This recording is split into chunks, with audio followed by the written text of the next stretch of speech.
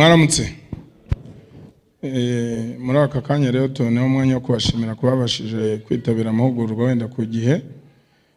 Muri aka kanya rero ndumva timu yo yari yahageze kare yo kugira ngo tubashe kuba twatangira igikorwa cyacu nyirizina, nubwo wenda habayemo gukererwa kwa bamwe, wenda harimo ikibazo cyo gutega, ariko nkaboneraho gushimira abantu b'imusanzi mwabamera amashyi kuko bageze hano kare. Samaye bari bageze hano. Ubwo rero muri aka kanya rero tugiye gutangira, murakurikira, baraza kubasobanurira bimwe muri byo tugiye gukora n'ibyo tugiye kwihuta, ariko bivuga yuko nawe icyo wabuze utakibaza. Abantu bose babereyeho kuzuzanya. Ubwo rero muri aka kanya ngiye guha umwanya abari buze kutuyoborera ibiganiro n'abari buze kudufasha kugira ngo wenda tubashe gusobanukirwa. Murakoze. Amashyi menshi cyane kuri Haj Rafiki and Bebe.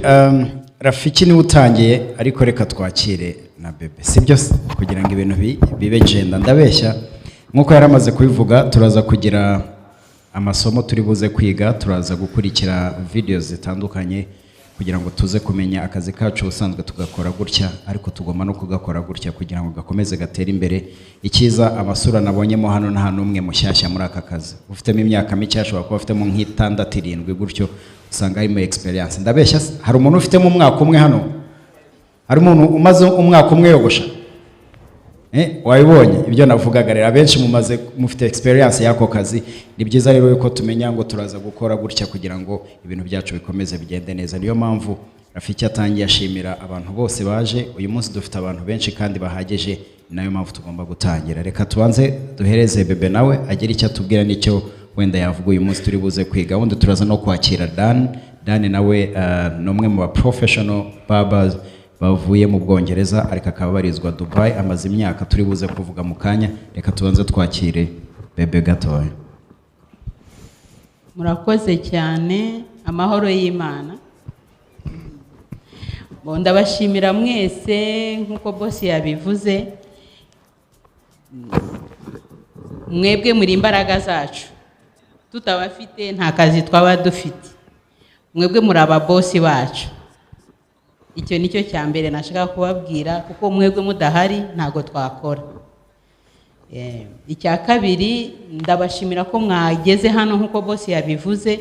Ntago ndi uvuga amagambo menshi kuko dufite umwanya mwinshi uhagije turi buganireho, cyane cyane kubijyanye n'amamashini, kuyamenya, kuko hari n'ayandi mamashini mashasha yasohotse baragenda bayabereka. Kandi mwakoze kuza, turabashimira cyane. Umunsi mwiza. Murakoze. Mbere yuko njye kuri Dan, naganiye na Rafiki and Bebe, bambwira ko uyu mwanya turi hano tugomba no kuhakura certificate zacu zishobora kudufasha mu buzima buzaza. Cyo nacyo ni ikintu cyiza. Umwaka ushize hari abo twari turi kumwe. Iyi ni true story. Izi certificate cyangwa izo certificate babonye zabahesheje akazi mu mahoteli atandukanye no mu masara atandukanye. Bivuze ngo natwe uyu munsi zishobora kutugeza ahantu runaka, n'akazi dukora ubuzima bwacu bugakomeza gutera imbere, ndetse n'umwuga wacu ugakomeza gutera imbere. So n'abateguye certificate nka Rafiki and Bebe tubaha amashyi kugira ngo dukomeze. Murakoze cyane. So my brother yitwa Dan, amaze imyaka hafi 14 abarizwa Dubai. Ni hakorera akazi ke, ariko ava mu Bwongereza cyangwa se aturuka mu Bwongereza, niho yavukiye. Ni nawe Mwongereza, n'Umwongereza turi kumwe nawe, ariko aba Dubai. Amaze imyaka 9 akorana na WAHL. Impamvu yaje hano nuko hari icyo yifuza gutanga, hari icyo yifuza kubabwira muri aka kazi. Mu myaka yose amaze, ndetse n'imyaka amaze akorana na WAHL, afite byinshi agomba kubabwira. Yambwiye ngo mbabwire ko ari umufana wa Arsenal. So abantu ba Arsenal bari hano. All right, nice. So I have been making some introduction to you. I've been telling them that you have 14 years in this career, but you are more 14 years in Dubai. Yep. And then you are working with WAHL almost 9 years. Yep. And then it's up to you maybe to have some introduction on yourself. Yeah. And tell them that you support Arsenal. So we have visited Rwanda, and now you are here. welcome. You've been traveling around the around the African countries, Yep. and now you are here. So yazengurutse ibihugu byinshi bitandukanye muri Afrika. So uyu munsi ari mu Rwanda. Reka tumwakire n'amashyi menshi kugira ngo yumve ko tunamwishimiye abari sawa gutyo ubu mumfashije urumva. And then so here we go, you can introduce yourself, sir. Right then. Thank you.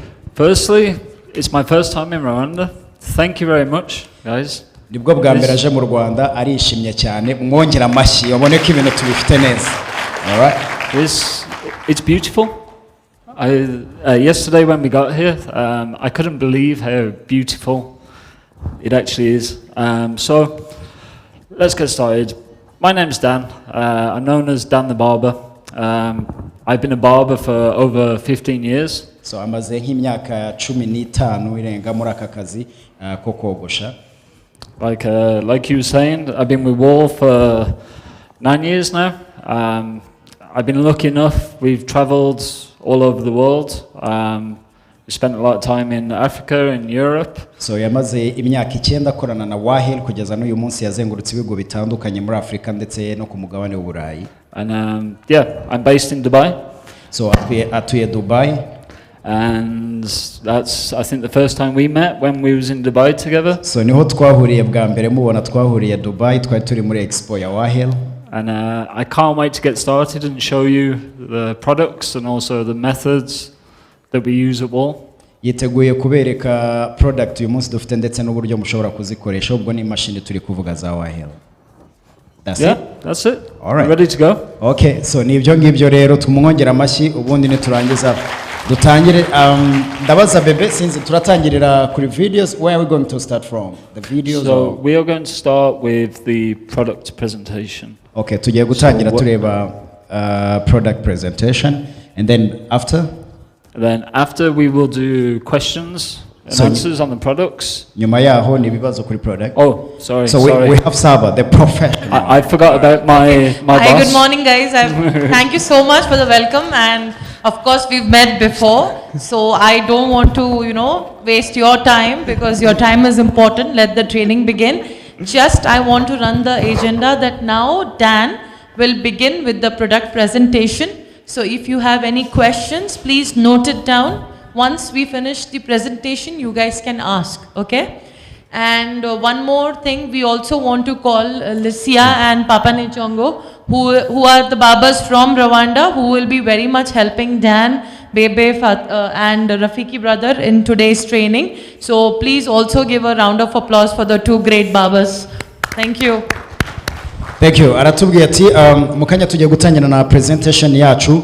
Niturangiza gutangira presentation, ibyo turaza kuba twabonye ushobora kwandika hasi ikibazo ushaka kubaza, warangiza ukaza kukibaza. Ariko muri iyi training tuzaba turi kumwe n'abavandimwe nabo bakorana na WAHL hano mu Rwanda ndetse na Rafiki and Bebe. So nabo no umwuga bakora nk'uwo dukora, nabo barogosha. Ubwo ibibazo byacu wenda twifuza kubaza Dan cyangwa se Bebe cyangwa se ndetse n'abavandimwe turi kumwe kugira ngo akazi kacu kagende neza, turabibaza nta kibazo. Nuko byandika and then feel free. Ntago ari ibintu by'amategeko hano, no kubaza ikibazo wifuza, warangiza ukabaza niba ari Dan cyangwa ari Rafiki product ushaka kumenya uburyo ikora, twarangiza tukabishyira hamwe byose bikagenda neza. Thank you. I think we can start right now. Let's go. The presentation. I'm ready. All right. Wenda hari akantu Raki yari yibagiwe kubabwira kugira ngo wenda mukanya turi buze guhura na noza niyo challenge, hariho amarushanwa. Sibyo Dan musobanura. No kuvuga ngo umuntu wicaye hano yishakemo impano y'icyo bari buze kumubaza cyangwa icyo bari buze gusobanura kubashe kugira ngo atsinde kandi anatsindire ibihembo, kuko ntabwo twakoresha amahugurwa cyangwa tugire iki hatabayeho kurushanwa guhatana bamwe muri twebwe. Biye byose tutica tuvuga ngo na amahugurwa yonyine, ariko harimo no guhatana. Noneho bakazahura ku munsi wa gatandatu ku tariki 6 aribwo hazabaho noneho guhatana byimbitse ku itsinda riri buve muri iyi groupe izahangana n'irizava mejo noneho tuzamuka. Ariko kabone yuko uyu munsi wa none dufite na yatombora yacu dusanganywe muri aya mahugurwa imwe y'iki yo gutombora nyiri igihembo cyangwa nyiri kugira nyiramahirwe akagicyura. Ariko mu gutombora dukoresha ibikoresho bya WAHL professional. All right, nuko nguko bimeze. Sawa. Dutangire. Si sawa? Dutangire for the presentation. I think we can start by the presentation. Here we go. Thank you. So we're starting with the video or straight onto this? Okay, so WAHL, we have, it's a line called the 5-star series. It's for professional. So it's for barbers, for, like I was saying. Sorry to cut off. I think twamureka kabanza kavuga noneho tukaza kureba nyine busobanura nyuma kugira ngo muhagarike yongera avuge namwe ndekereza ko bibagora mu kumva ibyo ari kuvuga sibyo twese nyine ne image icyongereza ntago turi bashyashya hari no mutabyumva mu gace gace sibyo twagenda. I think you can take home and then maybe I will explain after that. Okay, so we'll go straight in. The blades, so the fixed blade sets that we have the taper blade, which I know you all know. Which clippers are you using? Which clippers are the guys using? Are they using the super taper? Mukoresha izihe? What? Super taper senior. Okay, so we have the taper blade. So I know you all know this. Then we have the surgical blade, which is on the senior. It's also on the magic clip. We also have the balding blade, which, let me come over to here. So you have the balding. So do you all know this machine as well? Do you use the balding clipper? Yeah? Alco, wait, because I think these ones, they are professionals barbers. Yeah. I think what you're saying, they know than me. So I think they will maybe explain about the types they are using it, and then so that they can become easily for them. Sibyora yabasobanurira amenyo niba abizi kubyumva kuko ngiye urumva amenyo nashobora kubabeshya kandi nago ndi hano kubabeshya bishobora kuba ari byiza. You can assist him kababwira amenyo ayo bakoresha. I think so. You were saying about barding. So I was saying about the balding clippers. So we have the blades, the blade sets. So it's just talking about the blades that we have on the different clippers. So the balding blade is 0.5 millimeter. It can be zero gapped. Yeah, we just use like 5-star. Yeah. So if you want to tell them about the balding, then we also have the wedge blade on the legend clipper. So ari kuvuga kuri aya menyo arimo hagati ari kuvuga ko ari amenyo ya 5-star ndumva muyazi abadafite nimero atiyongera cyangwa ngabanuke. Yego. So the legend, it has longer teeth or deeper teeth, so it's easier to draw the hair in. It's also sorry. Ari kuvuga ko kuri aya menyo ya bice bya gatanu aya menyo nayo kumaraho gusa ari aya wedge akurikiyeho amenyo yayo byibuzeyo abasha kugabanuka akiyongera bitewe n'umusatsi ushaka gusigaho. So it has a wider fade range, and then also it's for on scalp cutting. So on scalp is with the clipper on the scalp. Aravuga kuri iyi mashini ya nyuma amenyo yayo ntago bisaba yuko uyakoza ku mubiri kubera ko kunaba akomeye ntago yagenewe kugera ku ruhu cyane uko ashobora kwangiza uruhu bivuze ko ushobora no gukoresha nimero. Okay, and then the stagger tooth blade. So the stagger tooth 0.5 millimeter to 1.2 millimeter. It can be zero gapped, and the stagger tooth blade is on the magic clip. Avuze ko kuri aya menyo ya nyuma byibuze ushobora gushyiramo nimero kubera ko amenyo yo azamuka yo kuri magic clip cyangwa se ukaba wamaraho ariko mu gihe amenyo yayo aringaniye.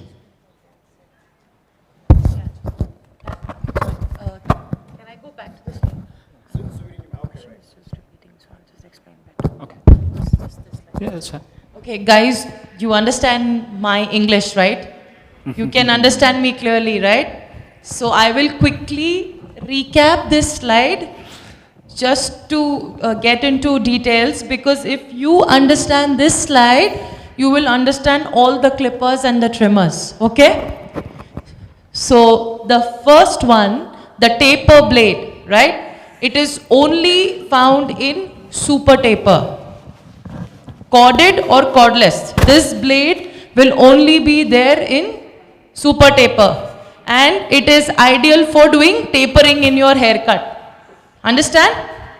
And the cutting length. So I will just show you a clipper to make you understand the blades. Dan, I'm just taking one of your clippers. Yeah, it's fine. Let me grab it.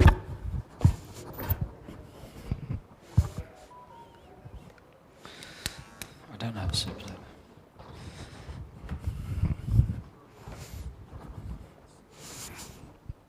Which clipper do you want?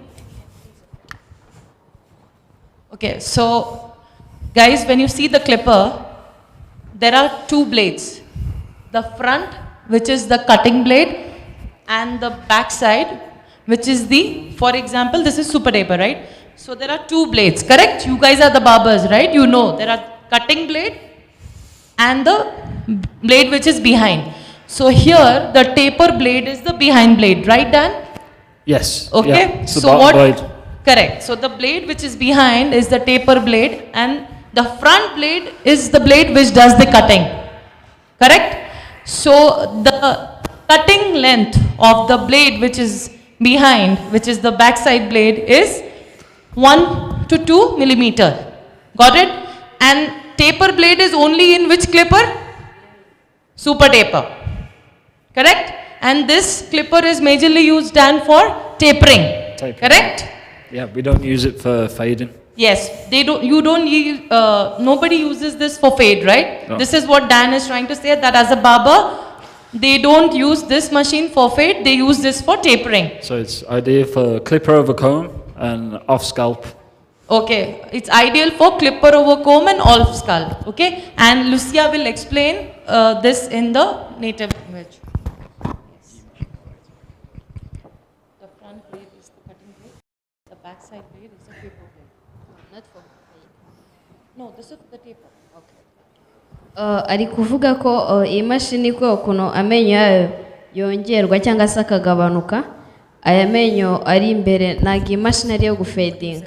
Iyi mashini ni iyo kugira ngo wenda uringanize umusatsi ahantu hari umusatsi, apana kuyikoza nyine ku ruhu rw'umuntu, kubera ko ushobora gukoreshamo nimero cyangwa se ukayikoresha amenyo azamuye. Iyi mashini ntabwo ari iyo kumaraho cyane, sibyo? So the super taper cutting length is how much? 1 to 2 millimeters. Okay? And it is ideal for tapering. Okay? Now the second blade, which is called the surgical or standard blade. This blade is found in senior clipper, senior metal clipper, and this is magic clip corded. Yes. Okay? So now again, all the clippers, the front blade is called the cutting blade. That remains constant. The blade which is on the back side is which blade? Surgical or standard. The cutting length of that blade is 0.5 to 1.2 mm. And it is ideal for on scalp cutting, which Dan and Lucia can explain. But please remember that surgical or standard blade is only in these three clippers: senior black, senior metal, and magic clip red corded. Yep. Yeah. Ari kuvuga ko ku menyo y'iriya mashini ya kabiri ifite 0.5 milimetero n'amenyo y'imbere, amenyo maremare afite 1.2. Iyi mashini muri ziri eshatu nizo zonyine zemerewe kugira ngo zibe amenyo yaba matoya cyangwa se abe yakata ku musatsi mutoya kandi akaba yanakora ku ruhu bika nta kintu byakangiza. Muri izi mashini eshatu, iriya siniya y'umukara n'iriya ifite umugozi n'iriya siniya isa meto, sibyo? And if I'm right, please correct me if I'm wrong. The surgical blade, which is in the black senior, metal senior, and magic clip red, is an all-rounder, right? Yes. So it's ideal for on scalp, which is for doing the skin fades. So it's an all-rounder. It can be used in all kind of. Even on the beards? No, the haircuts. It's an Haircut. ideal. Means it is not only for cutting; it's for large hair, big hair. Yeah, thick bulk hair. removal, silky hair, exactly. Even for bulk removal, it's an ideal. Iyi mashini ya 5 star iri irimo hagati, amenyo murabizi ko atazamuka amenyo aba ari milimetero 0.5 yemerewe gukoreshwa kuri nk'uyu musatsi afite ariko ari ukumaraho, cyangwa se ku muntu ufite ubundi bwoko bw'undi musatsi ariko ari ukumaraho gusa, apana ku bwanwa, nubwo tuyikoresha ku bwanwa. Thank you. Guys, if you don't understand anything, please ask. Okay? Moving to the third blade, the balding blade, which is only, the balding blade is only in the balding clipper. That's it. This blade is only in one product. Now, a lot of people use here balding, right? Balding machine, balding clipper. Okay. So, let me tell you one thing. For example, you know, Dan's hair, or Lukman's hair, or my hair. So if I want to do balding, are you going to use this machine first? No, right? Exactly. So to remove the bulk, you can use these machines or Legend, which I will come to, because the blade cutting length of balding is 0.5 mm. That means it can only be it can be used on the area where the hair is already removed for complete 0.5 mm look. Correct? Understood? Great. Thank you. That's a lovely feedback. Next, moving to the wedge blade. Okay? Now, what is a wedge blade? And which clipper has the wedge blade? Yes. Only the Legend clipper has the wedge blade. And we will tell you what is the difference. If you see, as you see, the front blade cutting is constant, cut, right? The back side blade, this is the wedge blade. You see the back side blade is wedge blade. Now what is wedge blade? It has deeper teeth. It has deeper teeth. And you see, can I have the specs back, right? The cutting length of the wedge blade is 0.5 to 1.2 mm. Okay, and this blade is only in the Legend clipper. Okay, and please see why is it called a wedge blade? Because it has teeth, deeper teeth. Okay? I need the presentation, please. Yeah. So deeper teeth, and this is used for bulk removal, long hair. Again, Dan. On scalp. On scalp. Many other haircuts. So you can have a wider fade range. So you can have a wider fade with this. Okay, and this is the only, Dan, if I'm right, this is the only clipper which has the crunch blade technology, right? Yes. What is crunch blade technology? When the clipper is on, it makes zzz, the sound for you to feel that the hair is being cut, for you to be very precise with the haircut. Yep. Correct? Perfect. Yeah, you would like to explain? Sure. I don't have to say anything on it. No, just the slides. Ari kuvuga kuri iyi mashini ya Legend ko iyi mashini Wedge blade behind, the behind blade is called wedge amenyo blade. yayo y'inyuma ukuntu ameze ntago ameze nk'iriya super tape. Ikindi It has deeper teeth from behind inyuma yaho hara for deeper cutting, deeper teeth. kereka nyine nka mbere yuko ugiye kumaraho umusatsi urabona nka ordinaire simubibona. Rero aya menyo niyo ashobora kugufasha ugiye gushaka nka ordinaire. And the cutting length is 0.5 mm to 1.2 mm. And this, remember these things because I might ask some question at the end. So this is the only clipper that has crunch blade technology. While, yeah. Sorry. Kubera ko ari buze kubabaza ibibazo muraza gufata mu mutwe iyi mashini ifite milimetero 5 kugera kuri 11.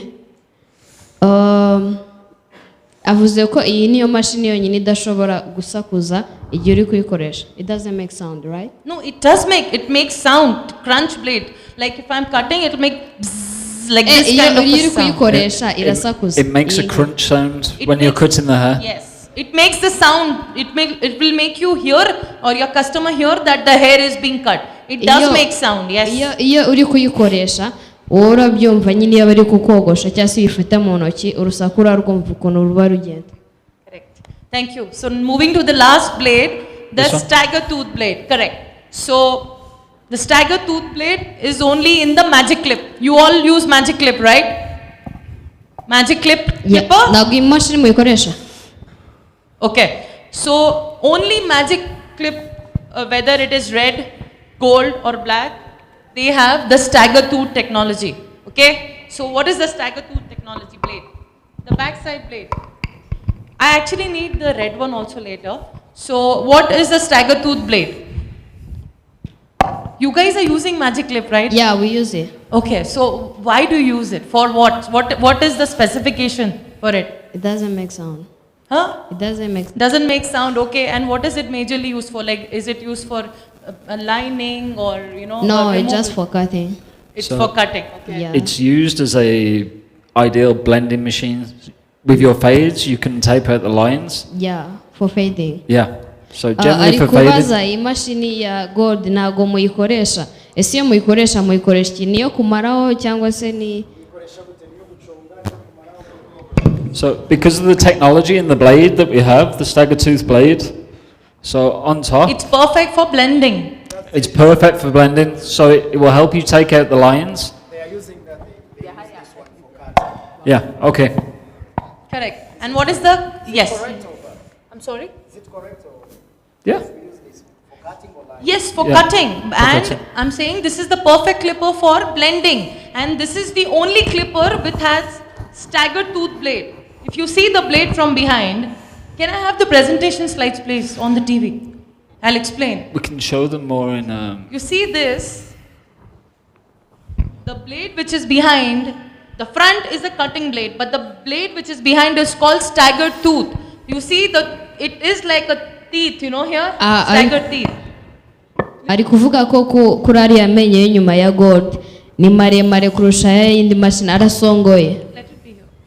And the cutting length of the stagger tooth blade is 0.5 to 1.2 mm, same as the surgical or standard blade. So the cutting length of a senior clipper is the same as the cutting length of the magic clip. Why? Because there is similarity in the blade. Guys, if you understand this slide properly, you will understand all the clippers well. Ari kuvuga ko nimuza kumva ibi ngibi bibanza n'ibikurikiyeho biri buze kuborohera kubimenya. Avuga ko iriya mashini ya gold ijya kumera n'iriya y'umukara. Now, mbere yuko dukomeza, before we continue, I would like to ask them some questions if they understand Okay. how they can use those different machines so that we can proceed. It doesn't make sense. Yeah. It makes sense now? If they All right. understand the So, blades. ninde wumvishe izi mashini uburyo zikora kugira ngo dukomeze kugira ngo twese twumve niba turi ku murongo umwe, nta mpamvu yo gukomeza kandi wenda tugifitemo ibibazo. Niba hari n'utasobanukiwe yabaza kugira ngo tugende neza. Okay.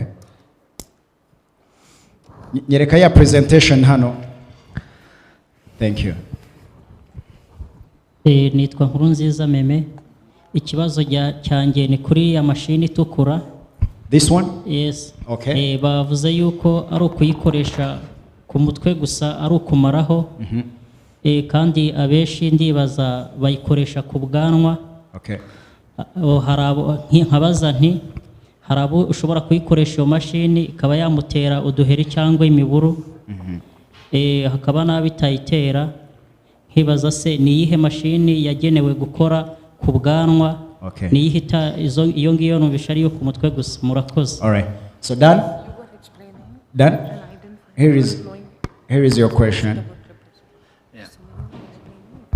Here is your question. So I was just saying that this machine, you've been telling them that they are using it to blend, but some of them No, they are using it for balding. It's for taking the hair off. exactly. Yeah. But some of them they're using it even for the beards. They can use it on And the then beard to take the hair. once you're using for beard, there are some people who has the skin which is light, so it can get some damages here. Yeah. How are you going to use it, or do we have any machine for beards especially? So it depends if they're how short are they're taking it down to 0. So you can use the detailer, the senior. You can even use the legend, or it doesn't. Yeah, it can be any of the clippers apart from the taper. So the senior, legend, and also the magic clip, but also the detailer, which we'll show you in just a moment. which techniques they can use it so that it can work well? The techniques. The technique, it would be the C motion, Okay. which I'll show them in just a moment. Okay. So ibyo avuze byose birakora nkuko wabivuze nyine. Ushobora kogosha, ushobora gukora ubwanwa ariko biterwa n'uburyo nyine wogosha umuntu. Ko buriya imashini uyishyira ku ruhu rw'umuntu nyine of course nawe urabyumva uko igukoraho cyane niko ishobora nyine uruhu rwanjye rutandukanye n'urwawe. Nkuko ushobora kunyogosha singira ikibazo wakogosha mugenzi wanjye akazana nyine imiburu cyangwa akazana ibiheri. So biterwa n'uburyo rero wogosha umuntu. Sibyo ubwo ngubwo n'uburyo ufata imashini yawe ntekereza ko nabyo bihura cyane. So 2 questions we go 1 2.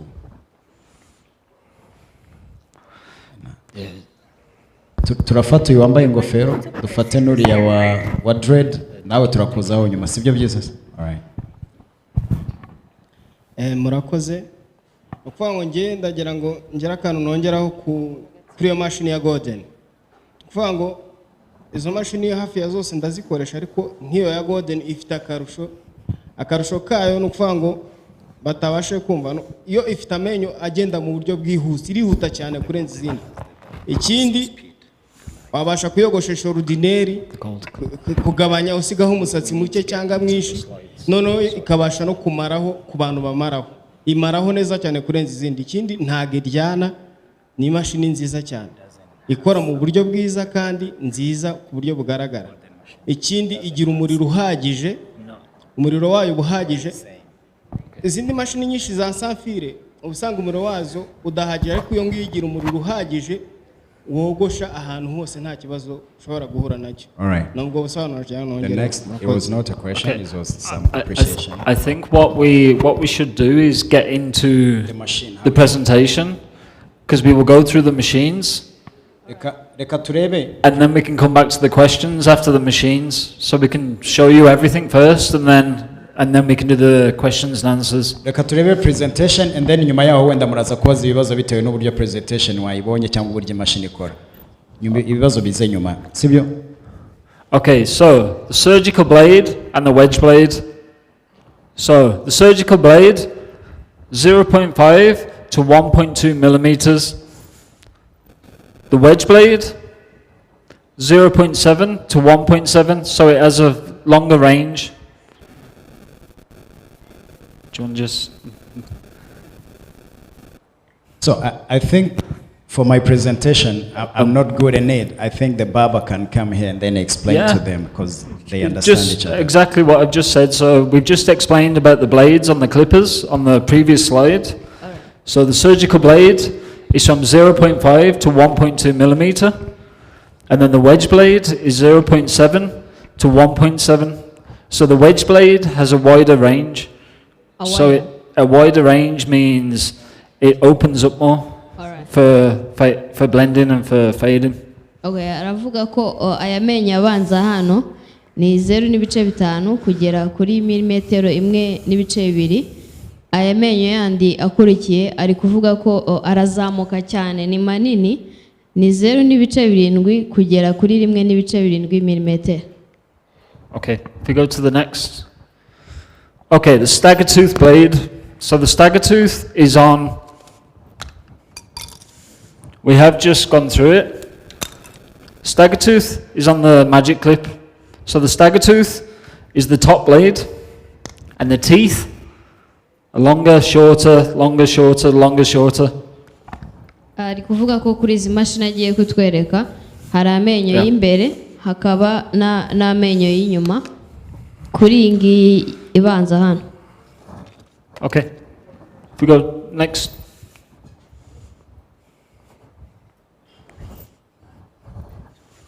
Okay, the technical basics. If we go to the next slide, please.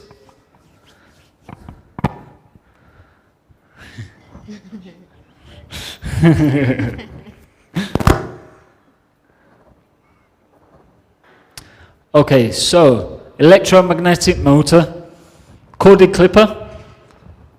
The electromagnetic motor has a handle and it moves. So it's with the electrical current. So that is in the corded clippers. The rotary motor is in the cordless. So it's a linear motor, and basically the rotary motor, it spins, it's rotary, circular motions. Tugeze ku bigize imashini byo mo imbere. Iyi mashini ibanza hano, iyi moteri ibanza hano, ni imashini ifite umugozi, ikurikiyeho ni imashini idafite umugozi. Okay, we'll go next. Okay, so the lithium-ion batteries. So all the batteries that we have in the cordless clippers. So quick charging, it's a powerful, and there's no power loss. So you can leave this turned off. You can leave it turned off for 2 weeks, 6 weeks, fully charged. You can go back to it, and it still works. Perfect. Still has full charge. Ari kuvuga kuri iyi bateri iba iri mu mashini zidafite umugozi ko ushobora no kwitereka nk'ibyumweru nka 2 cyangwa 3 idacaginze ikaba ya maintaining ikaba yakomeza ifite umuriro n'ubundi nta kibazo. Yeah, here we go.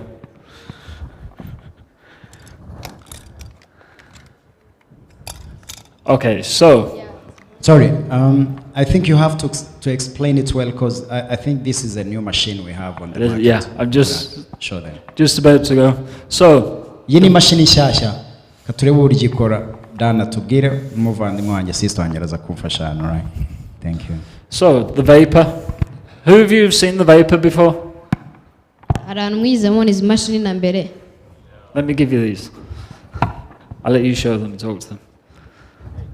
So the vapor, it has 150 minutes runtime, 60 minutes charging.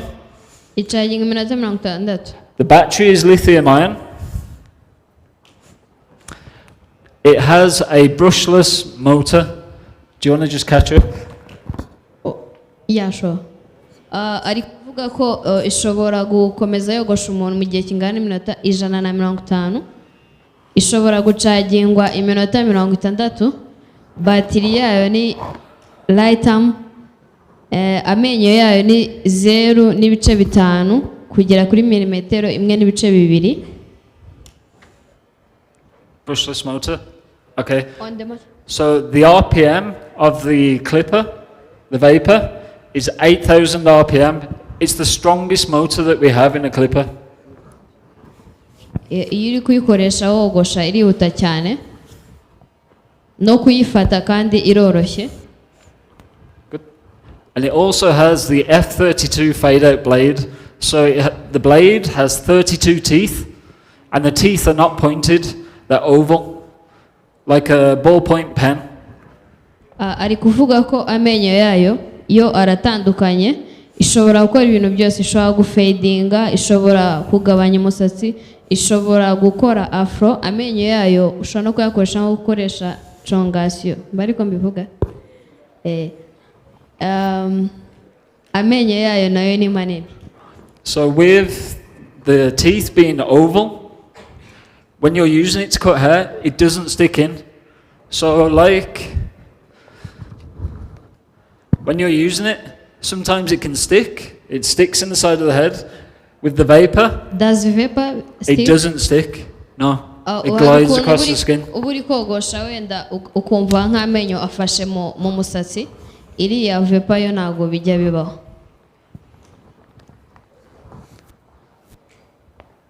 Did everybody understand the vapor?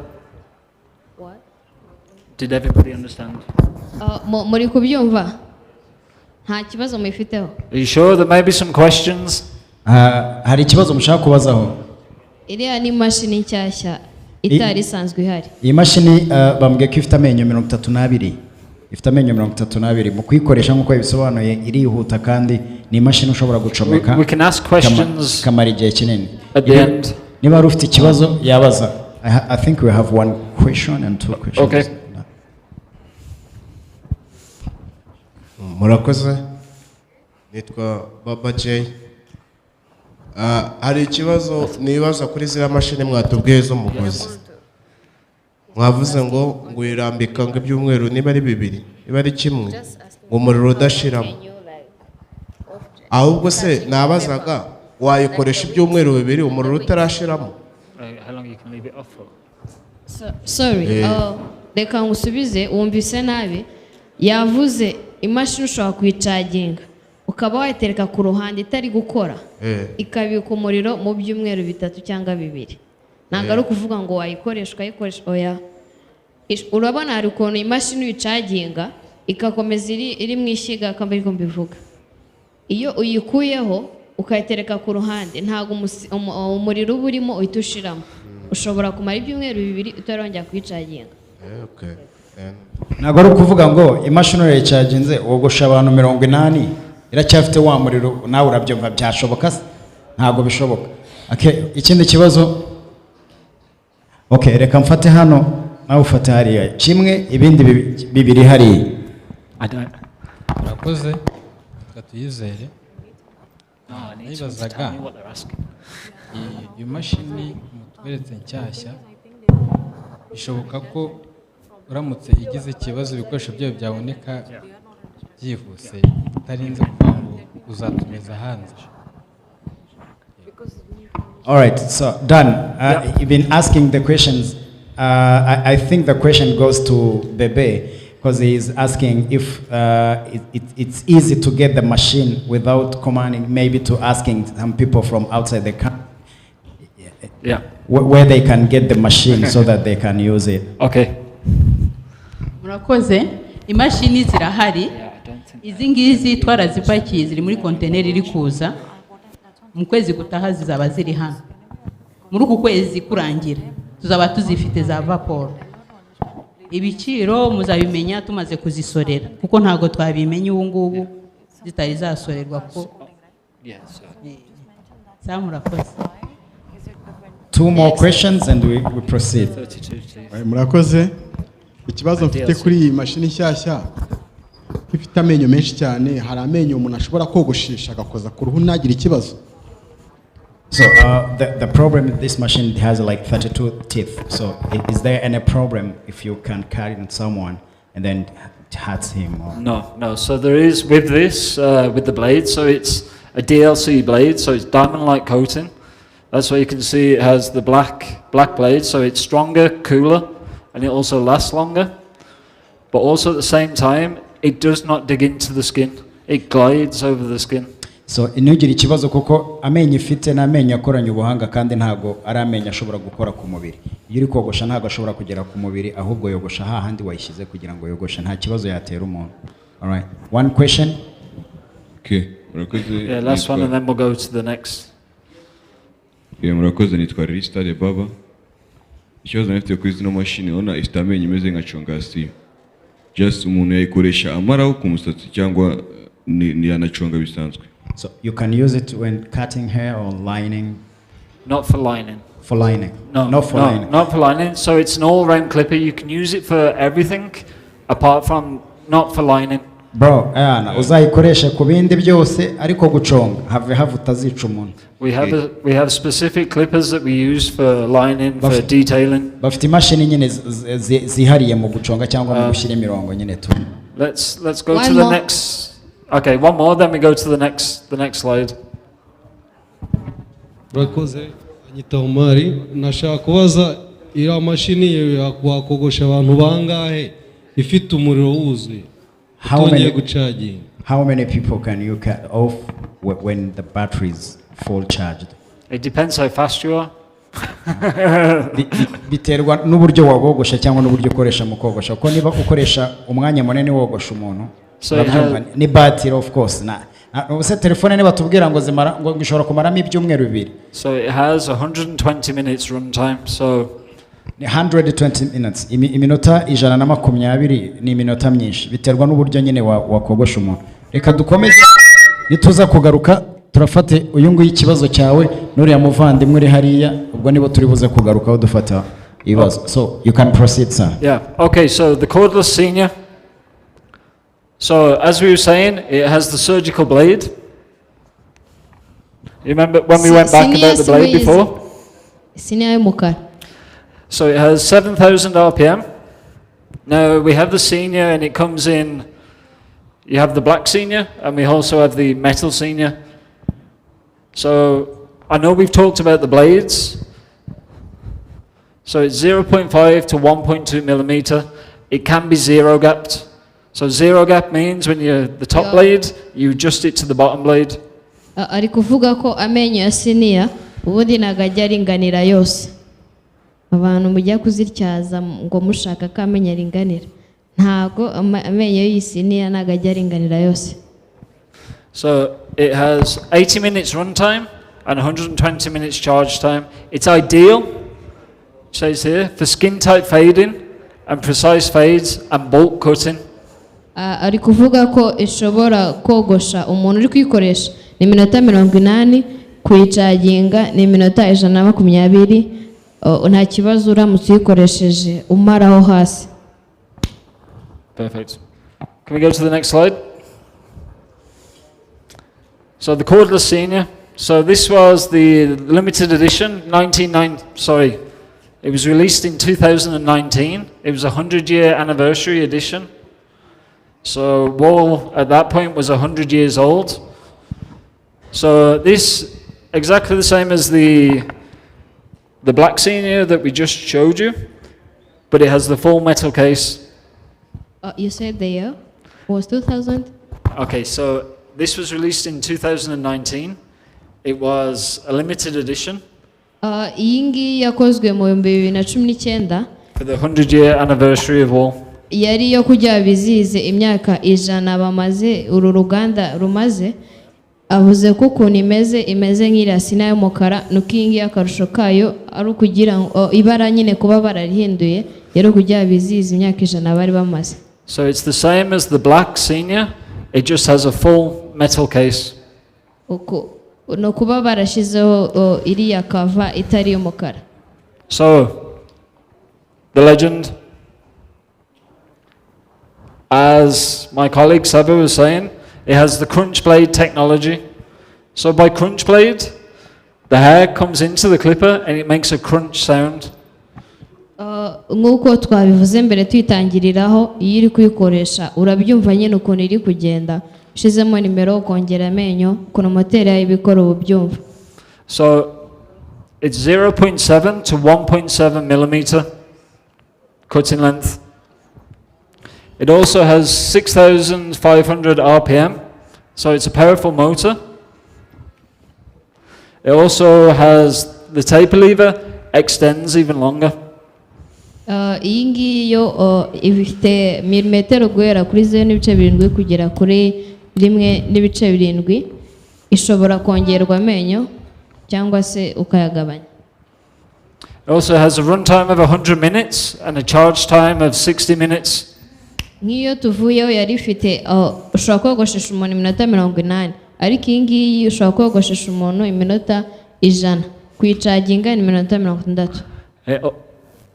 Yeah, it also has an extended long range for fading, so that's what I was saying with the extended taper lever. Iyi ngiyi ushobora no kuyikoresha like zero fade. You can do zero fade. Yeah, you can do zero fade with it, but it has an extended. Nko kuri turakushe ushobora kuyikoresha hano hasi umaraho. Okay, next one. Okay, so the cordless magic clip, the original. Do we? I don't know. Okay, so like what we were saying, we have the stagger tooth blade. So stagger tooth, the top blade, longer, shorter, longer, shorter. Iyi ifite amenyo asumbana, ay'inyuma n'ay'imbere. Reka hariya bayitwereke.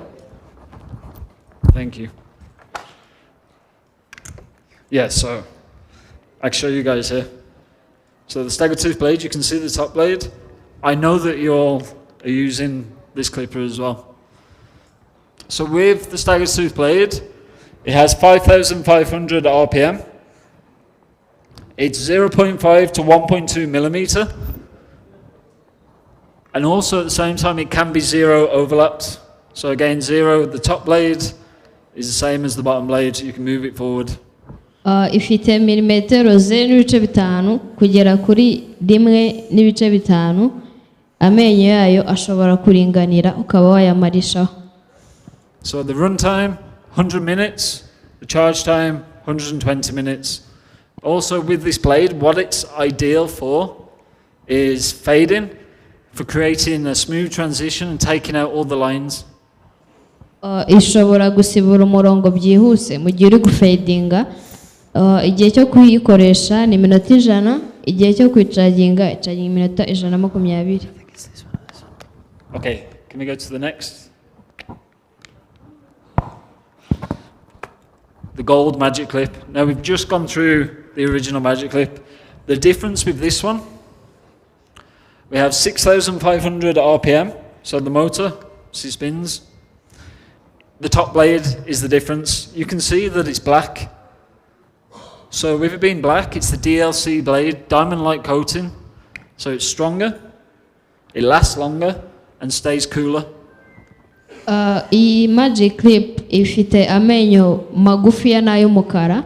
Impamvu bayakoze nuko urabona icyuma iyo kigezeho amazi gishobora kugira umugezi cyangwa se uramutse utayanaguye neza, ariko impamvu ari amenyo bayagize umukara no kugira ngo azamara igihe. So this, even with me, is one of my favorite clippers.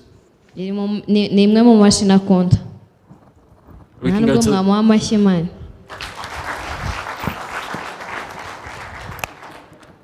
the black one. This also looks good. I like this. So again, 6,500 RPM. It has a stagger tooth blade. I know we've just gone through it. I apologize. But then it also has the DLC top blade. And then it's also fully coated in black. I like to cut hair with black clippers. I know I have the gold one as well. I use this every day. Iriya mashini ya gold ayikoresha buri munsi, ariko si kimwe n'ingiyi y'umukara nyine ukuntu abikunda biratandukanye. Where is the difference between those two machines? Personally? No, generally. The color. The strength. It depends which one you like. Mwebwe mukunda izi? Hano dukoresha izihe cyane? Ari iriya ya gold cyangwa iriya black niyo dukoresha cyane. Okay, about black. We have it on here. For look. gold? It's here. I know that we also have it here. We have it for sale as well. So we have the combo also available. I'll show you the combo in a moment when we get to the detailers. Could we go to the next one? There we go. So the black combo. I know that you said you like the black. There you go. Izo ebyiri ni impanga akaba ariko mbivuga. So we have the detailer. Have you all used the detailer? Yeah. Mwese ni mukoresha chongasio? Yeah. Okay. Amazing. So with this one, with the detailer, it has the DLC blade as well. So the black top blade. So again, diamond-like coating, lasts longer, it's stronger, and it's 20 times sharper. Amenyo y'umukara y'icongasyo nayo ameze nk'ayiriya nyine ntabwo ushobora amenyo yayo kwandura kandi amara n'igihe. And it also looks cool. So you can put these two together. Uko ziriya ari ebyiri, ari eshatu, hari vapor hakaba detailer n'iriya ya black magic clip. That could be the perfect combo if you like black clippers. Ku bantu bakunda umukara ngo mwakoresha ziriya. So they work the same, or the black vapor and... No. The vapor is completely... We've already explained about the vapor. Okay. So I was just saying it could be the perfect combo for them to use. All right. Okay, can we go to the next slide? So the corded legend, again, it has the electromagnetic motor. Now I don't have this on me. So the electromagnetic motor, I was saying about how it moves. It doesn't have the rotary motor. It has the extended wide range fading blade. And it also has the crunch blade technology. I know that we can... Do you just want to just explain that quickly and then we can move? Iyi mashini muribe kubona ko ifite umugozi ntabwo imeze nka region twatangiranye ifite umugozi. Yavuze ko batiri yayo iraremereye imara igihe kandi iyo uyikoresha ifite ukuntu nabyita mu kinyarwanda, bateri yayo ifite rukuruzi, ifite imbaraga kurusha ya yindi itafite umugozi. niho bitandukaniye. Iyi ngiyi ifite bateri yayo iri stronger than iya indi idafite umugozi, iraremerera irakurura. Iyo rero bashizeho uriya mugozi irushaho kugira imbaraga cyane kurusha ya yindi. Smaku nituzizi kuno smaku imera imera nka smaku nyine kubera umugozi of course ibifite umugozi itandukanye na ya yindi urumva niba imashini icomekwa ku muriro iyindi kabari nta mugozi ifite mu ntoki of course n'imbaraga ziratandukana nyine. So is it good to use this one or the other one? By experience? Honestly, personal preference. So I still use this in Dubai. Right. I still use the corded one, but I also use the cordless one. So icyatubwiye we akoresha iriya cyane iriya ariko niyo arayikoresha ariko igisubizo turacyumva nyine inziza ni iyihe ifite umugozi rafiki yangu.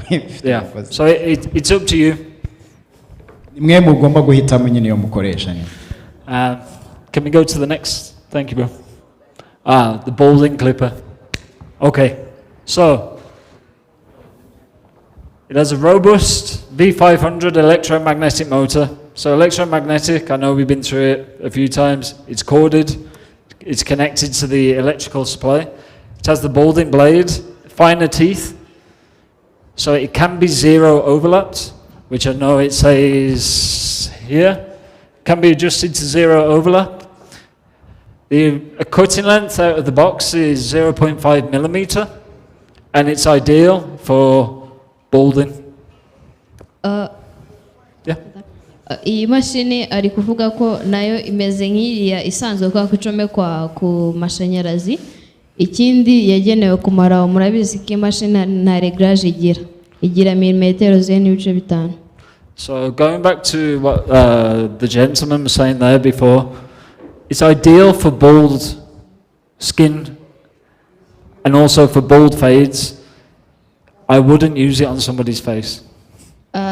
Hari umuntu ugize kubaza ikibazo hari inyuma niba yakoresha ku bwanwa. Iyi mashini niyo kumaraho cyangwa se gukora nka fade ya nyuma yo kumaraho burundu.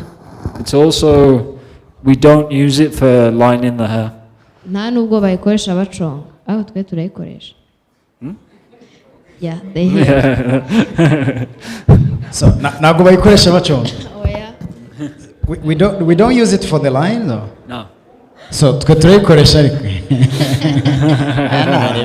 You see, I know, I already know. So they normally use that for the lines. No, we have other machines for doing the lines. All right. Okay, next clip. Okay, trimmers. We're getting there. We're nearly at the end, guys. Can we go to the next one? Oh, no. Okay. So, the high-vis. Who of you have seen the high-vis? Do we have it there? So we have it here. I also have it here. So it's 7,200 RPM. It has the DLC blade. It actually has the 5-star high-vis blade, so it's a brand new blade that has been made for this trimmer. On the bottom, you can see it has the original wall charging point, but it also has USB-C. So you can charge it for the same charger as your phone. I use this sometimes if I'm going to clients in Dubai and it can run out of charge. I put it on charge in my car. Ari kuvuga ko iyi high-vis nayo ni nshyashya amenyo yarakomera. Ari kuvuga ko ushobora kwishyira mu ishyiga, ushobora no gukoresha chargeri yayo isanzwe. Avuze yuko we ajya ayikoresha cyane akayicomeka no mu modoka. Also as well, it has an ergonomic design. You can see by the design it's different. I can hold it like this, however which way you want to hold it. You can also see because of the design. I know that Makongo is taking the high-vis around to show you. It's 7,200 RPM. It has a brushless motor as well. I just want to show you something. So I know I have the vapor and I have the high vis. Let me see if I can get this for you. You can hear that it builds up and then it stays the same. Same with the vapor. muri kumva ko vapor idasakuza iyi high vision iri kuvu sound yayivugira hejuru moteri. So if I turn them both on together, it's the same. They build up and it stays the same. So with it staying the same, when the motor builds up and then it stays the same, you get the same cutting speed. So you're able to take off the same amount of hair. The motor doesn't slow down. Ari kuvuga yuko kuri iyi mashini ya high vis yo ivuga urusaku rwayo ruri hejuru rw'iriya vapor nshyashya. Ikindi yavuze nuko design yayo iratandukanye.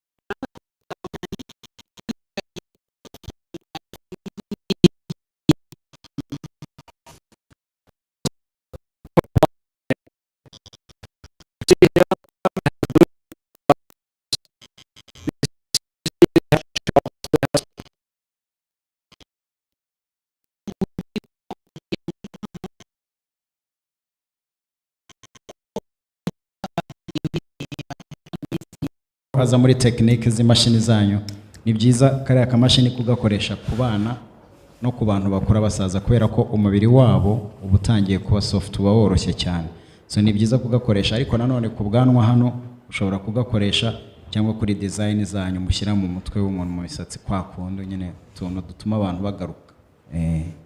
Yeah. It also has 180 minutes runtime, 3 hours. I think it's the longest that we have in the range, and it's one of the smallest trimmers. I can hold it in my hand like this. All right. 3 hours. 3 working. hours, yeah. Amasaha 3 gakora. Yeah. Okay, that's nice. Okay. I know we went through the black cordless detailer. This is the gold one. This matches Dubai. So again, DLC blades, so diamond-like coating. You can zero gap it. I actually have this zero gapped myself. This is the sharpest trimmer that I have. Aravuze tugeze kuri detailer isa gold. Avuze yuko ari. So the cordless detailer, the original detailer, I know that, I think we've all used this before, haven't we? Iyi ngiyi se nimwe ayikoresheje na mbere. N'ubwa mbere. Huh? Okay, some of you. Do you use the corded one?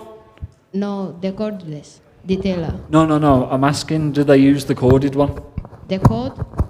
The corded detailer? The gold. Yeah, do they use the corded detailer? Yeah. Mujya mukoresha iyi cyangwa iri ivuyeho ya gold niyo mukoresha? Yeah? Okay.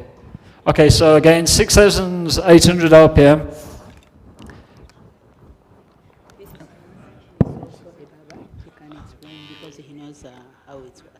Okay. Ah. Yeah.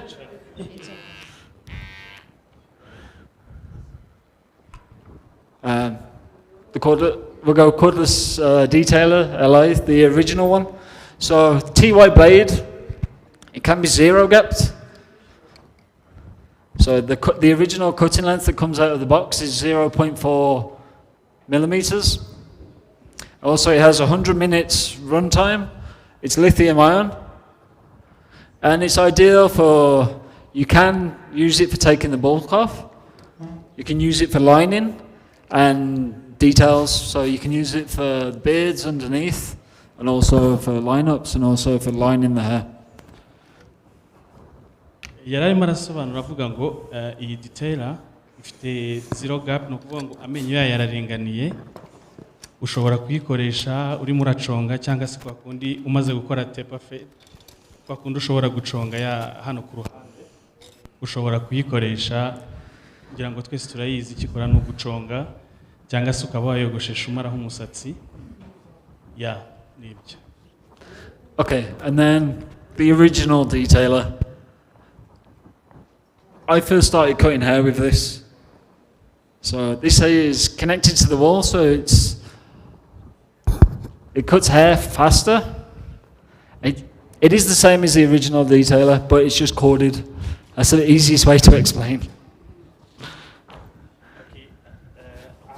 icyo arimo aravuga kuri iyi ni uko nta hantu itandukaniye cyane n'iriya gusa yo kubera ko ifite umugozi ushobora gukora vuba vuba kurenza iriya yindi. Yeah.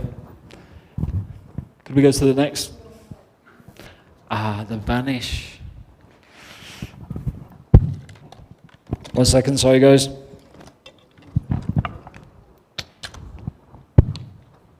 The vanish shaver. Use it to shave the neck, for hair, for balding. This has something cool with it though. So you can see if I turn it on, you see the blue lights? Let me show you something.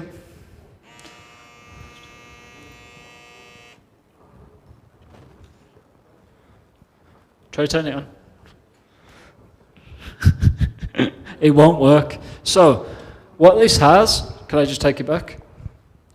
So this has I forgot what it's called. It has a travel lock. So the travel lock is on at the moment. I can't turn it back on. So you can put the travel lock on when you're traveling, or if there's a barber that is next to you and you don't want him to use it, you can turn it on. Do you just want to? Arimo kuvuga ngo ifite lock y'uburyo ushobora kuyifunga, tuvuge na ugiye nko gutraveling uyifite ukayilokinga ku buryo idashobora kwiyatsa, cyangwa se wayishyize ku ruhande ikaba umuntu atapfa kuza gusa ngo ahita yatsa. So it also has the top blades, they move independently. So you can see that they both move. Akavuga ko ifite amenyo y'imbere amuvinga ashobora no kuvaho. 1 second, sorry. Let me pop this back on. Turn it back on.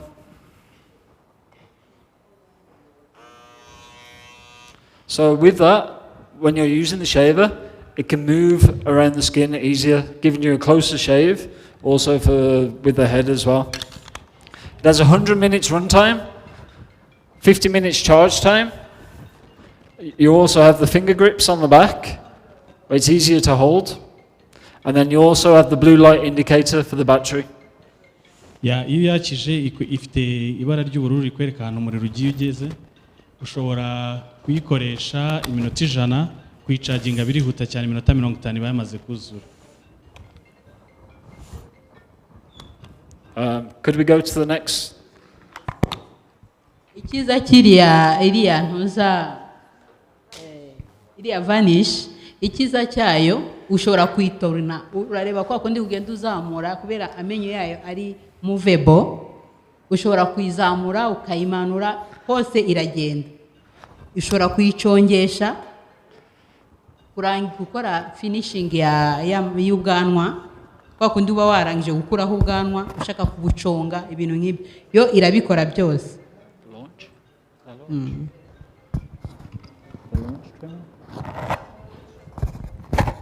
After. Okay. Cool. What about lunch? After lunch. Yeah. Okay, so We have to stop and then. yeah, then questions. About lunch. Yeah. I know that we also have. I know that it's.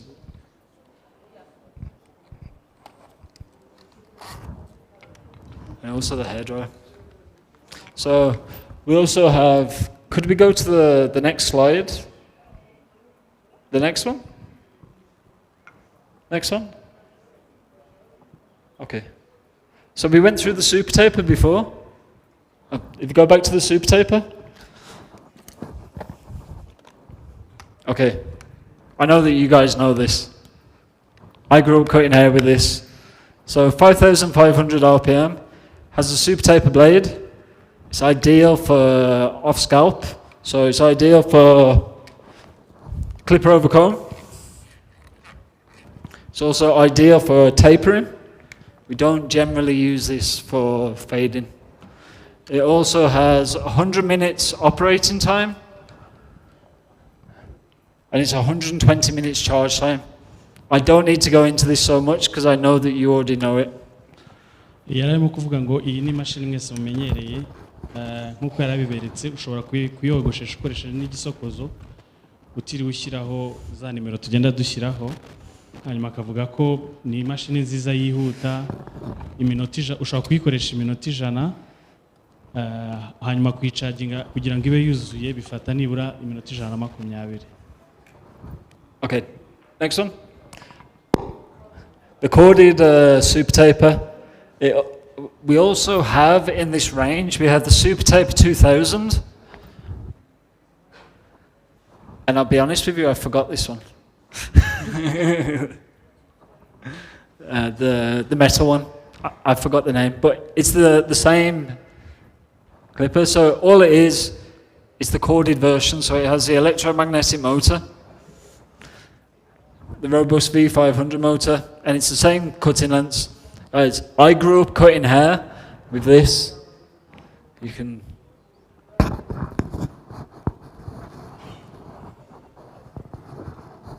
Yari arimo kuvuga ngo izi mashini nta hantu zitandukaniye, zose zikora kimwe, zose zifite imigozi, aho akavuga ko yakuze akoresha iriya y'umukara.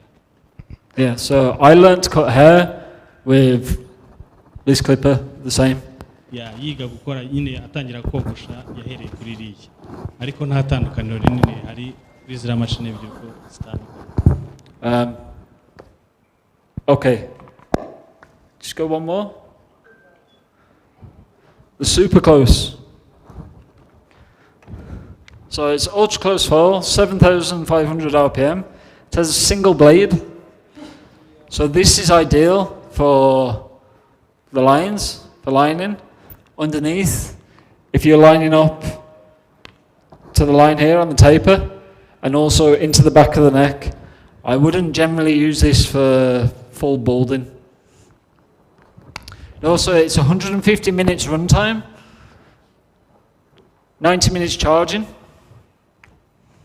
Arimo kuvuga ngo iriya ifite ni nkuko ya indi yatweretse mbere, ubona ko imbere ifitemo amenyo abiri, ariko iyi ifitemo rimwe. Ushobora kuyikoresha urimo gukora finishing, urimo nko guconga, tuvuga umaze guconga ariko ushaka ko biba clean kurushaho, ushobora kuyikoresha, cyangwa se babantu bamaraho umusatsi burundu, ushobora kuyikoresha kugira ngo nyine wogoshe uruhara.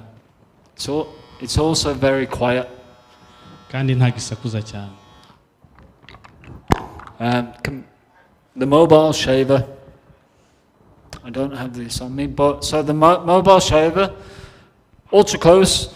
Generally, this is used for traveling. It's a travel shaver. I wouldn't use this personally in the barbershop myself. If you are going to use it around the moustache area, inside the small areas, and around the ear and down. Iyi akenshi abantu bayikoresha n'abantu bo gutravelinga, ariko tuvuga uramutse ushaka nko kuyikoresha muri barbershop, ya kwaba ari just kogosha wenda nk'hano munsi y'ubwanwa gatoya, munsi y'izuru, ibintu byoroheje cyane, ariko akenshi bari ni akamashini kari personal, umuntu aba afite arakiwe akagakoresha mu gihe arimo gutravelinga. So the micro groomsman, for your nose. Easiest way. So it's battery operated, so one AAA battery. Yeah, iriya ngira ngo mwese. Yes. This is my new favorite. The Vanquish. So, this is a new hairdryer that we have in the range. You can see how small it is. So it has three different speeds. So this is on full speed. I can talk to you. I can talk to my client while I'm drying his hair. It also has 3 different heat settings. It also has a cold shot. It's magnetic.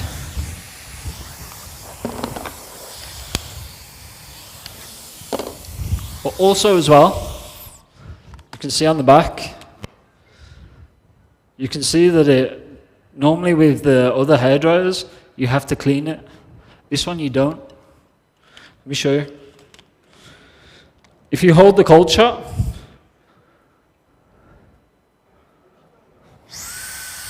okay.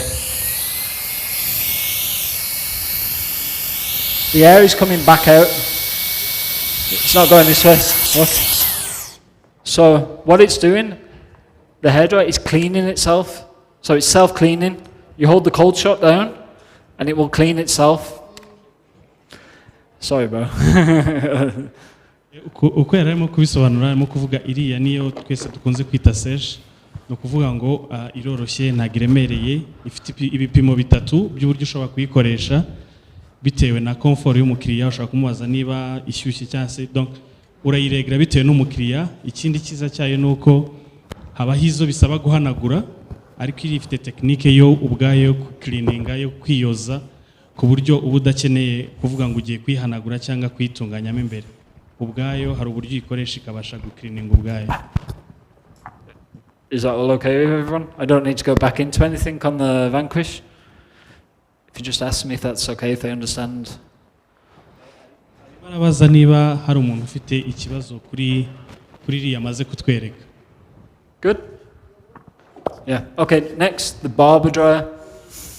One moment. I have to find it.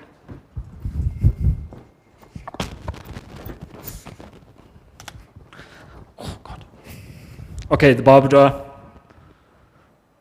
Who do you use this hairdryer? Arimo aratubaza niba tujya tuyikoresha. Yeah. So, metal housing. This actually is super, super strong. The amount of times I've dropped this on the floor. Yatubazaga niba tuyikoresha tumubwira ko tuyikoresha arangije aravuga ngo iyi rero iri strong cyane agiye kudusobanura uburyo ikora. My one back in Dubai is bruised, it's cracked. I've used it so many times. So it's a retro metal housing. You can see by the shape and the color. So it's what I would say old school. Also 200 watts. It has ionic technology. So ionic means the heat that comes through, it doesn't make the hair sparse and evaporate out. With it being ionic, it concentrates the airflow and the heat for a smoother heat. Arimo kuvuga ko ikomeye kandi ifite systeme iyo uyakije uriya mwuka uvamo ushyushye ntabwo ujya ahantu hose umwuka ujya ahantu uwerekeje bitewe n'ahantu ushaka kumisha. The Q-Tech, the hair straighteners. So I don't have these with me. So it has floating plates. It heats up to, I think, 200 degrees. Slim, ergonomic. Just be careful when you're using it, you can burn your hands. Iyi ntikunze gukoreshwa ku bagabo avuze ko ishyuha cyane iyo ugiye kuyikoresha ugomba kugira attention kugira ngo itagutwika cyangwa se ikaba yatwika umukiriya ariko ku bagabo ntikunze gukoreshwa. Okay, so premium attachment combs.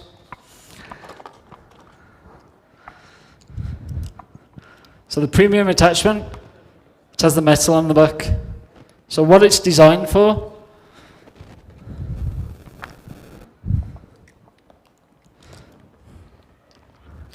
it's a secure fit, so it doesn't come off. So for it to come off, you have to pop it off. I know I dropped that one. So these come with all the new clippers, the premium guards. You can also buy them separately. If you go to the next. Yavuga ku bijyanye na nimero ngira ngo twese tuzi kuzikoresha yarimo kutwereka kuyishyiraho no gushaka kuyikuraho. Jeez.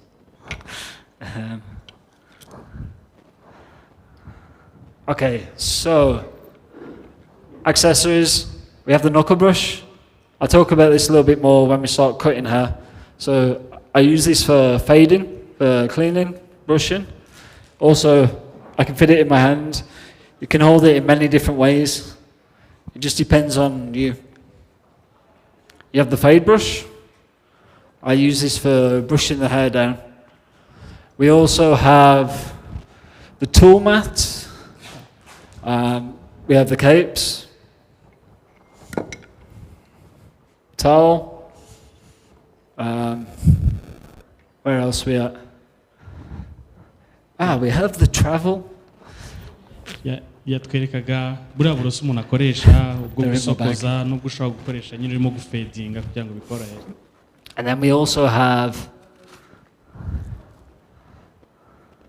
for pushing it into the hair so you can section the hair. Turiya dufata imisatsi cyane cyane imisatsi yabo yoroshye ushobora kudukoresha ushaka gusepara imisatsi yo hejuru n'imisatsi yo ku ruhande. Hold up, we have a beach towel. What? I never seen this one. The beach towel. I want that. You can tell them. Yeah, iriya ni bafite n'amayisume nyine ya wayo. So we have the two bags. So the frog mouth bag, it opens up center. The shoulder bag. Spray bottle. You've all seen the spray bottles before, I don't have to tell you. The speed cone. So this speed cone, it's a little bit different. I'm going to have to come closer and show you. You can see here on the teeth, there's, you've all been fishing. So you know the hook with the barb, it has barbs in the teeth. So with it having barbs in the teeth, it picks up the hair easier. So this is why it's called the speed comb. So it's faster, it's easier for doing clipper over comb. yarimo gusobanura ngo bafite amoko abiri y'ibikapu cyo mu mugongo n'ikindi ushobora gutwara mu maboko, bafite amacupa, bafite n'ibisokozo. Kiriya n'igisokozo yaberekaga kiroroha iyo urimo kucyogoshesha n'umukasi uzamura umusatsi ukawegura hanyuma ukawukata. We also have the neck brush for cleaning the hair. Bakagira n'uburoso ushobora bwa bundi dukoresha dukuraho imisatsi. So maintenance, care and blade adjustment. Okay, this is a good one. Who's cut their client before? Ask them. Sorry? Could you ask them who's cut their client before? Has anybody cut the clients before? If they cut it. No, if they've cut, so with the blade, if they cut the person that was cutting the hair because of the blade. Okay. Yari arimo kubaza ngo hari umuntu wari wajya kogosha nk'umuntu akamukomeretsa kubera ko amenyo y'imashini ataringaniye. Anyone? Yeah? Yeah, byabaye. Hey, I've done it as well years ago. So, it's crucial the cutting blade does not extend the bottom fixed blade. So the cutting blade is the top blade and you have the bottom blade. That can't overlap. If it overlaps, you will cut somebody. You will hurt them. Arimo aravuga ngo ari amenyo hari aba ari fixed atamuvinga hakaba na moving. So iyo rero ayo menyo asumbana ni hahandi ujya kogosha umuntu ukaba wamukomeretsa. Okay, let's go next. The reasons: blade positioning, improper adjustment, heavy-handed, too much pressure, or you drop the clipper. Arimo aravuga impamvu zishobora kubitera ni uburyo amenyo aba setinze cyangwa se bayadjustinze nabi kwa kundi tuvuga ngo tugiye kuyaregra ugasanga wayaregeye nabi cyangwa se kwa kundi imashini biremereye cyangwa se irimo umuriro mwinshi cyane. Hari ibintu byinshi nyine bitandukanye bishobora gutuma ushobora kuyogoshesha ukaba wakomeretsa umuntu. Let's go next.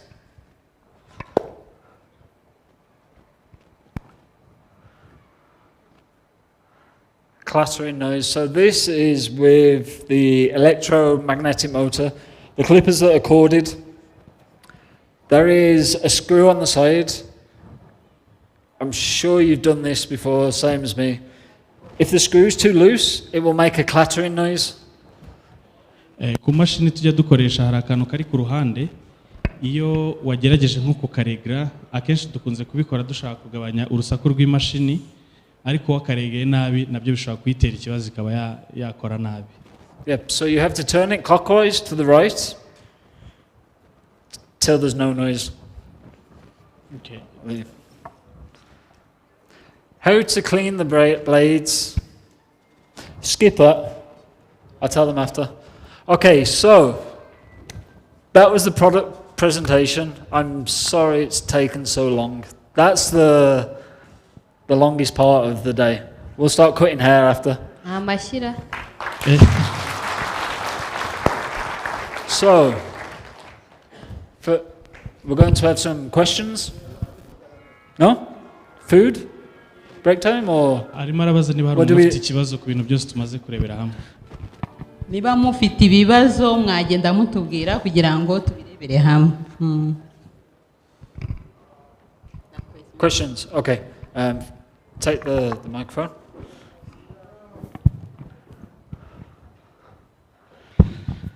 Murakoze. Nitwa Nyandwi David. Tumaze kumva ibintu byinshi, ibibazo byinshi bigendanye n'izi mashini za WAHL, especially izi za wireless, mbega sans fil. Hari bintu byakomeje kwibanwaho kuvuga ngo kuyicaginga bitwara igihe kingana gutya ni isaha, hanyuma wa muriro ikaba yawumaintaininga mu gihe cy'isaha n'iminota 20. Ariko hari ikintu kigaragara, utangira kuyikoresha ikaba ishobora wabibaze ishobora gukora isaha, ariko nyuma y'igihe gitoya bikagenda bigabanuka. Rimwe na rimwe jewe sinzi impamvu wenda igenda ibitera, niba habaho ushobora kuba ukoresha nkeya ukaba ushobora kuyikoresha itaruzura, wenda bikaba bishobora kugabanya kapasite yayo. Icyo kibazo nibajije, ese biterwa n'iki? Ese kuba umuntu yayikoresha yari itaruzura neza bishobora kugabanya bwa budahangarwa bwayo ku gihe yamaraga mu gihe yabaga wayikoresheje yuzuye? Ikindi, izi mashini zirahenze cyane, sinzi niba hari ubuvugizi wenda bashobora kudukorera ku ruganda bakagabanyaho amafaranga, ni menshi cyane. Nsoza, amenyo y'izi mashini twabonye ahereye kuri 0.4, sorry, hari kuri ziriya za chongasiyo, sorry, hari iri hasi twabonye ko ari 0.4 kuzamura. Ese hari iyaba ihari ishobora kujya munsi ya 0.4? Could I just stop you? I know there's a few questions. Wabaza ibibazo bibiri n'abandi bakaboneraho kuko weho watinda cyane. Okay, noneho n'abandi hari igihe wasubiramo n'undi ashaka kugira. We can also speak after and you can chat with the guys. Turaza kugenda okay, byanjye byari ibyo. Murakoze. Going to from what I understood, you were saying about the runtime with the clipper, that sometimes the power, it doesn't last for so long. So what we would say to have, you don't just have one clipper, you have 2 or 3 that you can use, and they will last longer. Aravuze ngo ntago wakoresha imashini imwe iri bukore ibintu byose, ugomba kugira imwe ebyiri zikazajya zifashanya, ariko igihe ukoresheje imwe ubu yinaniza cyane. Then the problems, do you do the where you fix them? If they bring them into the shop, do you fix them? Okay, so we also have as well the shop. We have, you can bring the clippers in, and they will, with the warranty, they will be fixed if you have any problems. Wakundi iba yagize akabazo itakora neza ushobora kuyizana ku kazi tukareba niba petetre ashobora kuba ari bateri iba yagize ikibazo cyangwa ari ikibazo cy'amenyo, noneho ku kazi tufite service ya maintenance turabikora. Wenda kuri icyo kibazo wenda nagira nsobanuraho gatoya ikijyanye wenda n'imashini icyo bavugaga cy'iryinyo cyangwa cya bateri. Wenda ku cya bateri murabizi neza ko baguze imashini mu minsi ishize twabafashije, sibyo? Mu gihe twazireparaga twagiraga iki, ni ukuvuga ngo imashini zacu zifite garanti y'umwaka, kuba zifite kuri izi zisharijwe cyangwa nubwo yaba idanasharijwe iba ifite garanti y'umwaka. Bivuga ngo ryabo yarari kubasobanurira cyangwa moteri yayindi bita transfer yayo, ni ukuvuga ngo mu gihe ukiyifite twe tugomba kuyikuramo ya bateri tukagushyiramo inshyashya isimbura yayindi yangiritse. Bivuga ngo ikijyanye n'imashini cyose ya WAHL uburenganzira baba bafite 100% kugira ngo twebwe tuguhindurire iyo moteri yagize ikibazo cyangwa ya bateri yayo yagize ikibazo. Urumva? Noneho ni ukuvuga ngo turakomeza tukavuga ngo muri izi mashini twagiye tubonamo imashini ziwenda zitandukanye, bamwe bagiye babibona kugira ngo imashini zacu zikomeze tuzibungabunga. Turazibungabunga gute rero? Tugura original, tugura imashini zo muri WAHL kugira ngo natwe nimutugana mwazi tugure tuzibakorere tubaho uburenganzira bwanyu, kuko umuntu watanze amafaranga ye bisaba yuko ya mafaranga ye nawe umuha kuyabungabunga. Ni ukuvuga ngo nimba ufashe imashini ukayigura wenda 200, nta mpamvu niyi nimwe wayimara n'amezi 2 cyangwa ukwezi kumwe ngo ipfuye bateri cyangwa ipfuye transfer. N'abantu bazikora habamo no kwibeshya cyangwa ikaba hari n'ukuntu ijya down, igiye down burundu hari ukuntu icharginga ikanga. Iyo yanze rero nicyo cyagihe uzana ryabuye, uzana ya mashini yawe tugakuramo ryabuye ryawe tugagushyiramo irindi buye rishyashya ku buntu. Ntabwo ari ibintu byo kuvuga ngo muri ya garanti uraza uzane n'amafaranga tuguca amafaranga. Garanti ni ubuntu turayigukorera, kandi ndizera ko bagenzi banyu babashije kuzizana wenda baraza gutanga ubuhamya ko bibaho.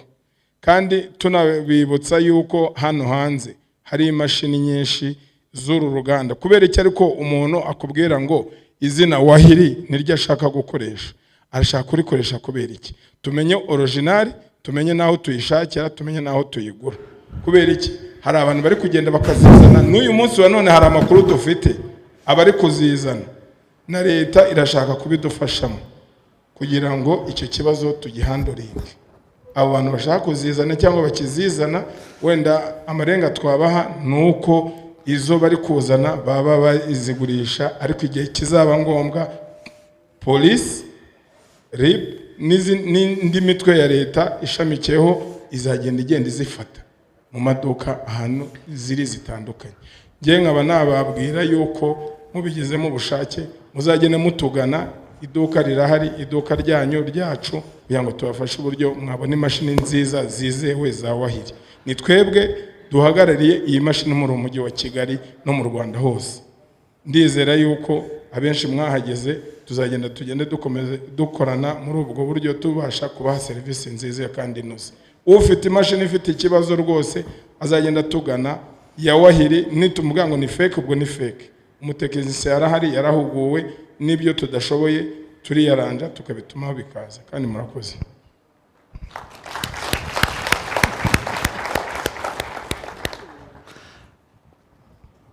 Next question. Yeah.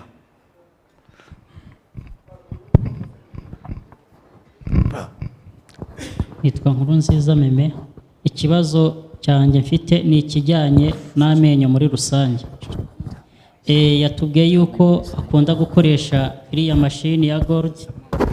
Nkaba nagira ngo mubaze ikibazo, ese iriya mashini amenyo ayakoresha igihe kingana iki? Iyo ayikoresheje agashiramo ubugi arayityaza cyangwa se bahindura amenyo bagashyira ahandi? N'izindi mashini zose muri rusange ni ikibazo kijyanye n'amenyo, kuko hari abantu bashobora kuzityaza inshuro nyinshi. Nagira ngo mubaze ubwiwe uko abikora, natwe wenda tube twagenderaho tukabikora gutyo. Murakoze. Okay, so firstly, from what I understood with the blade, never ever sharpen the blade. arimo kuvuga ngo ntihazagire n'umuntu n'umwe ugerageza gutyaza amenyo y'imashini. Never. So if you have any problems with the blade, take it in and the blade will be sorted, or you can pick up a new blade. Also as well, about charging the clipper. You can leave, because it's lithium ion batteries, it can be left and it will work exactly the same when you use it the next time. Yarimo kuvuga ngo uzagira ikibazo icyo ari cyo cyose kijyanye n'imashini yaba batiri yaba n'amenyo yayo azajya yizana kuri shop bamufashe babashe gukemura icyo kibazo, ariko ntihazagira umuntu n'umwe ugerageza guhindura amenyo y'imashini cyangwa yatyaza. Okay, 1 minute. Ari wenda umuvandimwe nawe twiyambaje we nararibonye hano, turagira ngo ariko n'uyu mutonto ni umukwaferi, nubwo yagiye adufasha kugira ngo dusobanurire, anasobanura twaduha umwanya Hakimu nk'umuntu musanzwe muzi muri kariyeri, kabone yuko hari na benshi bamuciye mu maboko. Rero Hakimu, twaguha umwanya kugira ngo nawe ugire icyo uvugaho kuri izi mashini zacu. Abasore buraho, abasore n'abashuje, murahari mwese nababonye. Turongeye turabonanye. Noneho mu kinyamerika narababwiye WAHL, sibyo?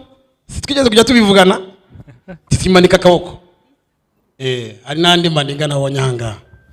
Ubu tugiye kogosha Kigali kinyamerika. Narabibabwiye, abakwaferi mukeneye kumenya ubumenyi bw'ibyo mukora, kubiha agaciro, namwe mukagira agaciro, ariko mwitabira ibintu nk'ibi ngibi.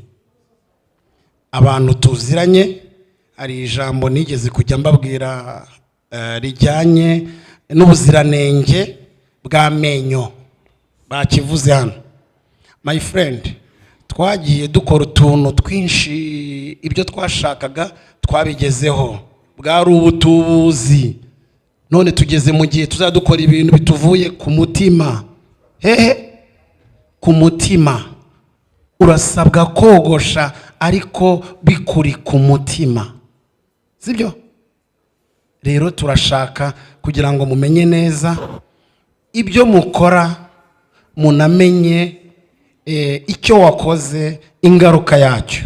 Ari amenyo ngiye kuba ubusobanuro bwayo. Ari amenyo agira reglage izi eshatu. Iyo reglage eshatu zirangiye amenyo barajugunya.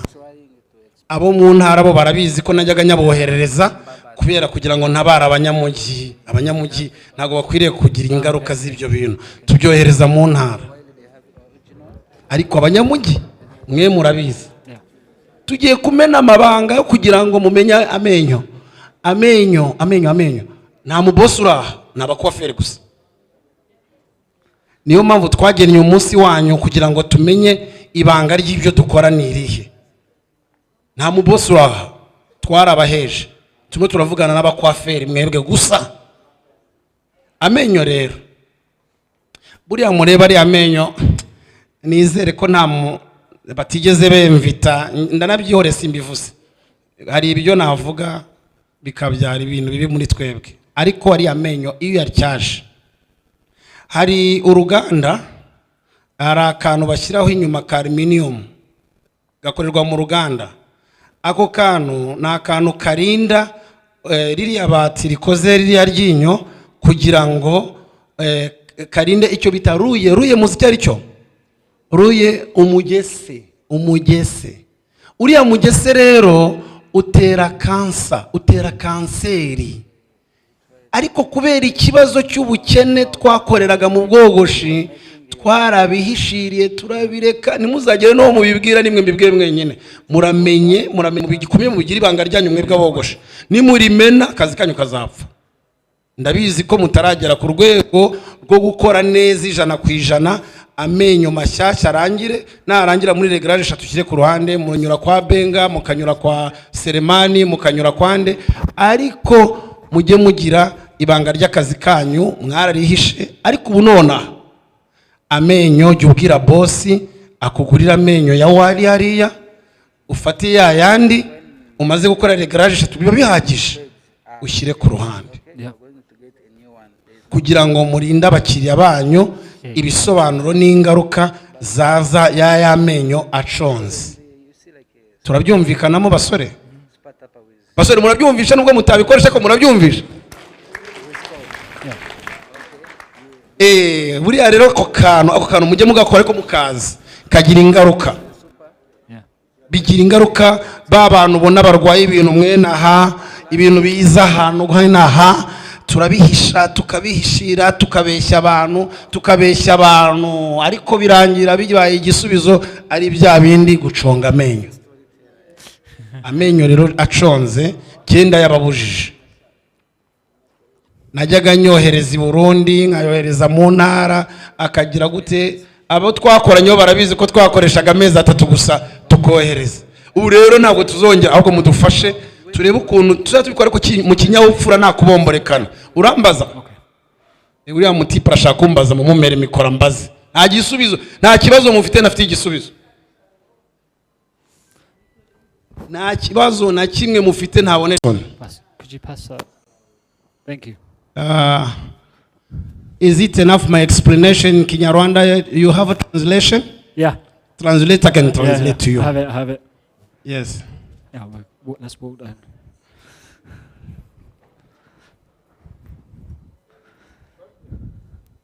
It's turned on.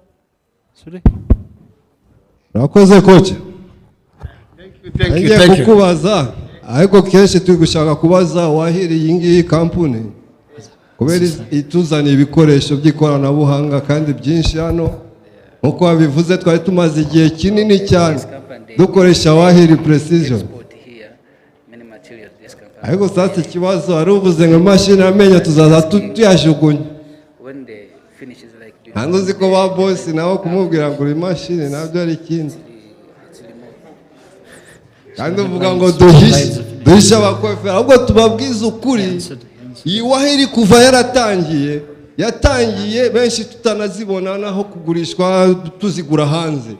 Ahubwo bakamenye mugera mu mutima we. Nta mukiriya togosha akatuburira akantu kubera iki? Uburyo tumwitwaraho ntaho amutemesheje imashini ariko akwa amafaranga tu. Ariko akantu twari tugiye gushimira wahiri kwije idufashe kubona ibyo byitwa accessoire ari ayo menyo nkuko babivuga. Bayo twegereze tubona aho tuyagura kubera burya gushakisha amenyo biragora. Kandi benshi abakwafere barabizi. Ikindi nari ngiye no kukwibariza nk'umukoca muzaze mukora n'uburyo twazamenyana amasaro mukagenda mukamenya saya makwasaro ageze kuyiherevo mu kwangiza abakwafere no kubangiriza business. Nukuvuga yuko by'abakwafere turakora ariko ikintu tuba tudafite ni ibikoresho naho twabibona. Aba boss bo ntibakwanga kubitugurira ariko urumva yuko tuba dukeneye iki aho twabigurira. Wahiri birakoze kuba yatwegereye kandi murakoze. Ariko akabazo gatora nibagiwe, hari mashini y'ubwana bayivuzeho iriya yindi y'utwinyo duto badufasha ari amenyo. Dufite amashini zaryamye tutaramenya aho ari amenyo tuyavana kandi murakoze.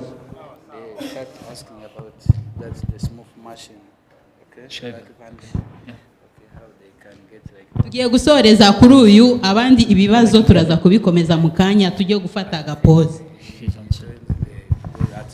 Murakoze. Nashaka kwibariza ku kijyana n'amenyo y'imashini. Hera mashini ya Safire hari ukuntu ifite ikibazo cya kwibariza ku kintu kijyanye n'amenyo, kara akantu gafasha amenyo karakikaragamo imbere. Kuki kara akantu kabaje ugakoresha mu gihe gito kagahita gashira gatangira gusakuza? Nicyo kintu agira nibarize mu mashini ifite maze kuduhindura inshuro zigera muri 3 nyimaranye amezi atarenga 7 cyangwa 8. Nashaka kubaza karimo kagatima kikaraga kuki kara akantu gashira vuba biterwa n'iki kandi imashini ihenze kurusha izindi twari dufite? Ikibazo kibitanye nyine ku buryo kara akantu kikaraga iriya nini yogosha akantu ze karimo imbere n'imbere kari agatima kikaraga. Yes. Gashira vuba, yes, gashira vuba ku buryo gamaze gushira imashini itangira gusakuza niba kibasha gukorera umukiriya itari gusakuza. Nicyo kibazo nabazaga. Icyo ngicyo ndaza kukusubiza. Njyewe nakwisubiriza njyewe nyine n'ubwo gose ntari umukwaferi. Ntago wafata imashini uyikoreshe kuwa mbere yogoshe abantu 50, kuwa kabiri yogoshe 50. Iriya y'umugozi iyo ubigoze gutyo rasoro igomba gupfa. Kandi ikiza cyayo nuko dufite akantu iyo duhindura spare yayo irahari. Ikibi nuko kasaza nikabone akahindura. Ndumva Agent reka musubize neza. Reka mwongerereho agakeregeshwa kamubwire. Gentleman, ni igihe kigeze cyo kugira ngo umukwaferi amenye ameza ye akeneye imashini zingahe, zikora zite, zikurikirana zite.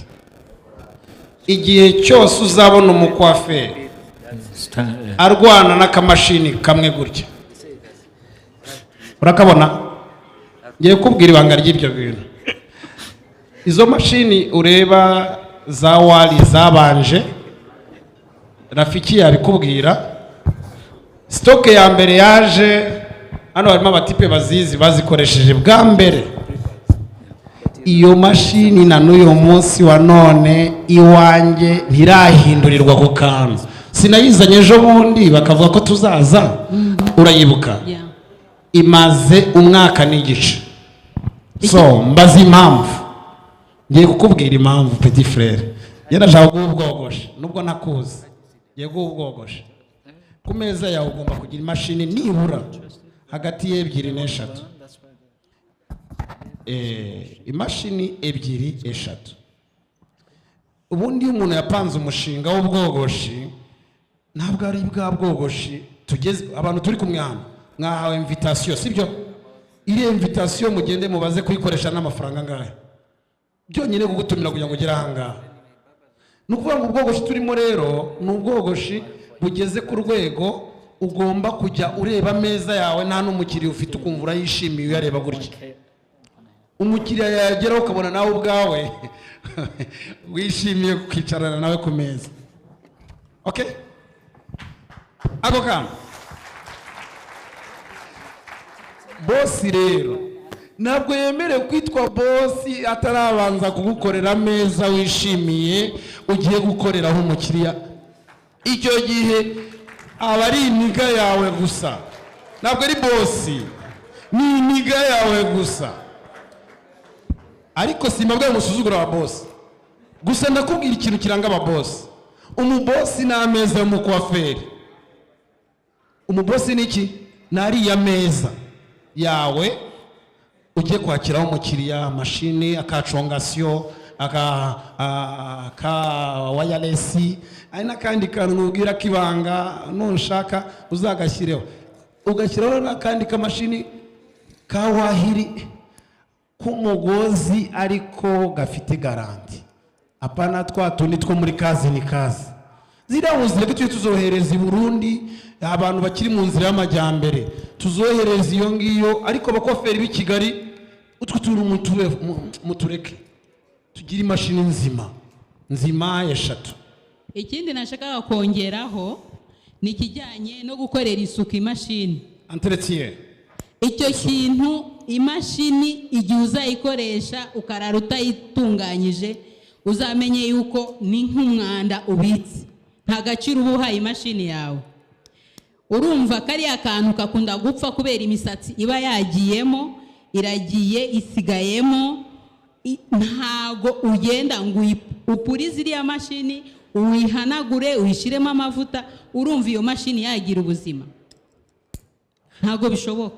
Uretse mbereke ibi bintu murabizi, murabikoresha.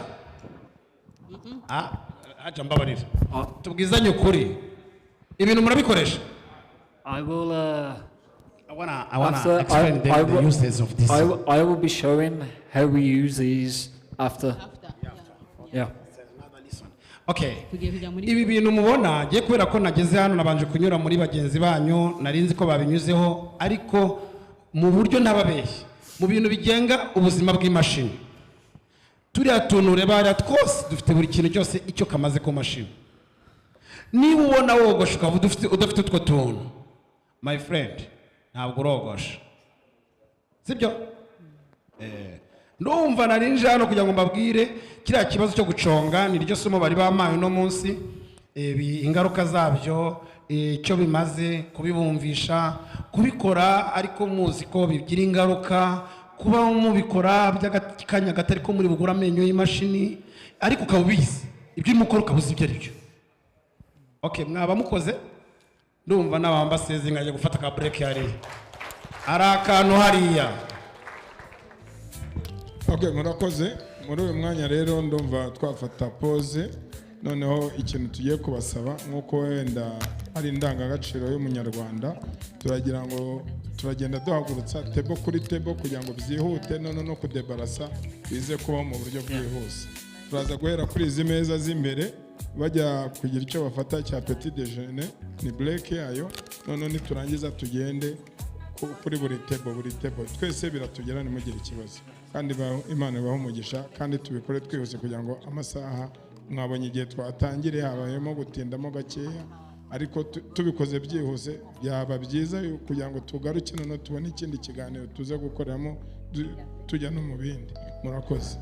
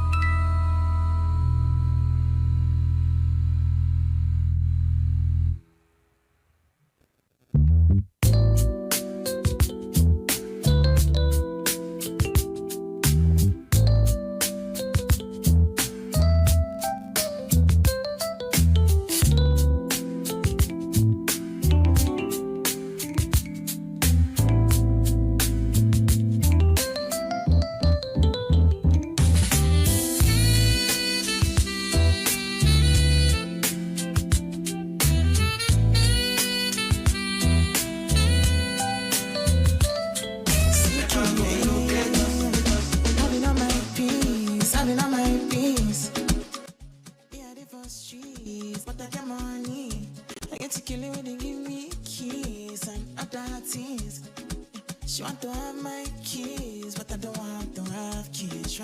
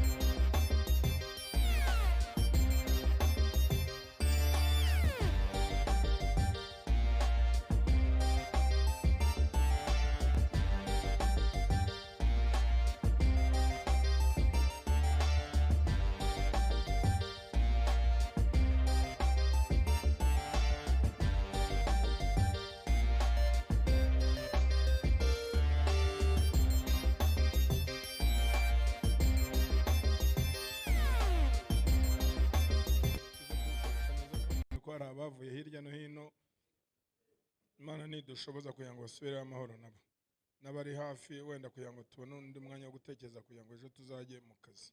Ndumva rero buri muntu mu cyicaro yari arimo yasubira mu cyicaro arimo, noneho tugakomeza igikorwa twari turimo. Kandi ndumva buri muntu wese byamugeze n'uwaba akibifata yakwihangana agashyiramo agatege vuba vuba kugira ngo wenda twihe nk'iminota 5 tube dutangiye. Murakoze.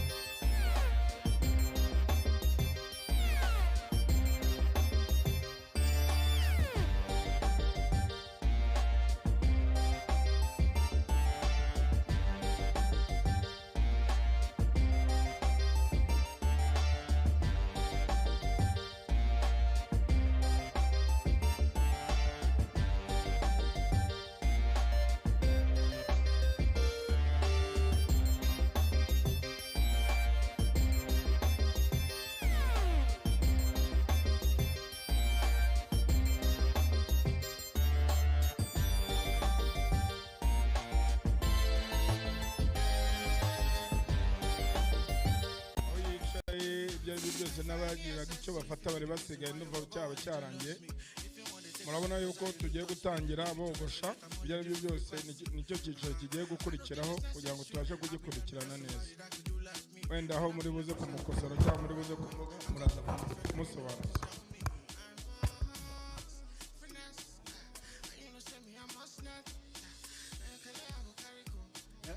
Yeah, it's fine, it's working. All good. Let's get this in.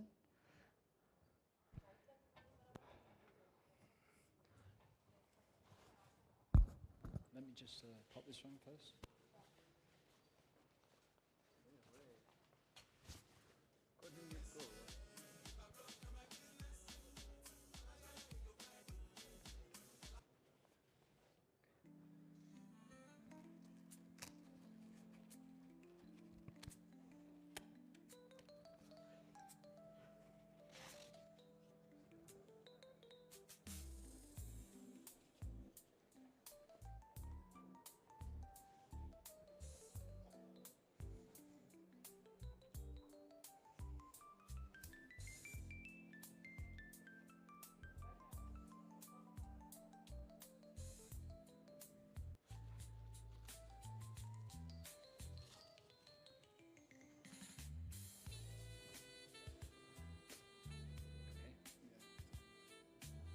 Don't fall asleep. Okay, welcome back, guys. How was lunch? Food good? So, we're going to go on to cutting the hair. So I have my model. I've already looked at his hair, I've had a chat, I've seen what haircut we're going to do. The first few things that I looked at, I can see at the back. So at the back here, we call it the occipital bone. It's the bone that sticks out here. ari kuvuga ko agiye gukora fade y'inyuma kubera kabongosho kumanura. I have the same. I have a very big head. So, how we normally do it, we divide the hair into 4 quarters, the head. So you divide from the ear over, and then from the center through the back. So you have 4 sections. Umutwe iyo uri kuwureba urimo ibice 4 kuva hano imbere ku mucongo kugera hano inyuma no kuva ku gutwi kumwe ujya ku kundi. Okay, so what I'm going to show you today, I'm going to show you the 4-step wall fading method. So there's 4 steps to the method. Agiye kutwereka uburyo bune ushobora gukoresha uri kogosha umuntu. So the clippers that I'm going to be using, I'm going to use the Magic Clip Gold, the Vapor. I know I have 2. Izi ni mashini agiye gukoresha, arakoresha iriya Magic ya Gold ni Vapor. For lining, I'm going to use the new launch trimmer. Iyi ngiyi ni yo guconga gusa. And then for removing the bulk off the bottom, I will use the detailer. Gukoresha fade ya 0 kumaraho arakoresha iyi ngiyi y'umukara. So first, before we get started, cleaning your clippers. Ikintu cya mbere ugomba gukora ni uguhanagura imashini yawe. So this is going to get asked after, so remember this. Araza kubazaho ibibazo muze gukurikira. So the first step, we brush. Ubu ni uburyo bwa mbere bwo guhanagura imashini. You brush Imashini ntabwo ari alcohol gusa. You brush all the hair off. The second step, blade ice. So we have the wall blade ice. We have it in 2 different forms. Iriya ni spray ikuraho umwanda umaje ko brushingaho mu menyo and then ugashiraho iriya spray. So you shake. Abantu mukoresha ipamba na alcohol. Turn the clipper on. 10 seconds, spray. Spray down. Byibuze amasegonda 10.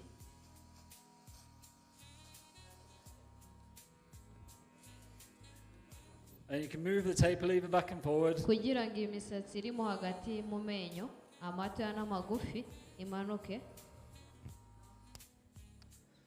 Give it a wipe. Ukabihanagura nyuma. So that was the second step. So the third step, oil. Aya ni amavuta y'imashini. What oil are you using? Ask them what oil they're using. Mukoresha ayahe? Mubwire se ayahe andi mu gacupa k'umuhondo.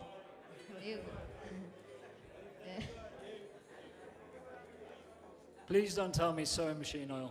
Wadufunga. We just use that. Use this, yeah? Okay, so 5 steps. You have the back blade inside there. I will do it into here for you. Amavuta y'imashini uba ugomba kuyashyiramo hagati y'amenyo. 2 drop. Ibitonyanga 2. And then 1, 2, 3. Again, turn it on. Taper lever, back and forward, and you'll let the oil come through. Uba ugomba gushyira ibitonyanga 2 hariya hagufiya ugashyira n'ibitonyanga 3 aharehare amenyo ukayazamura unayamanura kugira ngo amavuta akwirwemo hose. Then you can wipe the excess off. And finally, the last step, clean your clip. So clean your clip cleans 99.9% germs. I use this in the kitchen at home on my knives. Iyi ngiyi ni spray ihanagura yica imyanda cyangwa se bagiteri ingana na 99. So you can spray it all over, you can turn the machine on. ushobora kuyisprayinga kuri mashini yose imeze nka alcohol ihita yuma. And then just give it a minute or so, let it settle in. And again, wipe down. So that is how you clean your clippers. ubu buryo tweretse nibwo buryo bwo guhanaguramo imashini. Who can repeat that for me? hari umuntu waza akabisubiramo? Just go with the microphone to the guy in the Balenciaga.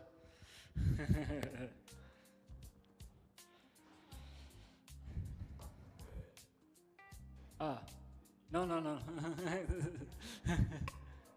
Sorry, bro. Next time, next one.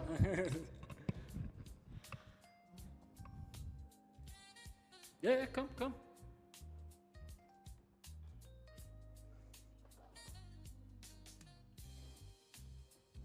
So you tell me. Wakoze.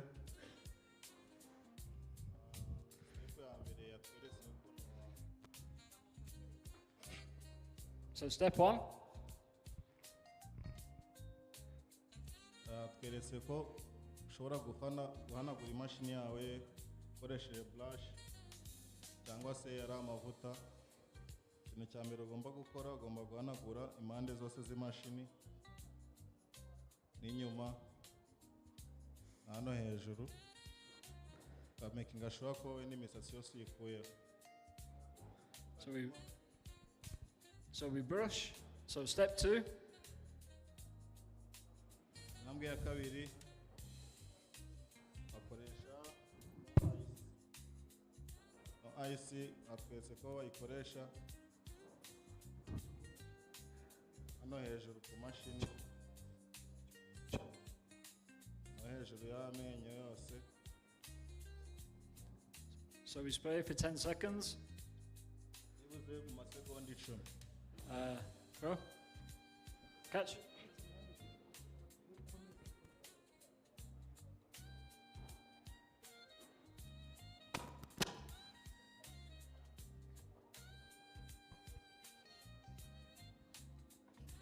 Hanyuma ugafata amavuta y'imashini. Atweretse yuko ushobora gufata izi mpande zose z'imashini ukagenda ushira igitonyanga cy'amavuta. Yeah. It's okay. Ushobora gufata izi mpande zombi z'imashini hano ugashira igitonyanga kimwe iburyo n'ibumoso, noneho hano kuri aya menyo hejuru ugahera mu nguni ugashira igitonyanga kimwe cya kabiri cya gatatu. Okay. And then the last step. So you turn it on, let the oil run through.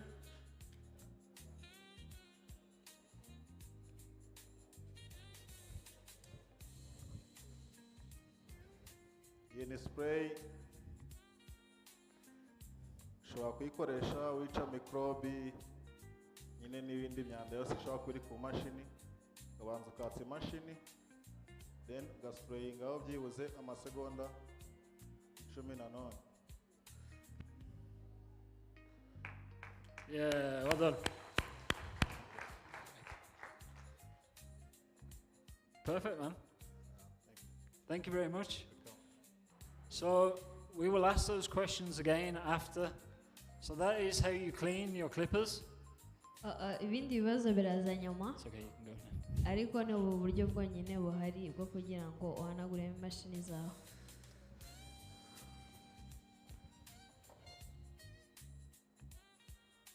So that is how we clean our clippers. So before every client, you would do that.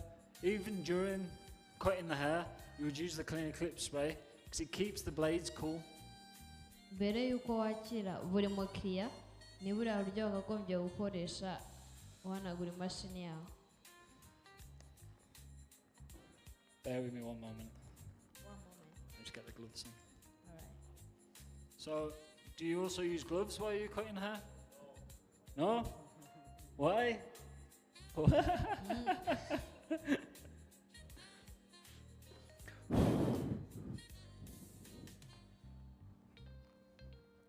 Sorry guys, one moment.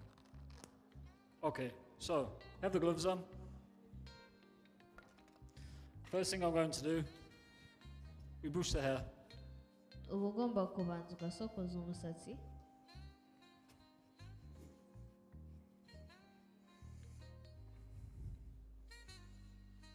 So who can tell me, do you know the four-step fading method? Hari umuntu uzi uburyo uyu muntu yakogoshwamo? What? You know the four-step fading method from WAHL? Okay, tell me. This guy here.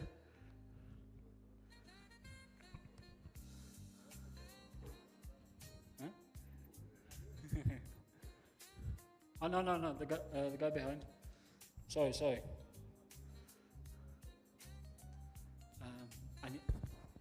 Murakoze. Nitwa Bosco. Can you tell me what he's saying? Uwo muntu ndabona twamugosha byibuze nk'agaturakushi.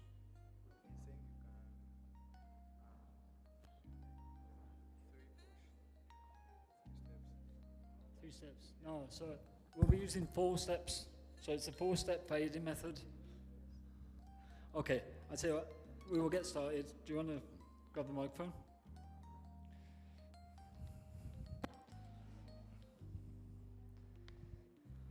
So, the first step, blade closed, 0. We put the baseline in. Agiye kubanza kushe ya mbere, amenyo manuye yose.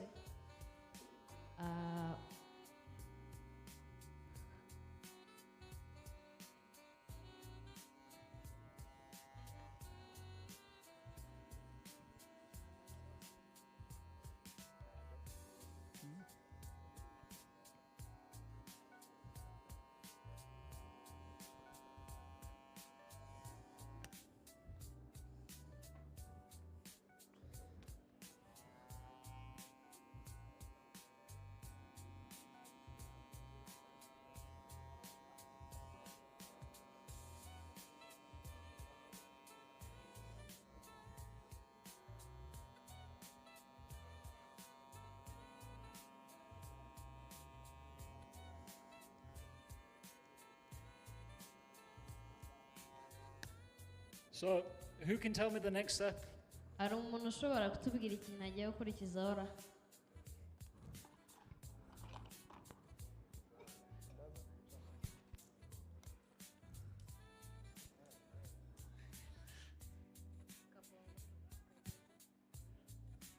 Yeah, go there. Mwiriwe neza nitwa Kennedy. Ndabona ikintu agiye gukurikizaho ari ukubanza kuyifedinga neza, abanza afunge hejuru kugira ngo abone ukuntu ari buze kubona style yo hasi. Murakoze.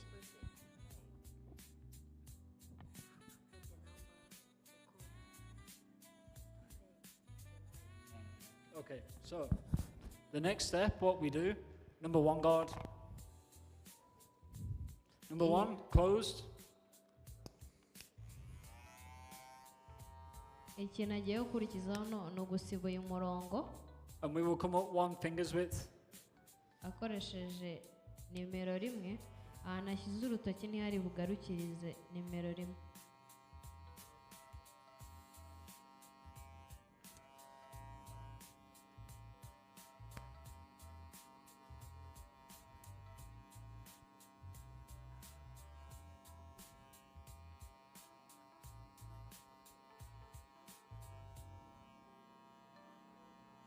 This will take a little bit of time, but always pass all the way around. Don't just do 1 section and then do the fade there, because your fade can be higher.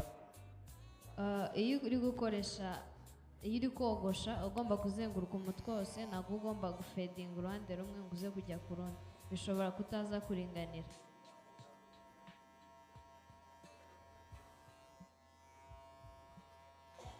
So also the motion that I'm using with this now is the C motion. So the C motion is when you're bringing the clippers out uburyo ari gukoresha imashini ntabwo ari kuyizamura ngo ayirenzeho yari yashyize urutoki, ni ukogosha gake gake.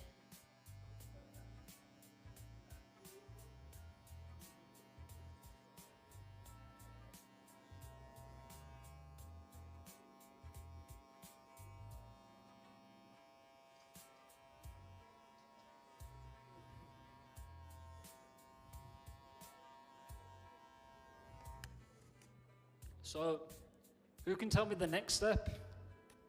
Nta muntu watubwira ikintu agiye gukurikizaho. Do we have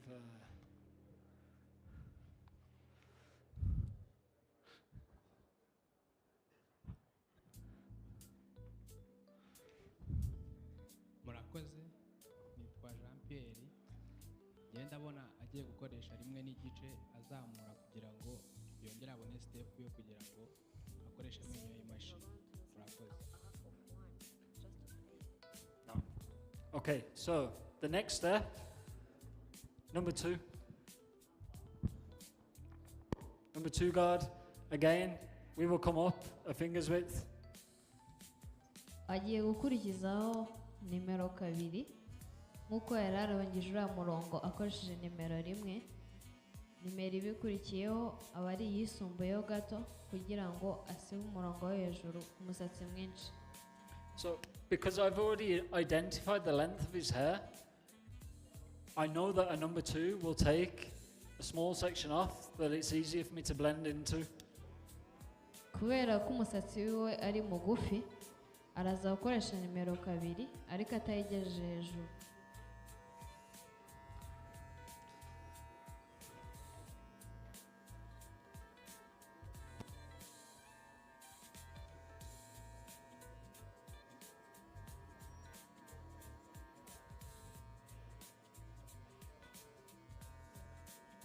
And I'm also going with the grain and also against the grain.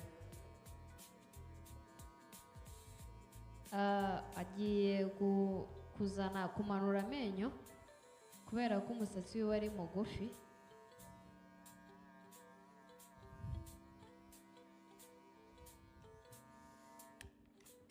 Okay, so I will now switch to my blending tool, the Magic Clip Gold. Now what I want to do, you can see the baseline that we have.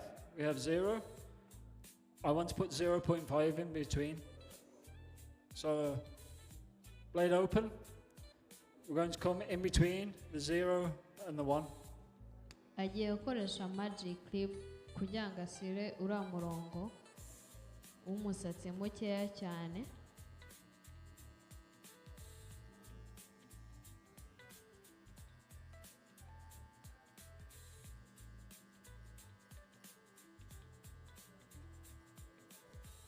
And you can see the 0 line is starting to fade out already.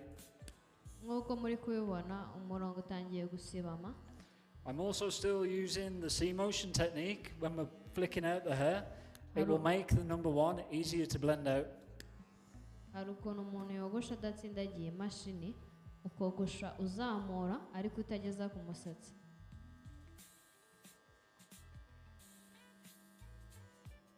So in Germany they have a competition where one of our barbers that we have that works for WAHL, he can do a skin fade in 6 minutes. 6 minutes for haircut? Yeah. Ni iminota 6 byonyine byamutwara. Hari umuntu wigize kuba bari mu Budage bari muri competition yogosha umuntu iminota 6. How fast can you guys do a haircut? Ask how fast can they do a haircut? Hari umuntu ushobora kuzawogosha no. Ni iminota ingahe ushobora kogoshamo umuntu? Ari kubabaza. You can just shout it out. How fast? Wihuse nyine wogosha umuntu vuba ukoresha igihe kingana gute? 20 minutes. So in Germany, one of our barbers, He can do skin fade, 6 minutes, using this technique. Mu Budage habayo umuntu ushobora kogosha inyogosho nk'iyi ngiyi mu minota 6.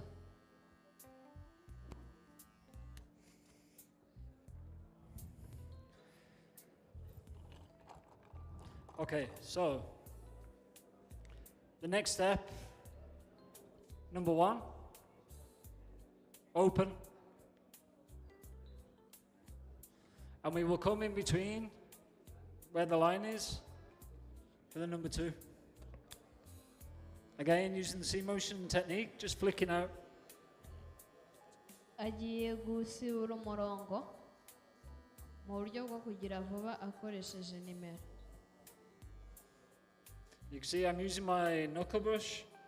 Muri kubona ko akoresha na bwa buroso bwo ku gatoki. And we're constantly brushing the hair.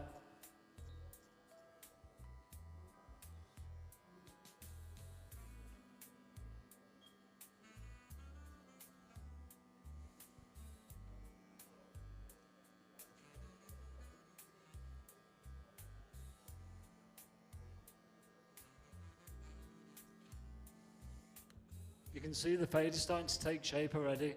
I've been here on stage talking to you for what, 15 minutes, 20 minutes? 20. And I know we've cleaned the clippers, we've gone through different things, and we're nearly done with the haircut. Go from. I was saying that I've been on stage now for 15 to 20 minutes. We've cleaned the clippers, we've shown them. I've only been cutting hair for 10 to 15 minutes. And I'm getting close to finishing. Okay, murabona ko gweregereye ahanagura imashini n'ubu ngubu ari kogosha agezeho amanota nk'icumi cyangwa 15 yogosha.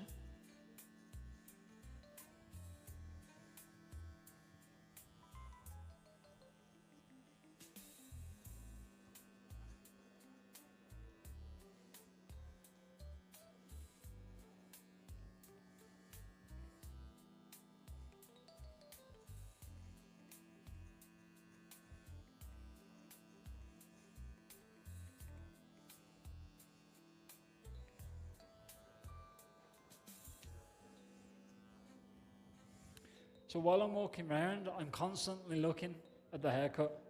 I'm constantly seeing, I can see here, I have a dart point here. Also around this side, I can see I have a dart point here that I need to blend out after. That'll be when I'm finishing the haircut properly. Imirongo iri buze kuba asigayemo hejuru arayisiba nyuma amajije kumwogosha. So the next step, 0.5. I can see I have a line slightly through here. I will work with the clipper now, opening and closing the blade to flick that line out. I know that you guys know how to fade. This is just the technique that we use. Agiye gusibura umurongo wa nyuma wo hasi akoresheje agace ka rimwe.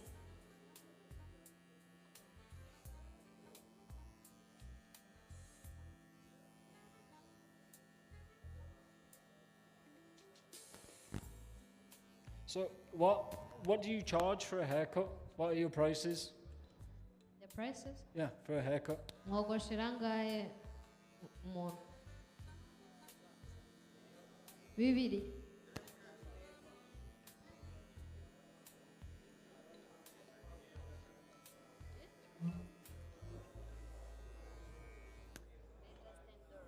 Huh? $10. Okay. So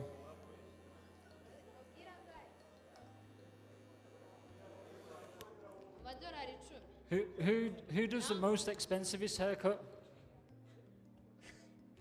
This guy? How much do you charge?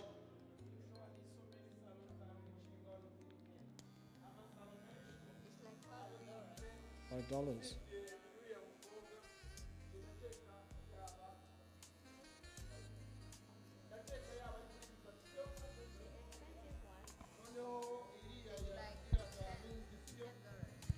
iri ku 10 sibyo iyo muvuze igiciro kiri hejuru cyane mutuma amakuru mutanze adashobora kubaza ku nyungu zanyu ni ukuvuga ngo nimuvuga 10 ubwo ibintu byose biragenda ku rwego 10 bihagazeho, ariko genza ibanga ryo kuvugisha ukuri. Amasaro menshi mu mujyi ari kuri 3, sibyo? Hari n'aha 5 yewe n'aha 1000 harahari, ndakeka n'aha 500 hari, ariko reka tuvuge 3 kuko ubu bwoko bw'ibikoresho dukoresha biri kuri urwo rwego, guhera kuri 3, 5 kuzamura, sibyo? Uriya mwana mutoya ari ku 10, nabyo tubimenye ko nimwe muzi agaciro kugeza kuri iryo 10. Okay? Okay, so in Dubai, I charge for a haircut $100. Uwo yogoshera amadolari 100. Uyu muntu uba ari kogosha arishyura amadolari 100. He will pay you $100.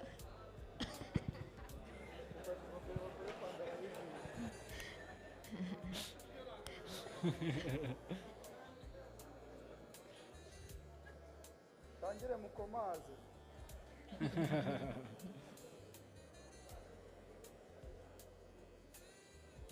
Okay, so while we was talking, I'm now going to start cleaning everything up.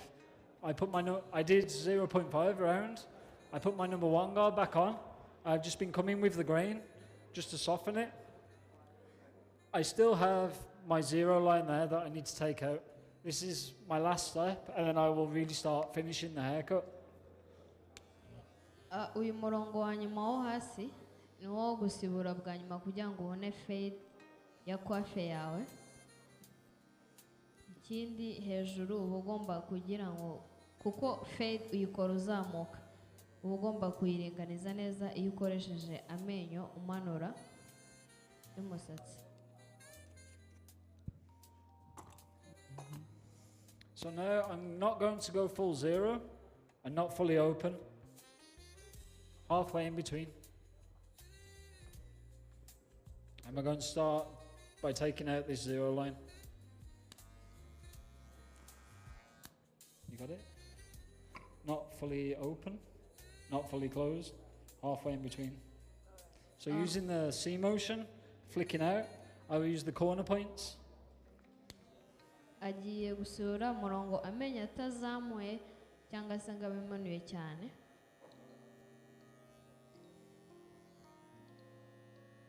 You can see the 0 line is slowly starting to disappear. Murabona ko gake gake umurongo uri kugenda uvamo.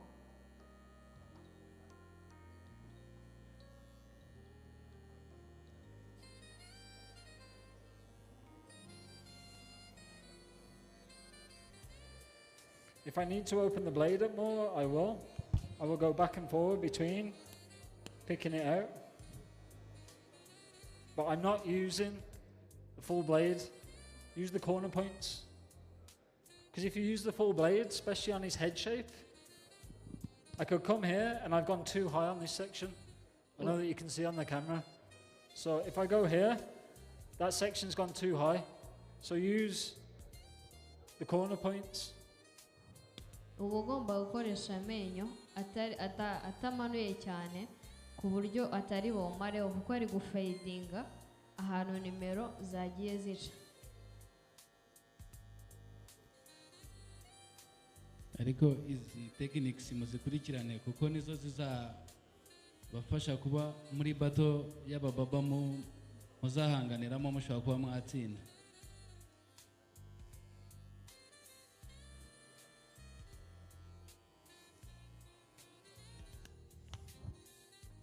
I will do it the same on this side. Sorry, bro.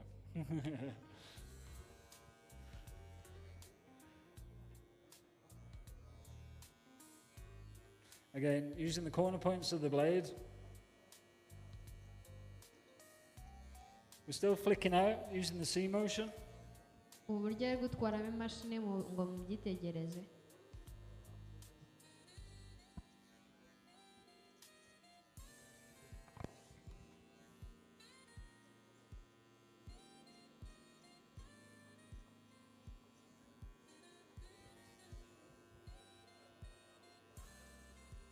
So, how many clippers do you use for doing a haircut?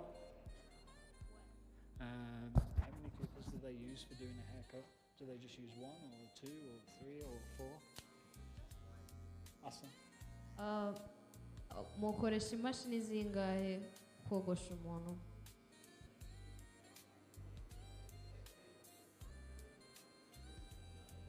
hatarimo iyo guconga. Ni imwe. They are saying that it's one. Just one? Yeah. Okay. niyo mpamvu mwogoshera make. Okay, so normally I will use 3, 4, sometimes 5.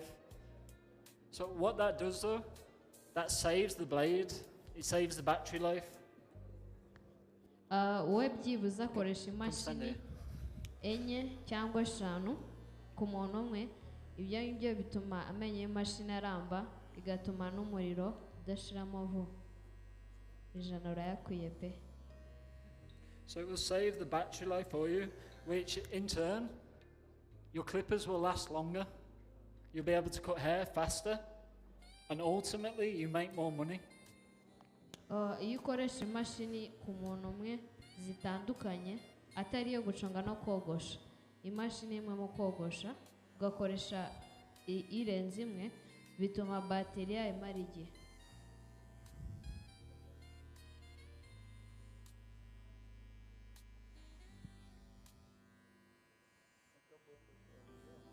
yabuze nta kurenga akabongosho. akabongosho mu cyongereza.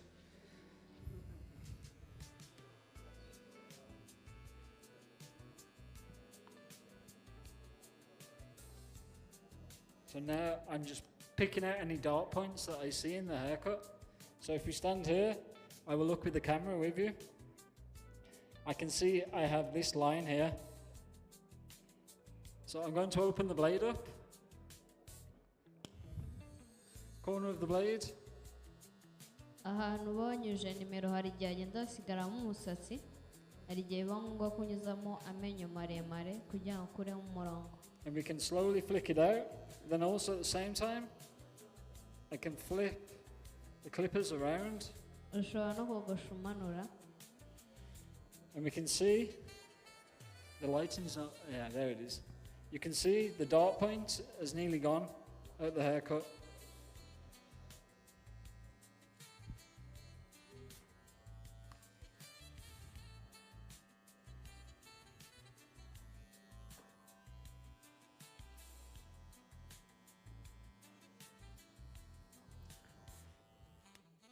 Yeah. I have a little bit there.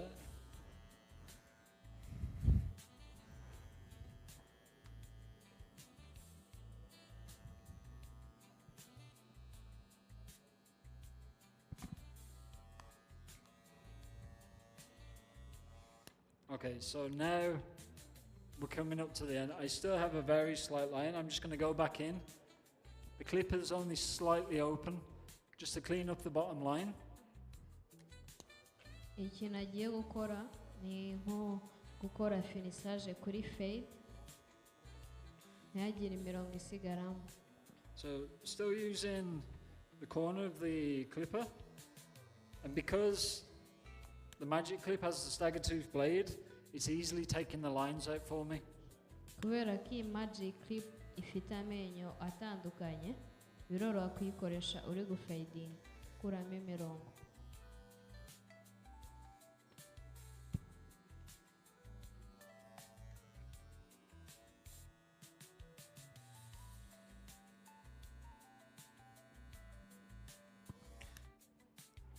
While I'm just doing this bit, I have a question. Does anybody with their trimmer, let me come this side. Does anybody go like this with their trimmer to put the zero line in? Yeah, can someone body come? Huh? No. Can you ask if they go like this to put the zero line in? hari umuntu watubwira niba iyi mashini imaraho hasi. Do any of you do that? Ask them. ntawe murakoze Cathedral iyo mashini imaraho umusatsi wose. Murakoze nitwa Tuyizere. Iriya mashini mwari muri kutwereka imaraho umusatsi ku bantu bashaka kogosha uruhara cyangwa se ubwanwa.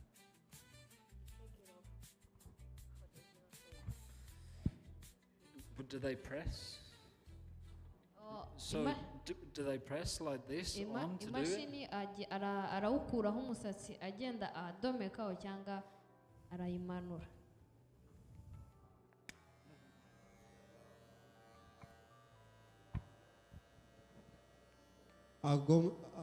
ayikozaho akomaho amanura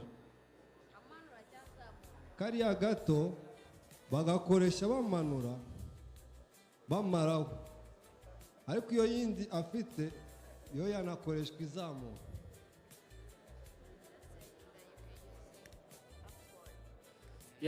Yeah, that's what I'm trying to say. If you're going to put the zero line in, you don't go like this, because that zero line, you won't be able to get it out. The only way you can get that zero line out if you use the vanish, which I'm sure you all know. Ari kuvuga ko iriya mashini uyikoresha umanura ari uko ugiye gukora finisage nyine umaze kunyuzaho imashini, ariko iriya ari bukoreshe azamura.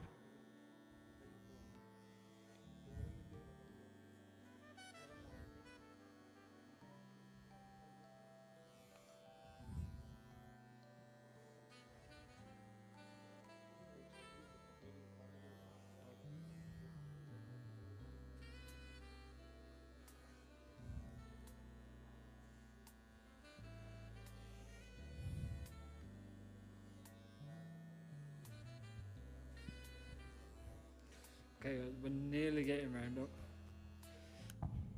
Does anybody have any questions? Nta muntu ufite ikibazo?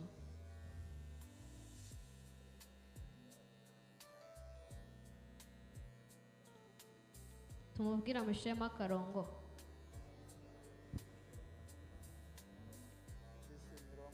Murakoze. Nitwa Felicien Ndagijimana. Nabazaga aho ngaho mu isoso nimba yagejejemo imashini mu buryo bwo kumaraho cyangwa mu gufinya. Murakoze. Guconga? Oya, mu isoso hagati. Oh. He's just asking like if you put it in the combo. Kumaraho cyangwa kuba ari gufinya. Yeah. Yes, so I use the number 2 guard higher up, because I want to keep the front points darker. So we've kept the weight and the length through here, so it will stand out more once we line it up. Yakoresheje nimero 2. Hano hejuru ya rimwe yakoresheje nimero 2 kugira ngo umurebeye imbere uze kubona ko bigiye biringaniye.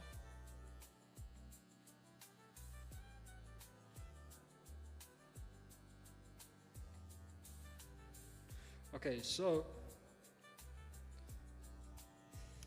can anyone explain the first 3 steps that we did? Ari ushaka gusobanura uburyo butatu yahereyeho.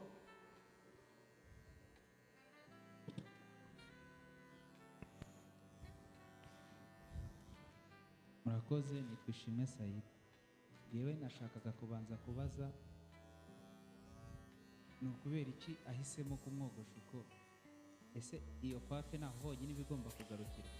Niye yambwira impamvu amwogosha uko, nk'uko mwansobanuye ko umutwe ugira ibice 4, uwo mutwe uwo muvandimwe ufite iyihe forume kugira ngo abe yagenderaho amwogosha gutya?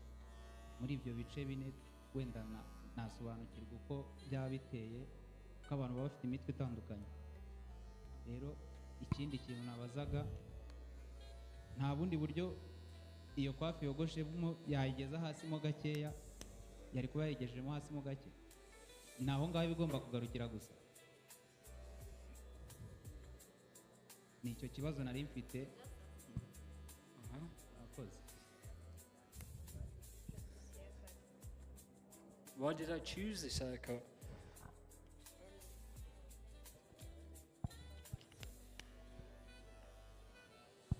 So I asked the question, what was the method that I used? I've already explained that the reason why I'm doing this haircut is the 4-step method to fading with WAHL. Yeah. Ari kuvuga ko yagendeye ku kuntu umutwe we wari umeze. Ni mpande enye.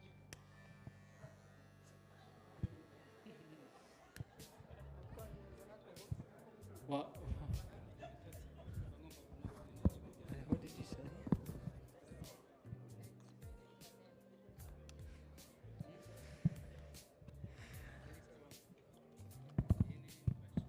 Okay, next step, detailer, we take the bottom off. Uburyo bukurikiyeho n'ubwo kogosha umusatsi wo hasi kugira ngo kwafi irangire, akoresheje detailer, imashini imaraho akayikoresha azamura.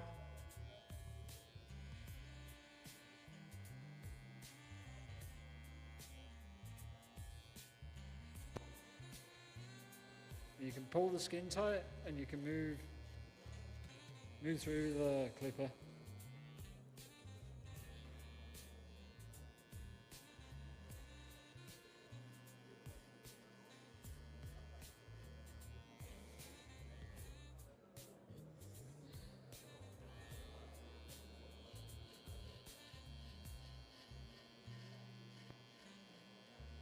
But you can also use the balding clipper to do this. You can use the vapors. No, to take the bottom of the hair off.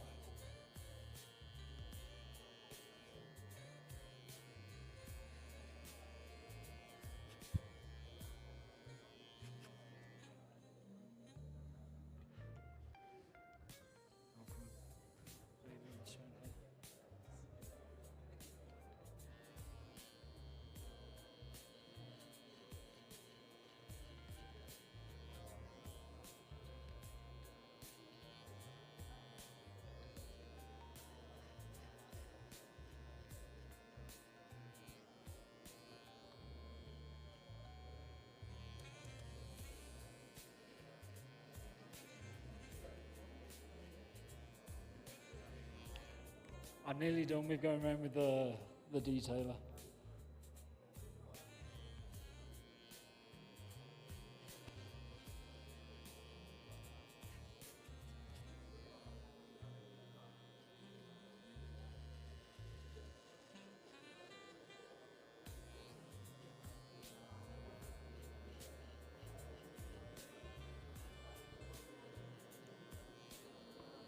So, what would you use for styling the hair? Styling the hair. What would they use for styling the hair? Styling, to style it. Ni iki kintu mujya mukoresha kugira ngo mushiremo design mu mutwe?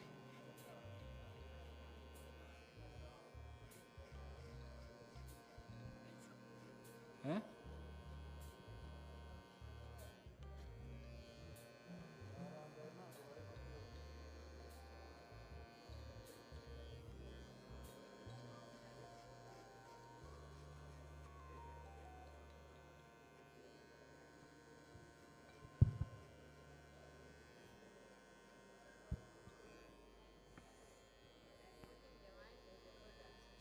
Huh?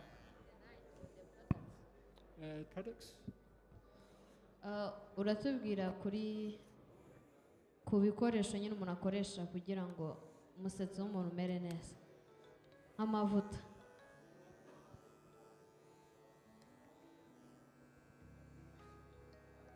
Okay, amavuta yo gusiga umusatsi asanzwe. Aba ari menshi cyane. Se nayavuga ni nk'ayo wakoresha kuri uyu musatsi.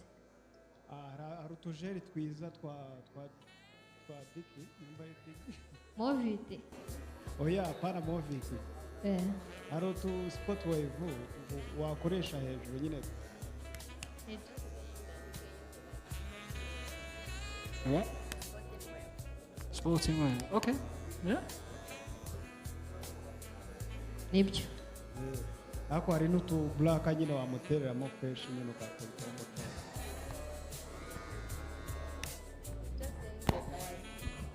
Huh? Okay. We're gonna get to that. So we're gonna get to lining the front up in a minute. I know that everybody uses the hair dye for the hairline. Arabizi ko twese iyo umuntu ashaka ko umucongo ugaragara umuntu akoresha black. But the main thing what we say is, especially with the hair dye for lining, you don't use that to make the hairline. You use it to enhance. Uriya twebwe dukoresha black ariko hari izindi spray bo bakoresha aba ari zo ku mucongo gusa. Because what happens when the dye, your client goes in the shower and it comes away? He has no hairline. Abantu ngo bakoresha black ifata ku musatsi ngo bajya koga ngo bakagaruka iyo badafite agasatsi nyine ngo ikaba yafashemo nakadebeni arya.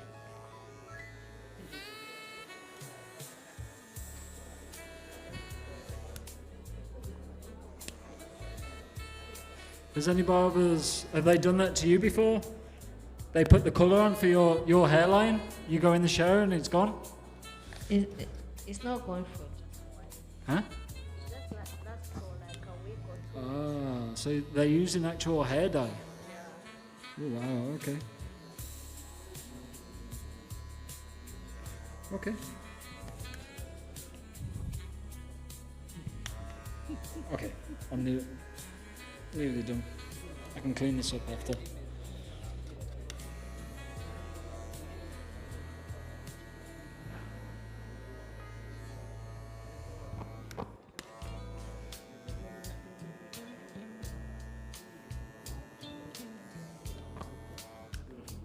Okay, so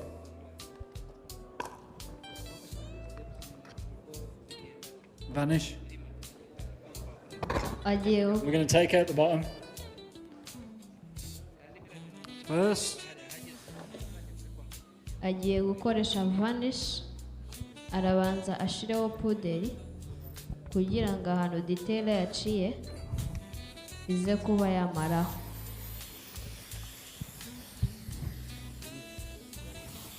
Always try and keep the section clean that you're working on. Move the hair away.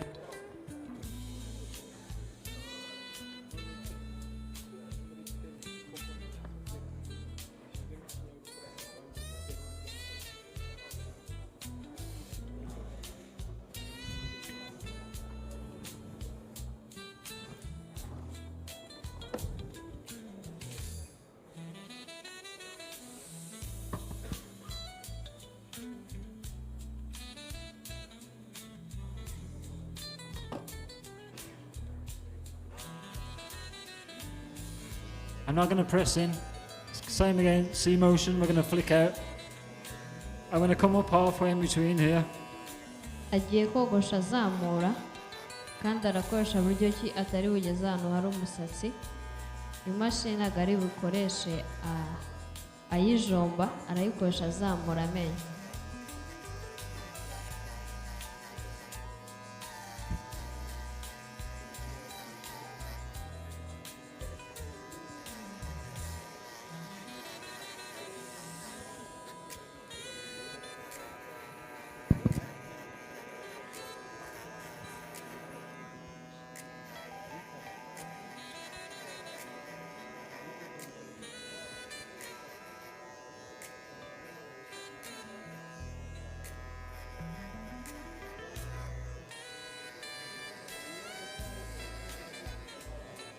Then, if you see a line that you've created with the vanish, so I've been flicking it out, coming up, you can just come back and just slightly go down with it. It will take the line that you've left out. Iyo ubona hariho umurongo uwogoshesha vanish umanura. Or there is another method that we can use, but this method is only for people with steady hands.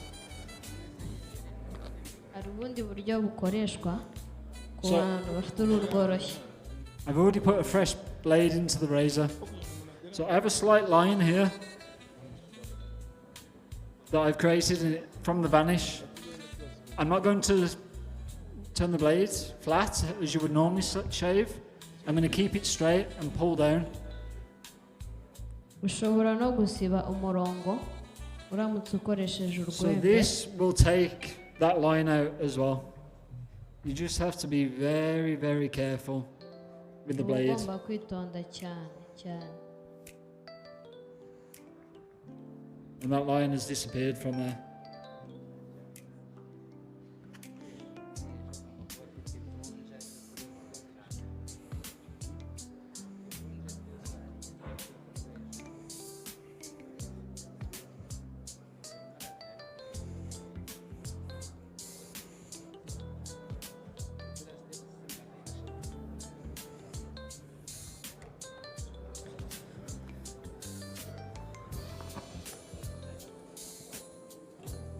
So now with products, I'm going to put the product into the top. I'm going to brush it forward. I then will line it, and then I'm going to add the enhancements. But I'm not using color.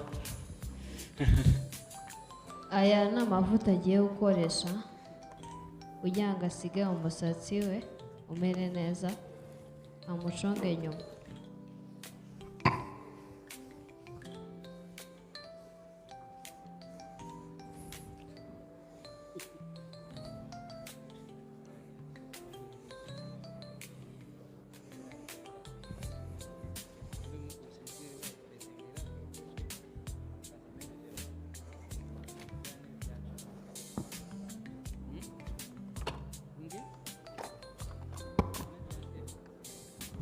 This is the part when you can take your time. This, like the finishing product, this is when the client looks in the mirror and sees actually what you've done.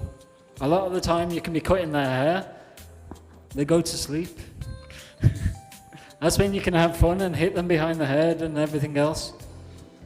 Ibi ngibi bishobora kuba byafata umwanya ariko iyo amaze gusigamo ari amavuta umukiriya akireba abona ko hari impinduka yabayeho atari nk'aba bakiriya bogosha basinziriye.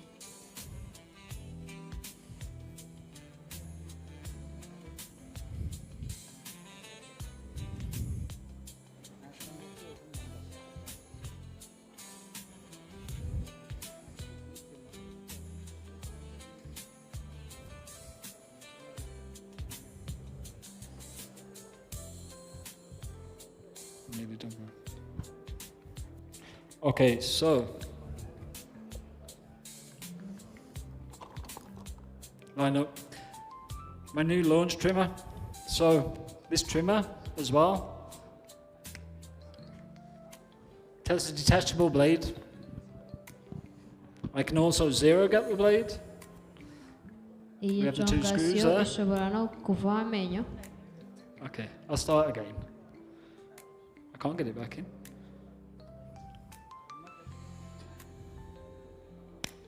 Ah, there we go.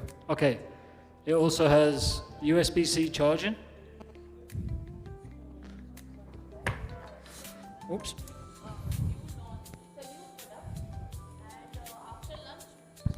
Hi. So, launch trimmer is a new product that we have launched, but right now Dan is just using it as a part of haircut. After lunch, we will talk more in detail about the launch trimmer. Okay? Yeah. Iyi ngiyi ni imashini nshyashya baraza kubivugaho nyuma ya lunch ntabwo bigize babivugaho. So, in me just looking at the hair, I can see there's some hairs that are quite long at the front. I just want to clean that up first. So I'm going to put a number 1 guard back onto my magic clips. Blade open. Mbere yo guconga agiye gukuraho udusatsi tuba turengaho kubera ko bashyizemo amavuta hari umusatsi uza imbere. And just very quickly, just pass over the front section where we're going to do the line-up. Arakuraho imisatsi y'imbere gusa kugira ngo abone uko aconga. Okay, now lining it up. I know you guys are probably better than me at this. So, starting from the middle, I will come either side. Iyo umuntu ari guconga aheramo hagati ajya iburyo akanahera no mo hagati ajya ibumoso kugira ngo umucongo uze kuba ugororotse.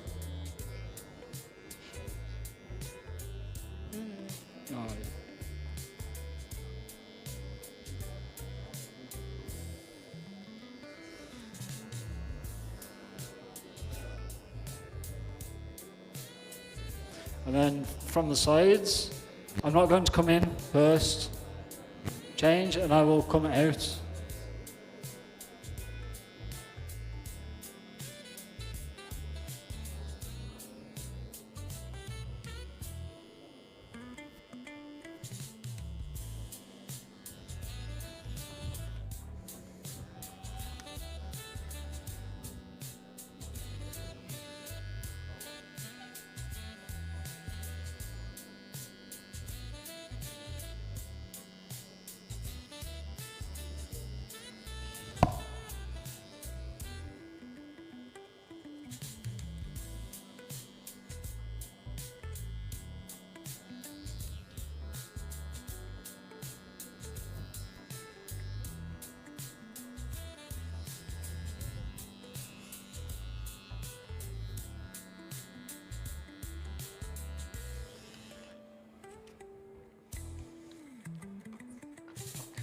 Okay, so now I know you was talking about the enhancements.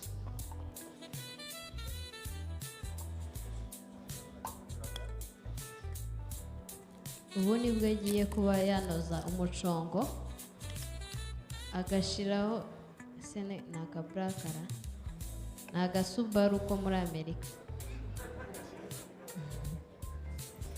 What'd you say? What'd you say?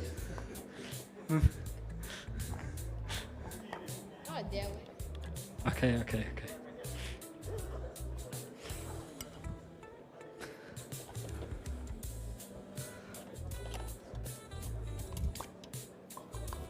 I will first use the primer. Nubwo risi avuze ngo iriya black niyo muri Amerika, natwe abanyarwanda turashoboye. Si wumva samashyi. Kandi bebe and rafiki zirahari, ntacyo yaba intebe iyo ariyo yose mwifuza ndazigira. Yaba rafutete yose mwifuza ndayigira. Nta gikoresho cya salo na kimwe nafite. Noneho hari akantu yakoresheje hariya nubwo ari akanjye mwabibonye abageze hano mu gitondo.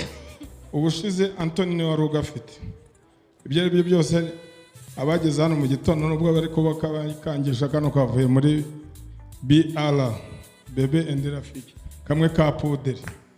Ntabwo ari uko ari we wakazanye. Urumva ibikoresho birahari ahubwo mugere kuri Rafiki murebe ko ibikoresho bakure puderi. Ariko uwo mukara vuga risi n'ubundi nawe urahari. U Rwanda turashoboye.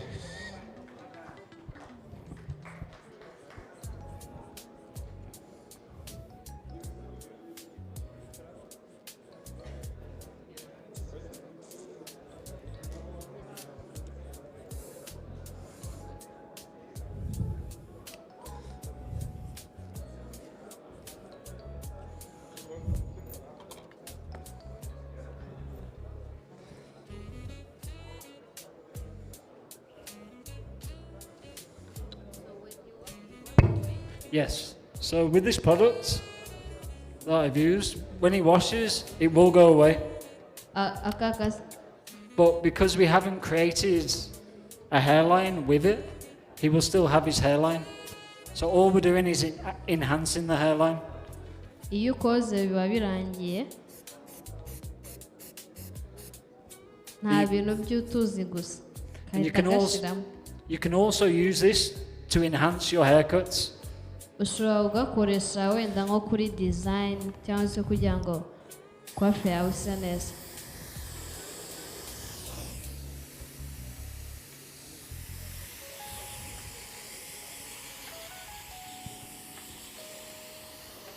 So you have to use a holding spray to do it.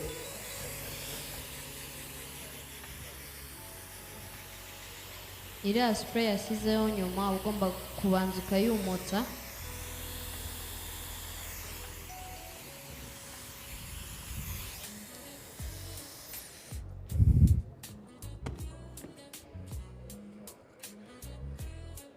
Ibi byo murabizi. How many of you use pencil? You guys know them? Just very lightly, I'm just going to put this in. Iyi pencil uyikoresha nko mu buryo ukoresha uri guconga.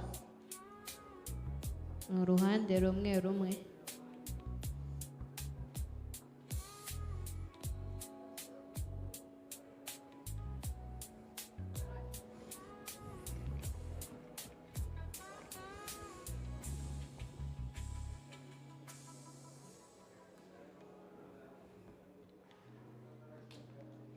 And what this is going to do, this is going to enhance the lineup even more. Ibi ngibi biraza gutuma umucongo uza kuba usa neza kurushaho.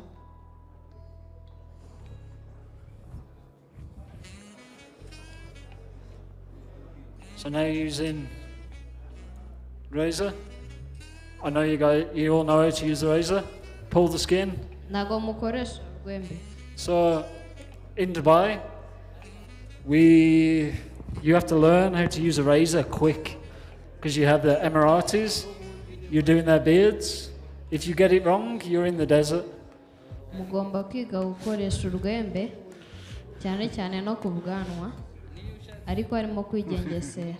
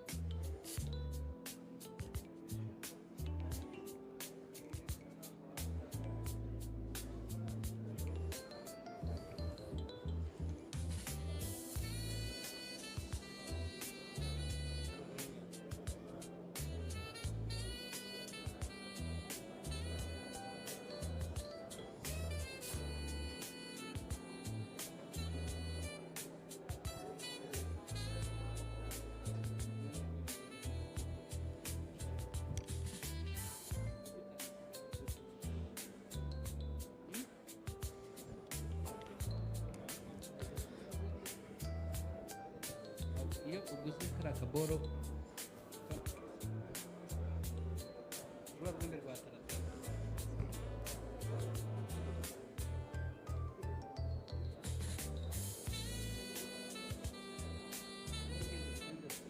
Do I look like Will Smith? Yeah, bro, you look better than Will Smith.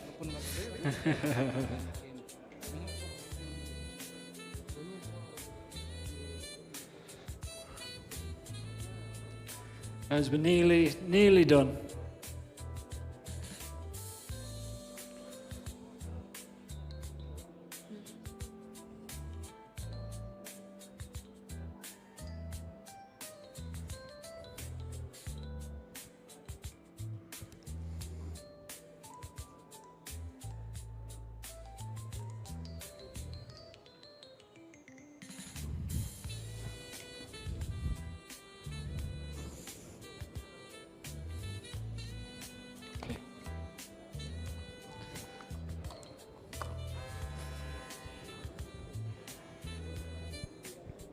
We're going to go back to the vanish. So any hairs now that are on top, I'm going to come over.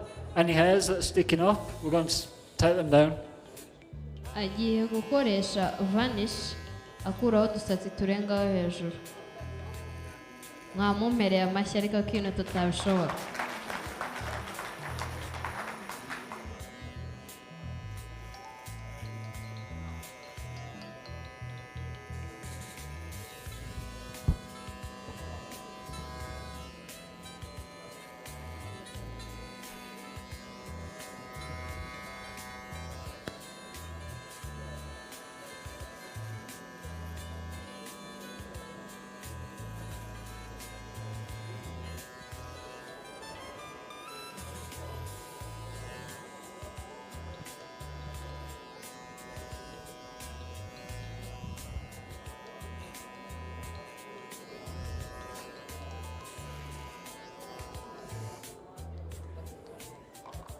So then the final part, any sections that I can see that have patches on the top, again, just with the enhancement, I will just Ahantu ari buze kubona uruhu rugaragara niho agiye gushyiramo iriya spray.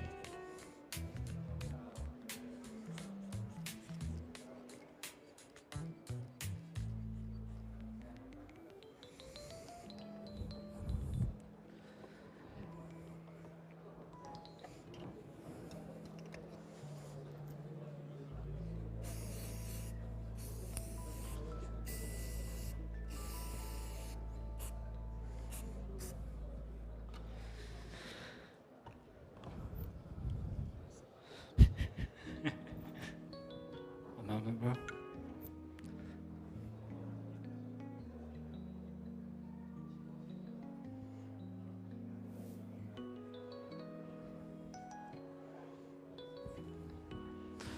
Okay, so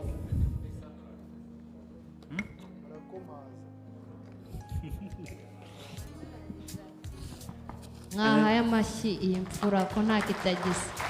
hold on. Even with cleaning the neck up, you can use a technique with a hairdryer. I always put it on cold. I know he's been sitting here for a while, put it down his neck, let him cool down a little bit. Turn your detailer on.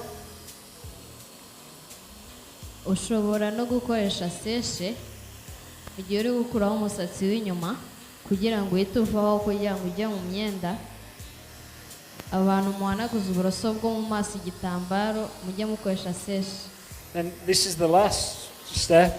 Ubu ni bwo buryo Check bwa nyuma. around, check the haircut. Agiye kwishyura amadolari 100. So, just to recap, we cleaned our clippers first. So we had there's 5 steps, wasn't there? We brushed, we sprayed with the the blade ice. Then we used the oil. Then we used the sanitizer, the cleaning clip.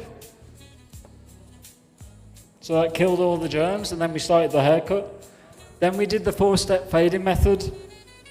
So we put the 0 in, then we put the number 1 guard, then we went to 2, then we come back, 0.5, 1.5, then we blended those in, took the length off the top. I came back through the clippers when I was checking through the fade. I was using the corner of my blade, picking any parts out, any heavier parts that I wanted to take away. Once we did that, we took the bottom off I used my detailer. So the detailer, we took all the length off at the bottom.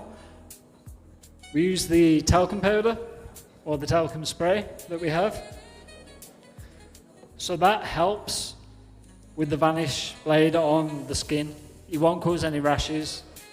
It will save you, it won't cause any bumps through on the skin. So then we used the vanish, we cleaned everything up.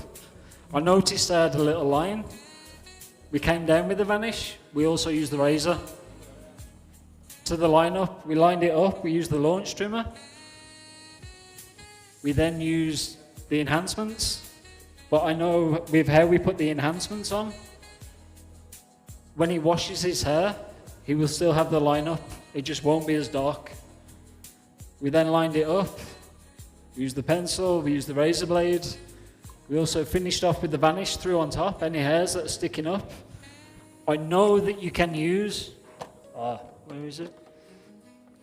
You can use durag on top as well. So we could have put that on top, any hairs that come up through, we could have then used the vanish over the top as well. So we did that, we finished the lineup, and this is the haircut. mukoma amashyi ari kumumera amashyi yari ari gusubiramo ukuntu yamwogoshe guhera aho yatangiriye na nimero yagiye akoresha kugeza ubu ngubu agiye gusoza. So, guys, if you have any questions, feel free to ask. Umuntu ufite ikibazo yabaza nta kibazo. Put that on.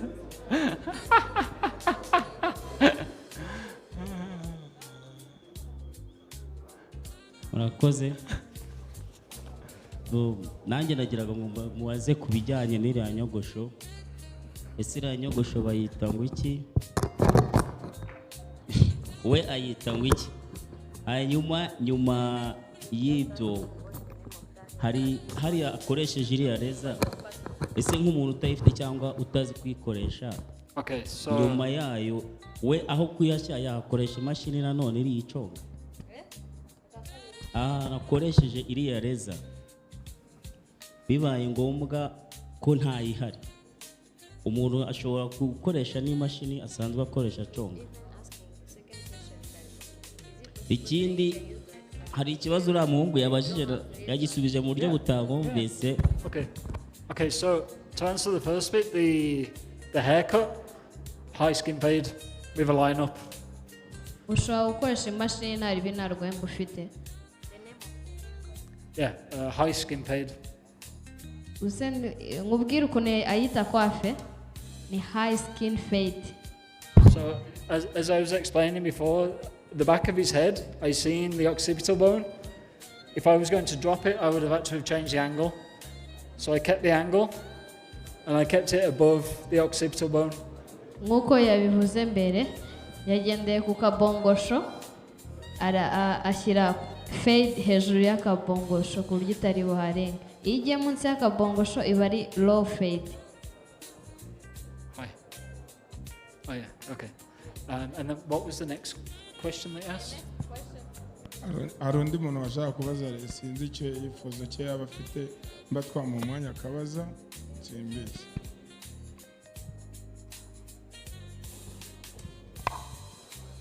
Thank you. I would like to know why you don't use aftershave. Aftershave? Yes. So alcohol aftershave, I'm going to be honest with you, I don't have any.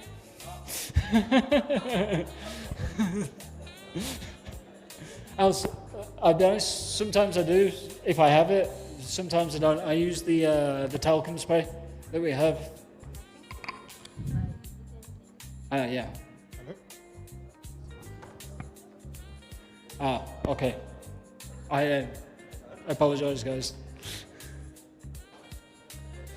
But you see, where I live and where I cut hair in Dubai, we rarely use alcohol or aftershave. We only use it when we shave, like shave the neck, or that's the only time that we would use it. I know it's different all over the world. Yeah.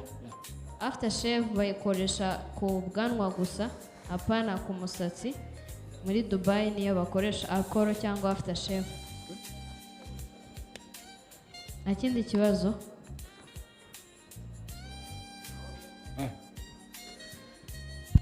Nta wundi ufite ikibazo ariko hasabwe ko habazwa ikibazo kimwe kugira ngo wenda bakiboneye igisubizo atajemo kuvuga ngo urashaka kubaza ibibazo bibiri. Iyo ubajije kimwe na mugenzi wawe abaza ikindi kugira ngo byihute. Reka tuguhe ijambo. Murakoze cyane. Twatangiye kwafe mutubwira ngo nituruwakusha. None ndabonye yabaye dekusha. Naza kutu.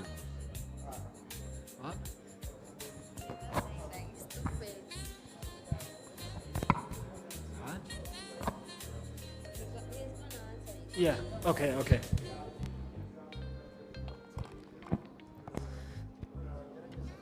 tugerageze kugendana n'umwarimu turakushe twebwe turi kumwe namwe hano tuzi ko muri abogoshe sibyo ni ukuvuga ngo step by step umukoca wacu mukuru uhagarariye isomo arimo kutwereka turagerageza kugenda tubihuza n'ibintu byacu dusanzwe dukora ni ukuvuga ngo niba uzi ko dekushe ibaho na turakushe ikabibaho ukaba ubona bavuye muri turakushe baje muri dekushe ntabwo ari uguhinyuzanya ahubwo nayo yituyemo muri modeli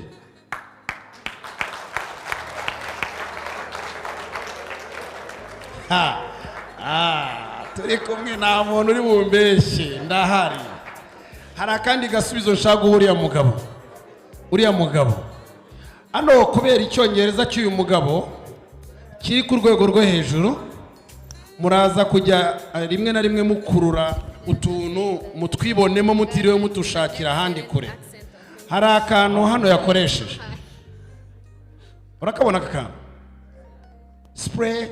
spray ntabwo biriya bintu by'amapamba gukurura guhanagura ntabwo ari byo bakoresha abangaba biriya ni ibintu bikiri lokale iwacu hano tugikoresha aka kaboro mureba ka urakabona ka my friend aka kantu karimo turi uriya mugabo yabazaga twafata chef two tugenda muri utu tuntu iyo agapurije gutya muri modeli gahita gakubita muri wa mucongo wawe kagakora akazi kagagombye kuba gakora ntabwo ari bya bintu bimanuka akayaga akuka bigakorana kakarabaye ubwo ndashaka gusubiza uriya mu mwarimu wacu ndamuzi n'umwarimu ariko kubera icyongereza hari ikiba cyita breaking English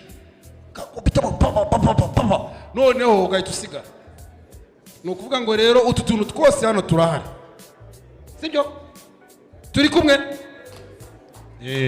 ndajya kubafashamo gakeya you know the other things they were asking about to spray aftershave it's containing this one which we are using disinfecting the line you have so it's there already I do have it but also because my clippers they're so clean we don't have to urumva icya mbere na mbere mugomba kumenya sekirite y'umukiriya wawe mu gukora isuku y'ibikoresho byawe irakwemerera kutanduza umukiriya turi kumwe umukiriya ntabwo yanduye hanyuma tugashyiraho n'akariya kantu ka desinfector aka yego twabana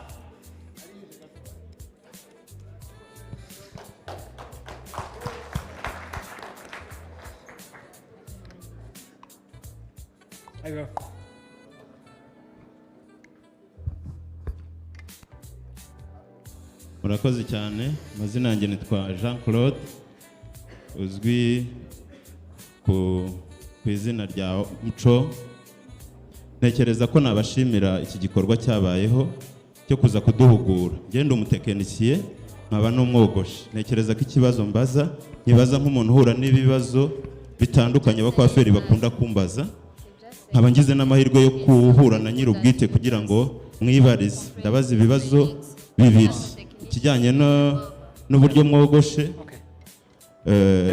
n'uburyo abakwaferi bahura n'ikibazo ku mashini ya WAHL icyifuzo twifuza mu by'ukuri iyi gahunda mwatweretse ntabwo ari ngombwa ko twita cyane kuri modeli ko twese turabikora ahubwo ni byiza ko twita ese iyo modeli ibikoresho biri kuyigendaho ni ibihe kugira ngo turebe uburyo bikora turebe naho ubikoresha n'igihe ubikoresha tuze guhuza n'impamvu muri kudushishikariza ko umukwaferi yakabaye akoresha imashini zirenze 3 cyangwa 5 nkurikije rero modeli ngewe ko namukurikiye nabonye iriya modeli yayikoresheje imashini ziri kugera muri 5 ntarengejeho turiya tundi yagiye akoresha ariko ikibazo kimwe cy'amatsiko ese hano ku gikanu mu gihe yahogoshaga ntabwo yari afite impungenge ko kuragukubaho cyane iriya mashini kuba we nta mpungenge z'uko ashobora kuza imiburu kuko twe twogosha bikunda kutubaho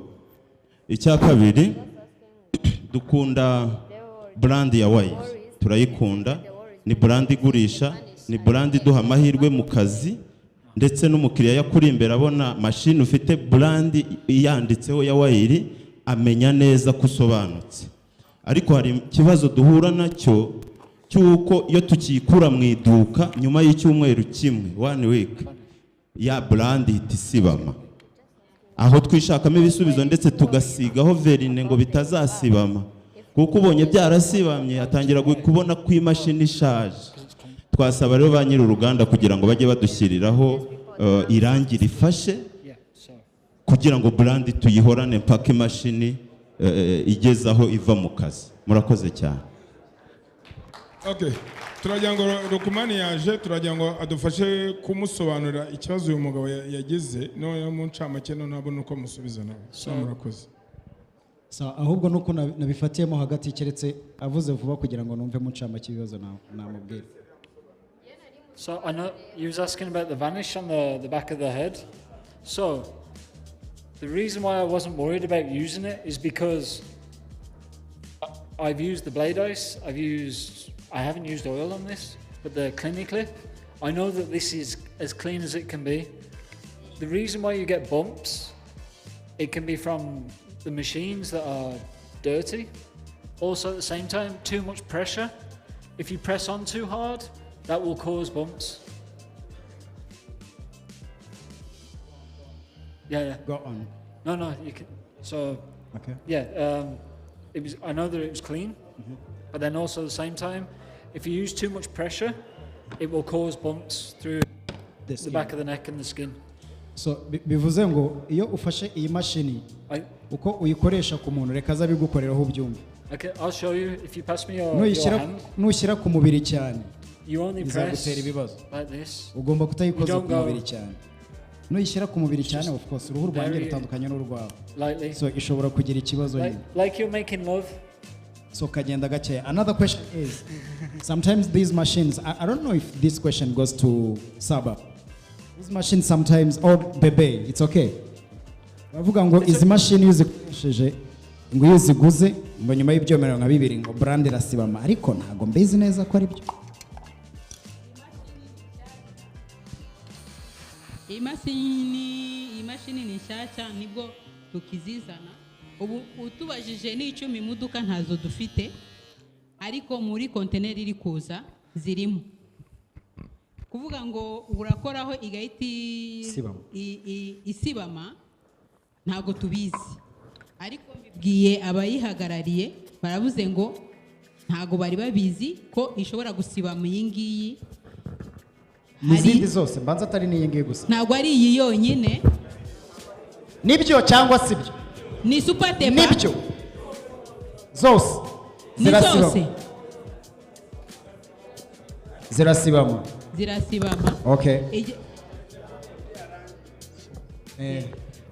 Hano ku menyo ntishobora gusibama kuko aba ari umuriro, iba barakoresheje umuriro, ariko kubera ibyuya byacu no kugenda tuyikoraho, ubundi aba professionnel ntago bakoresha intoki gusa, akenshi bakunda gukoresha amaga.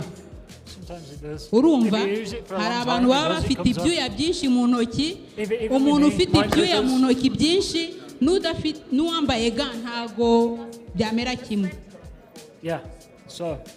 Aho ngaho twabyumvikanaho kuko uko urikoresha ibyuya byinshi bikazaho irasibama bien sûr. Use gloves because the sweat will. So guys, sometimes the sweat in your hands, you know the sweat. So you should wear your gloves, black gloves, when you're barbering. If you have too much sweat and then you use any product, forget the machines. Yeah. The name will disappear, right? So and it's also hygienic to wear gloves, right? So yeah, that's the correct answer. So uko uyikoresha n'intoki, kuko uyifata gutya, urugero n'uyifata. Of course, buri muntu wese agira ibyunzwe mu ntoki, kandi uri mu kazi ntago wicaye. So ayo mazi nyine kandi ntago uri bwogosha umuntu umwe ngo yitwitereka hasi, ushobora no kogosha abantu 5 cyangwa 10 ku munsi, you never know. So icyiza rero no mu buzima busanzwe kugira ngo utagira ikibazo wakwambara ga, ariko ga nanone ni price kuri twebwe, uyu nabyo turabitekerezaho nyine. Ndabeshya se nimba mbishyira mu buzima busanzwe. Urumva tugomba kwambara ga, ariko niba tudashaka ko nyine zisibamo byaba byiza nyine twambaye ga, ariko ga nanone se ariko ku menyo ntabwo isibamo. Ku menyo irasibama se? Ku menyo ntabwo isibamo. Niyo mpamvu nyine aho ngaho wafasha nyine kubera ibyunzwe irasibama. Twambare ga niba bishoboka. All right. Nice. Next is? Thank you. Okay. Do we have any more questions?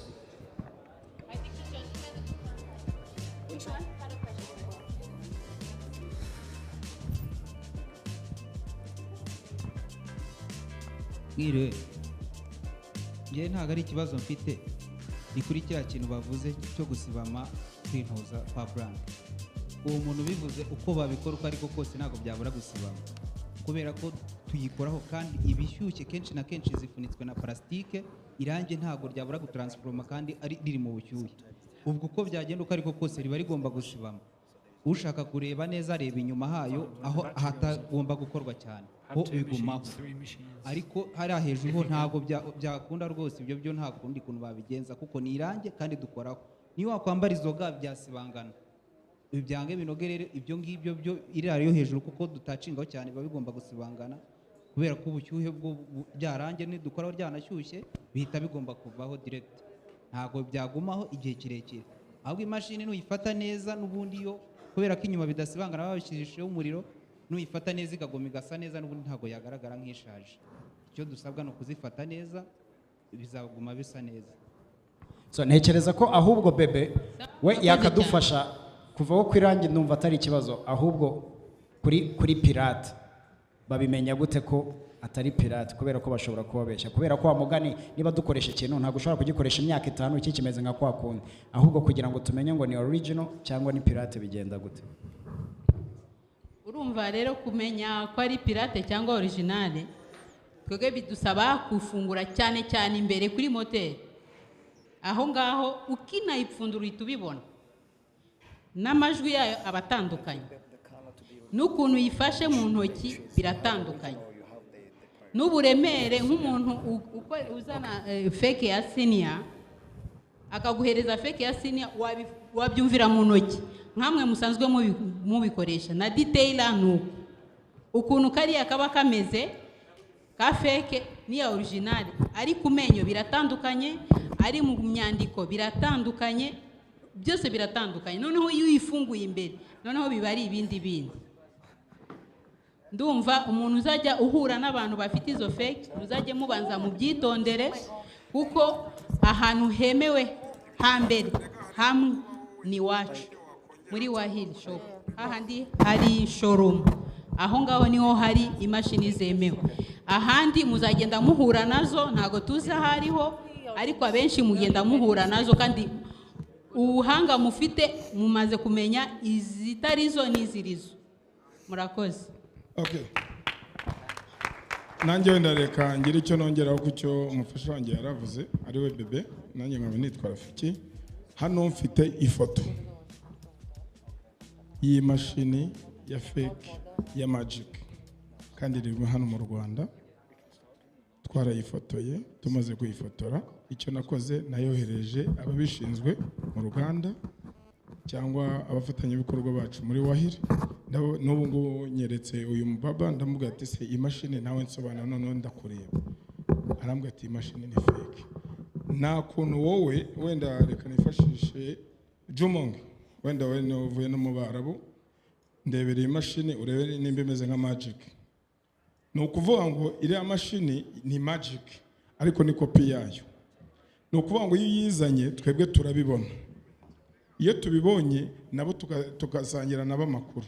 Ni nayo mpamvu tubashishikariza kuzagenda mutugana, ikibazo cyo ari cyo cyose wagera tukakigufasha. Izo mpungenge mufite za pirate na original tukazica. Nimudufasha guca pirate ari mwebwe bakwaferi, ntabwo boss azabidufasha, ahubwo hakenewe iki? Nimuze tuvugane, tuganire, turebe uko twabigenza kugira ngo ikibazo tugice tunakirandure mu mizi yacyo. Kuko nta kuntu wambwira ngo umuntu bari gukoresha ya brand yacu ya WAHL, sibyo? Kuko ni brand yarangije kubaka isoko. Iryo soko rero abandi nabo bakayikora bayitirira ya yindi. Muri aka kanya rero niyo mpamvu naberekaga wenda nk'abajumongo wenda bazimenyere zino mashini, wenda we yanayibonye n'undi uri bwifuze kureba ifoto yayo ndaza kuyimwereka. kandi ziri hano kandi turitegura guhangana n'abazizana. Ibyo byo ndabibijeje mu gihe gitoya turahangana n'abazana izo mashini kandi murakoze.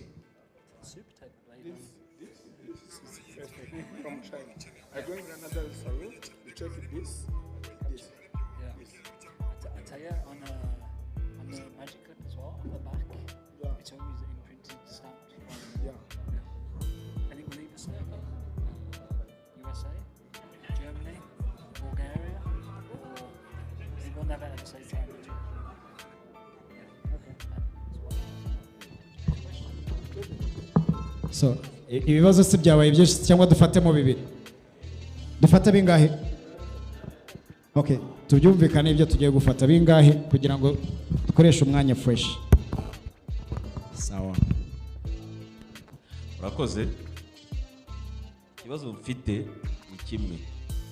Izi mashini ni original, yego nibyo ni sawa. Iyo uguze imashini nziza uyikoresha igihe kirekire, ni byiza. Ariko ikibazo ni kimwe, izi mashini zirahenze.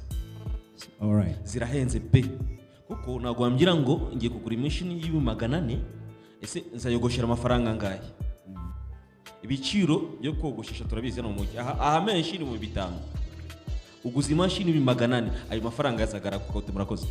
Urakoze cyane. Here's one question I think goes to the team Saba. I think is going to reply that, even Wahil and Bebe. Rafiki and Bebe, they can reply. The machine is good, is original, but the price is high, so they're expensive. Are you planning to have some? Yeah, I think you can. Hello?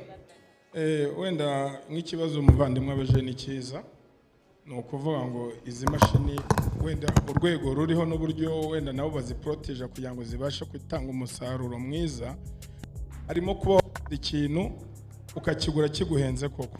Icyo kintu waguze ni iki rero? Ni ya mashini waguze amafaranga yawe nawe ubwawe ugafata icyemezo cyo kuyitaho, kuko uyu yitayeho bitewe nayo wayishoyeho mashini yawe iraramba.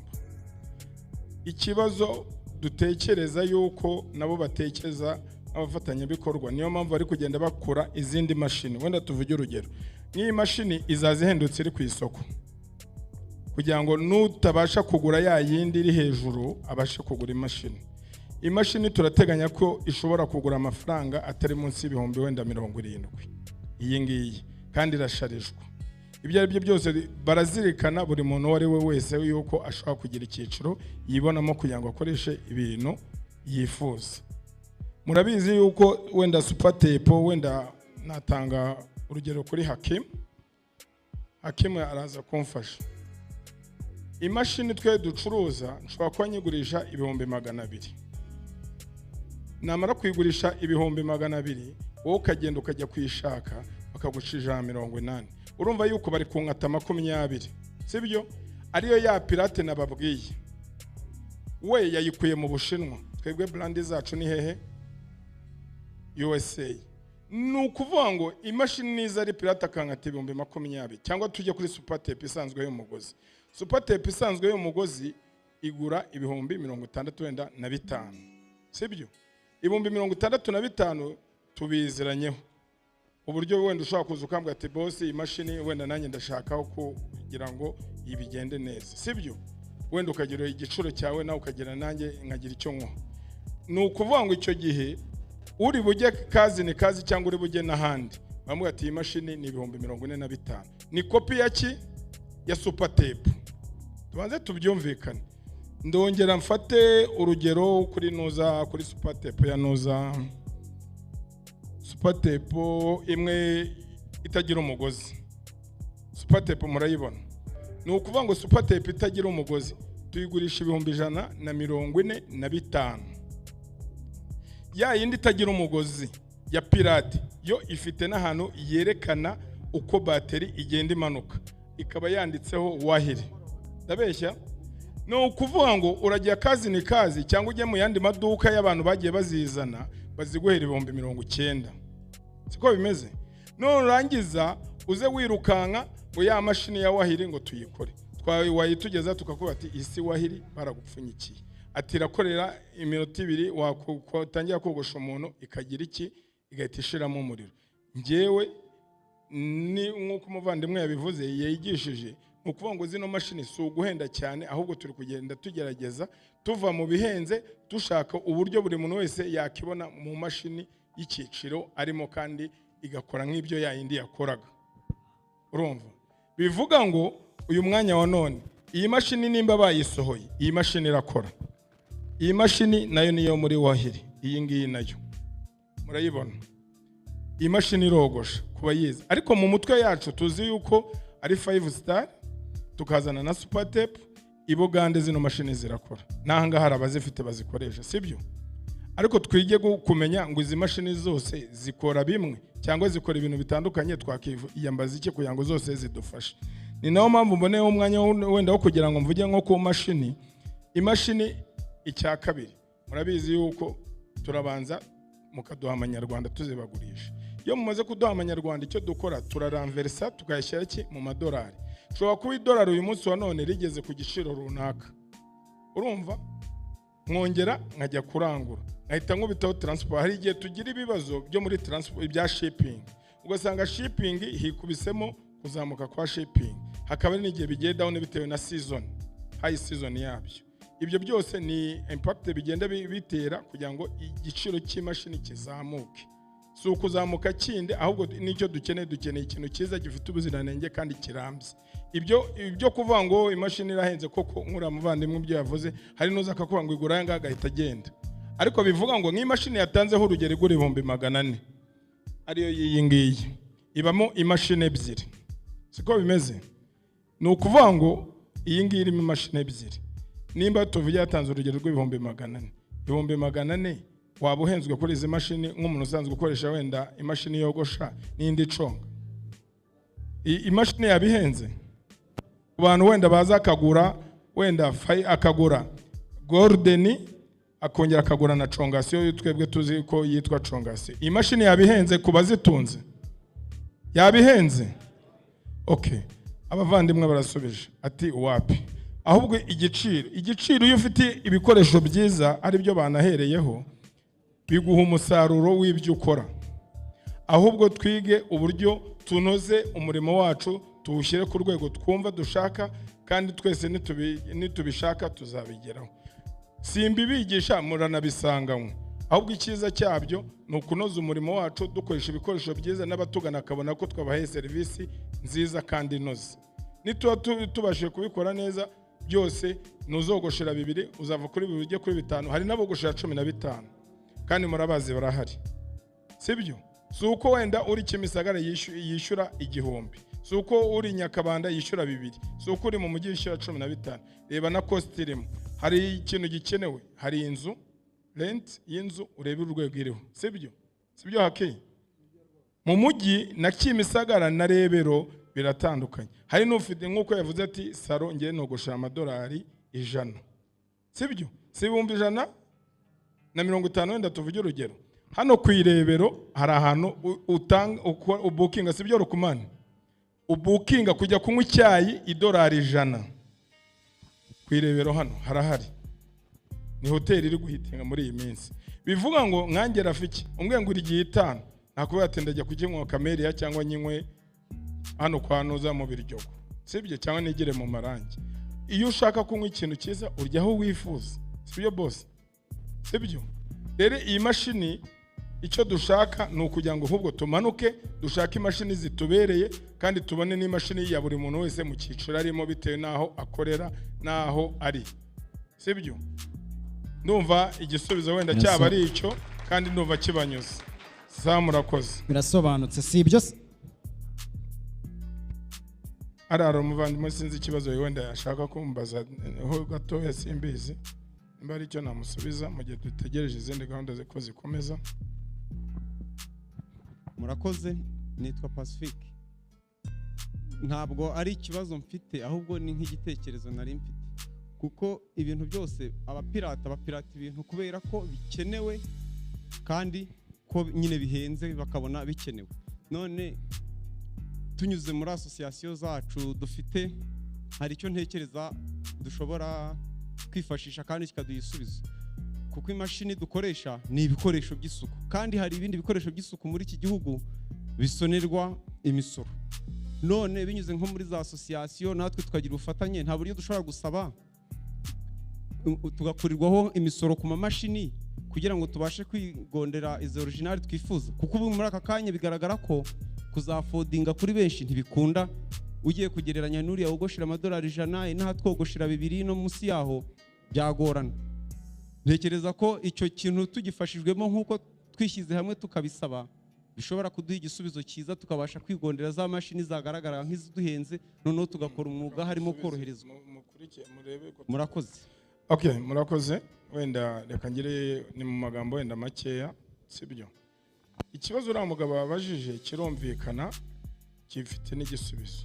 Wibuke ko umuntu wari we wese ujya gupirata ahera ku izina ry'umuntu yubatse, siko bimeze. Rukuma ndashaka ko mvuza kumfasha wenda muguza gusemurira abasaba uze kubafasha ukabibabwira, noneho ugasanga wa muntu kuki we adafonda izina rye. Banza utekereza aho hantu, sibyo? Ibyo ari byo byose ntushobora gufungura ikindi kintu kitari brand yawe ukitirira izina rya wa undi kandi muri mu gihugu kimwe, ntabwo yakwemerera. Niyo mpamvu RDB hari itwemerera ngo warojisiye ikintu cyawe witwa gutya gutya, nta wundi muntu ushobora gufata iyo brand. Ahubwo wibuke yuko wa muntu ujya kuzana ya pirate aza yitirira wa undi umaze igihe akora izina ryafashe, yarangiza akaza karyiyitirira. We ni umushinwa, uriya mushinwa ari gukora duplicata. Urugero, iPhone si telefone ihenze izwi iri brand hano mu mujyi turabizi twese, duhora n'abana bazicuruza 400 zino zigezweho. Nose iyo yiguhaye ukayigura 400 sibyo, igura miliyoni 3 biba bihuye n'icyo ushaka, cyangwa baba bagupfunyikiye wagera imbere wafotora ikanga, siko bimeze. Ibyo izo kese zibera imbere y'umuryango w'iwanye n'abajumungu tuba turi kumwe abakorera mu mujyi barabizi. Icyo tukireke ikijyanye n'imisoro rero nago kubaki ubundi u Rwanda rwubakiye ku musoro, izo mbaraga z'abanyarwanda sibyo twebwe ni icyifuzo n'igitekerezo, nta nubwo twabura kutazisaba kuko udasabye ntabwo umenye ko bakwimye, ahubwo urasaba ukabishyira mu bikorwa. Ahubwo tubisaba tubicishije mu yenzira, nuko ibihugu byose birasoro bibeshejweho n'imisoro sibyo. Ntago urugaga cyangwa imisoro turi bujye kuyikura n'abandi barazavuga ngo turadefirize mutukureho imisoro sibyo Rukuma sibyo. Televiziyo y'aba bagabo ni y'igihugu simubizi, sakora mu televiziyo y'u Rwanda iyo twatanze wenda publicité n'ibindi bigo baduha facture ya IBM sibyo Rukuma. Nago ikigo ari icya leta kibujijwe gutanga service, kandi service y'abanyarwanda bibutume batadusaba IBM, ndishyuye barama IBM sibyo rero. Ariko ntabwo uri bujye kuvuga ngo ibintu rusange ngo bakureho umusoro kandi ari byo byakinjirije igihugu umusoro. Ndabeshya wenda reka nshikiriza aho ngaho. Ahubwo njyewe wenda nanjye Rafiki and Bebe mbafatiranye, ahubwo tumenye ngo iyo tuguze imashini zacu muri WAHL hariya muri shop yacu garanti baduha ni y'imyaka ingahe kugira ngo noneho dukomeze tubakurure nabo. Ndabeshyera icyo ngewe navuze nanakibasobanuye kare n'ubu wenda no kwari winyabijeho gato, ariko Imana ishimwe kuba ugarutse. Ni ukuvuga ngo nabibasobanuriye umunyarwanda ahari aradukurikiye wenda ku mbuga nkoranyambaga no muri aka kanya n'isa, namwe mwabashije kugera hano mutubere ijisho, ubwo mututangire n'ubutumwa hirya no hino. Icyo ngewe mbabwira buri munsi nuko imashini dufite garanti. Wenda ubuhamya natanga ndabutanga ku bantu babiri. Merura mugabo wambaye ingofero, uriya wambaye ingofero uyu nguyu umere mikoro, uriya w'inyuma wenda arabasubiza ku mashini yaguze cyangwa ku mashini yakoreshaga yo muri WAHL yatomboye. Noneho nkuhawe umwanya kugira ngo uvuge ku bisobanuro by'imashini ushobora kuba waraguze ukagererwa n'amahirwe yo gutombora. Murakoze. Ni ukuvuga ngo imashini zo muri WAHL Rafiki and Bebe batanga garanti y'umwaka. Ni ukuvuga ngo mashini uyitwaye ikagira ikibazo cya batiri cyangwa ikibazo cya runaka iriho, wemerewe kugenda Rafiki bakaguhindura, bafite umutekinisiye wabisubereye mu bizi akaguhindura ya PS ku buntu nta yandi mafaranga utanze, ugatahana mashini nzima kandi imeze neza. tuba dufitemo garanti y'umwaka, bakaguhindurira igikoresho cyawe ukagitwara ari kizima kimeze neza. Urumva umwaka ni munini. Mashini irengeje umwaka ushobora gupfa n'ibindi bibazo n'iki ushobora kujya ugatanga, ariko mu mwaka umwe baguhindurira igikoresho cyawe ku buntu kandi bakagikora neza, bakagusobanurira n'uburyo ushobora kugikoresha neza bikoroheye. Murakoze. Sawa, murakoze rero. Niyo mpamvu twabegereje ibikoresho kugira ngo icyo kibazo nikiramuka kivutse tubashe kugikemura kandi tugikemure mu gihe cyavuba kandi gishoboka. Mudufashije ngewe nabagira inama y'uko mugerageze mutugane tubahe ibikoresho bizima bifite ubuziranenge. Noneho wowe uguze imashini, icyo bisaba ku iduka rya WAHL ni uko iyo uguze imashini bandika izina ryawe na nimero yawe ya telefone n'itariki wayiguriyeho. Turabyumvikana? N'ubwoko na saro ukoreramo. Iyo igize ikibazo uragaruka bya bindi twavuze haruguru tukabisubiramo tukabikora.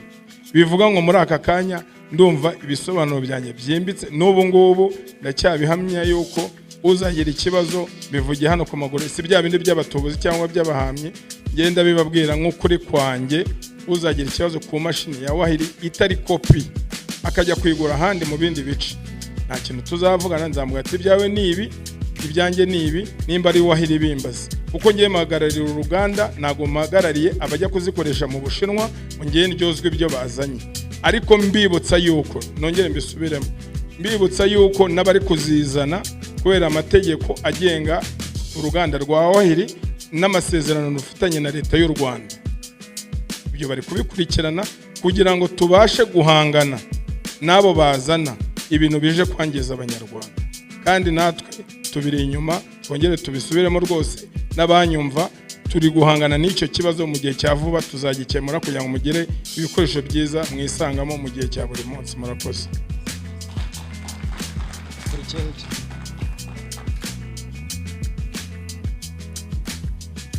Okay, so muri iyi minota igikurikiyeho nta kindi, mu kanya turajya hariya gufata amafunguro, so reka muri aka kanya nyine tube tunaruhukamo gake gake, sibyo se?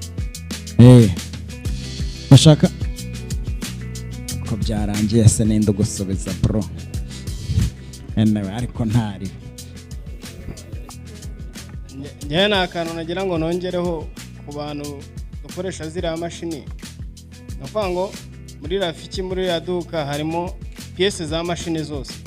Hari nk'abantu dukoresha mashini iriya poshete yayo igasibama ikandura, poshete zirimo ama interrupteri zino za regarage, byose biba birimo bishyashya kandi bimeze neza. Murakoze. So ubwo urumva nyine nawe urashaka kongeraho ntaribi, hari icyo se nawe ntaribi, naya minota 5 irabigenda nyine. Sibyo se? Murakoze. Zira mashini uburyo badusobanuye n'uburyo usanga inyogosho igenda ngo itwaye nk'imashini nk'eshatu eshanu gutyo, kandi birahenze no kubona ababosi babigura biragoye. Ese Rafiki na Bebe nta kuntu baba badutekerezaho nk'abantu bazikeneye badafite ubwo bushobozi ako kanya, bakaba ya gahunda ya make make natwe yatugeraho? Aka ibintu bya make make njye ndumva bikwiye, nyamara amashyi menshi cyane ahubwo kuri make make. Murakoze. Wenda so kugira ngo nimutere imbere, nanjye nifuza ko dutera imbere, kandi iyo muteye imbere n'igihugu gitera imbere, na bya bindi twavugaga na ya mihanda yo hejuru tukayibona, kuko nicyo umusoro uvuze. Ariko nk'uko umuvandimwe abibajije, ni ukuvuga ngo ikintu cyitwa cya make make, uko umuvandimwe abivuze, n'ubushize wenda make make kugira ngo tuyumve neza, wenda nemera, sibyo? Ni ukuvuga ngo turaziranye, sibyo? Kuba tuziranye, hari uwo nshobora wenda kuvuga ati ndakwizeye genda urayazana, sibyo? Ariko hari n'abo mbiha bagahita babura, sibyo? Narabigerageje. Ahubwo icyo nahisemo ni iki, dufite wenda uburyo bwo kwishyurana. Ohereza amafaranga, wenda niba nuza igura, wenda nk'iyi navuze ati igura 70, ntakuraho nanjye shobora ko harabo nambuye, sibyo? Cyangwa nabo bagaba bafite abandi babe batambuye. Kano kanya utanga n'intebe, umuntu akayitwara akayigeza muri salo, nibuka yuko yigeza yikopesha, sibyo? Muri ariko twige iki, twige kuvuga ngo imashini make make dushaka yazane bayakubikire namara kuzura utwara imashini. Hari icyo bitwaye byo ukuma, hari icyo bitwaye. Urumva waba wizigama igikoresho cyawe cyarangira ukaza ukagitwara, ariko nujya kumbwira ngo fata imashini ngewe nyiguhe biba birangiye ucika feri. Shareka nkubwire ntabwo najya kukwishyuza abana baburaye mbwa ati na nyiri inzu ngo amereye nabi. ukuntu nzi Rafiki nyine akora kuguha imashini aya ahubwo reka tuyabike tuzamwishyure. Nayo ibyo kuguha imashini Rafiki ntago yayiguha bro. Ntago yayiguha musaza. Murakoze. Je nitwa Laureni. Ibyo ngira ngo mbwire uriya mupapa uko turi ahangaha turaba kwa feri dukorera mu masaro atandukanye, kandi ahenshi muri twebwe dufite amakontra n'abakoresha bacu. Wa mu boss waguhaye iyo kontra we ko nawe yihanganira kugira ngo uzamwishyire amafaranga yiwe. Nk'umufatanyabikorwa ntago watworohereza nawe nk'iyo gahunda ya make make. Niba mashini ihagaze 180 n'urugero, iyo bawazi batwereka umuntu agatanga ibyo 100, noneho 80 mukagena uburyo ki agomba kuyishyuramo. Mwamutugiriye neza, murakoze. Okay, murakoze. Ikibazo uri amugavandimwe abajije ni cyiza, wenda reka mbone wenda no kugira wenda niyo mpamvu turi hano kugira ngo twungurane ibitekerezo.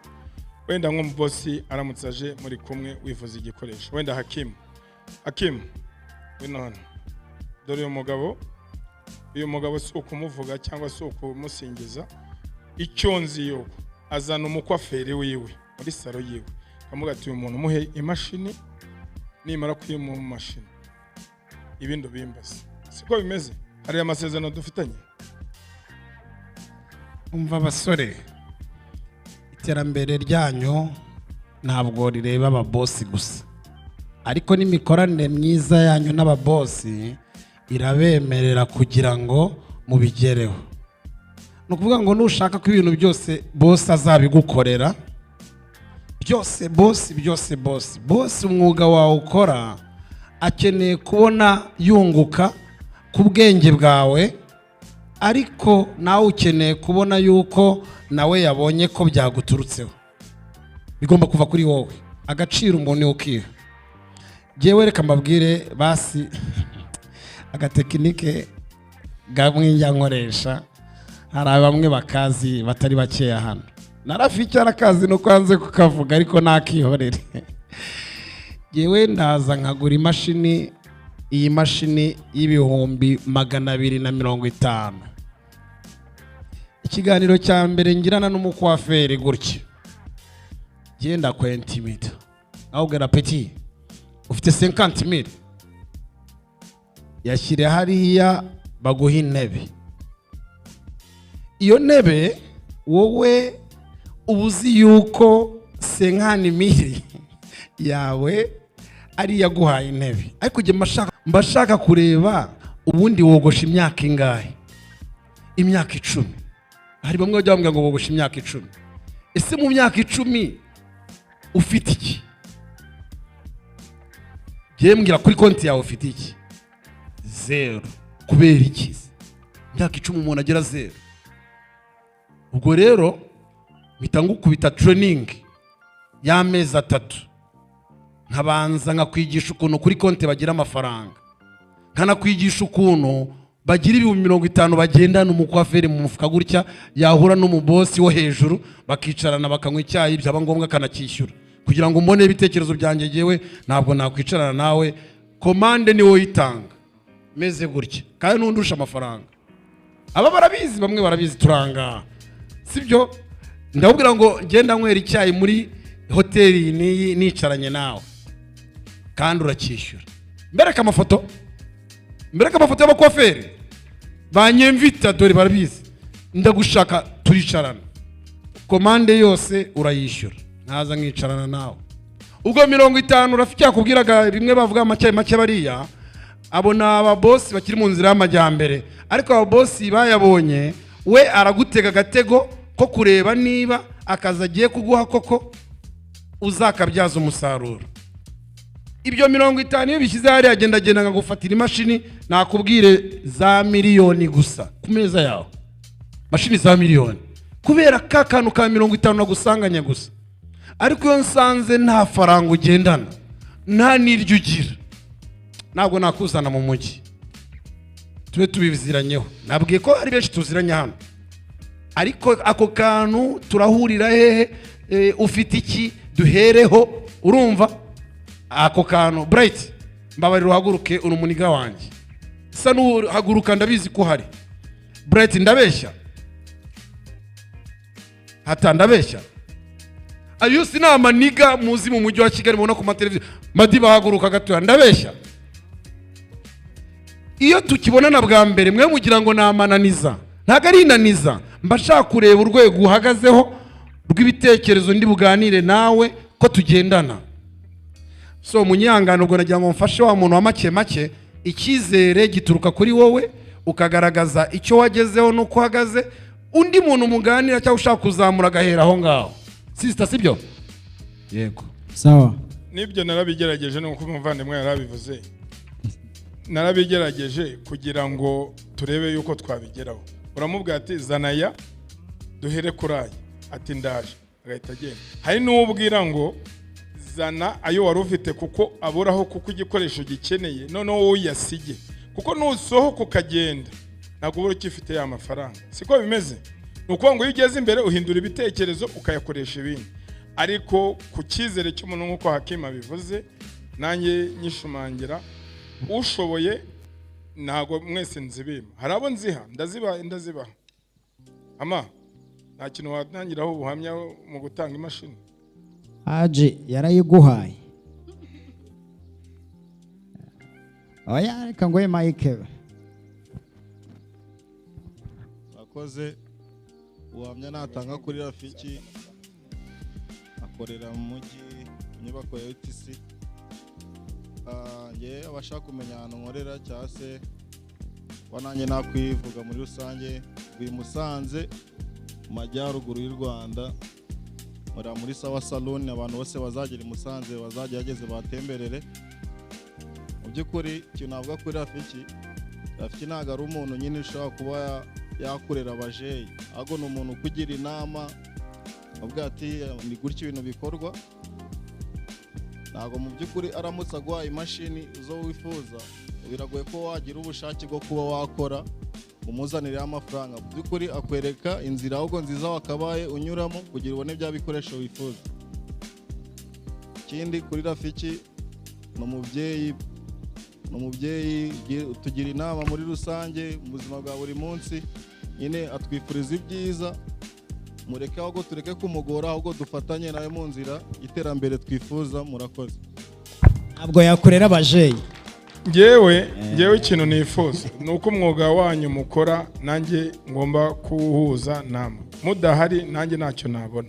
Nanjye nahari ngo ngiye kwirukanka inyuma y'aba bantu nzane ibi bikoresho, tujye ibikoresho biramba, nanjye byaba ari ikibazo. Ariko duterane inkunga y'uburyo tubona ibikoresho byiza mu gihe gitoya kandi gishoboka.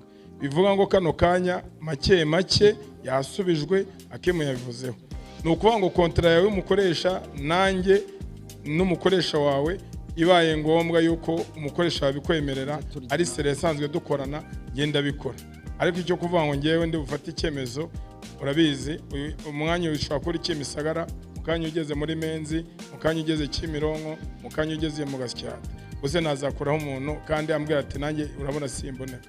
Ye numva icyiza kirimo gishoboka, ngwino ufungura account kwa Rafiki, ushyireho veni cyangwa twireme mu matsinda, twagize amahirwe turanahura, dukora ikimina kandi leta iracyemera, murabizi neza, dukora ikimina cy'imashini mu matsinda turimo, ari Nyamirambo ikore zone yayo nk'uko Rayon Sport ivuga ngo zone Nyamirambo, zone ya APR Kicukiro, none muhuriramo aho ngaho, ahubwo muvuge ngo twebwe turishingiranye twese ubwacu, imashini muziduhe, sibyo? Ibyo byo byose aricyo muzaba mufite, tugihereho none ryatsinda turiremere za mashini.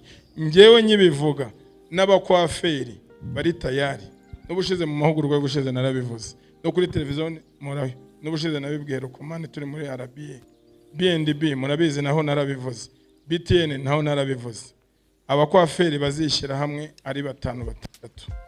Allo ndemeranya namwe muri serie mugende mutegura amategeko abagenga duka turari brandinga wahiri dushyiremo intebe mwikodesheje inzu nze nyokipe nze nyishyiremo ibikoresho muzagenda mwishyura make muhuriye muri rya shyirahamwe ryanyu. Si ibyo se nimuramuka mwebwe mugende mwicare. Hano hari abavandimwe babiri muze hano kugira ngo mbebereke. ahubwo noneho reka twereke utuntu mbere kuri twikora abavandimwe gato bebe. so mu kanya tureta tujya kurya mani bakorera muri Grand Passion. Ni itsinda rya Jere hagarariye abandi abakwafere bagenzi banyu. Sibyo? Yemaze iminsi mbiganira ndanabikunda nanabakunda. Nuko wenda abandwanya batabura. Sibyo? Abandwanya nago babura. bazanahora Aba bagabo ngaba bafite ishyirahamwe ryabo rya saro. Sibyo ra? Bamenye bo bakura nk'abakozi muri saro babamo. Bamara kuyibamo nk'abakozi birangira bo bahembwa nk'abakozi. Ariko batitaye ko saro ari iyabo. Ndabeshya. Nabakiriya banjye wenda usibye ko ibintu byose nabigira turasaranganya na bagenzi bacu. Sibyo? Nkuko dusaranganya abakira tubogosha. Sibyo? Ikintu ngiye shaka kubabwira n'umugore yumva burya hari n'igihe umugabo atanga inka wagera mu rugo umugore akakubaza ngo wayitanze urihe. Sibyo? Nimukora stati ibagenga mwegere bano bagabo babagira inama uburyo bakorana. Sibyo? Sibyo?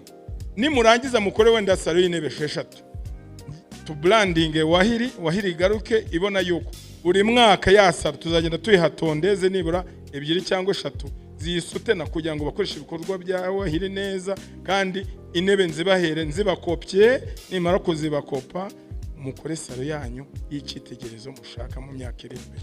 Ariko nimutabikora nimubisigaho mwicaye nimuzagira icyo mumbaza. Ni make mwashakaga turafungura salo make. Sibyo? Murakoze kuduha ijambo no kuduhagurutsa mu bagenzi bacu. Twebwe tumaze imyaka 11 twikorera. Dufite salon nziza ya VIP mu mujyi muri Grand Pension Plaza. Iyo salon twayubatse tuvanye amafaranga muri banki.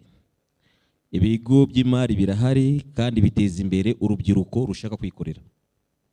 Nta mpamvu yuko ababose bakomeza kubadindiza babaha udufaranga ngo ni za avance we akajya muri banki mwebwe mukaba imashini ibyaza iki umusaruro. Rero murebe kure umwuga n'uwacu nta mpamvu yuko umuntu aza akubakira ubuzima bwe. Murakoze n'ibyo nagira ngo mibaje. Allo umwanya reka tusubize Rukumani noneho Rukumani agira cyo. nje umwanya wanjye nta wundi no gufata break tukajya kurya urumva guhera mu gitondo tuvuga ibibazo nago byashira bro natwe reka dubanze turebe ibyari byo ndabeshya tubanze tunaruke tubanze turye bro nago byashoboka wangu tubanze tugende twarure turye urumva isuwe wabaza ibibazo we rega hakora mu nda bro gake fresh sawa mani shima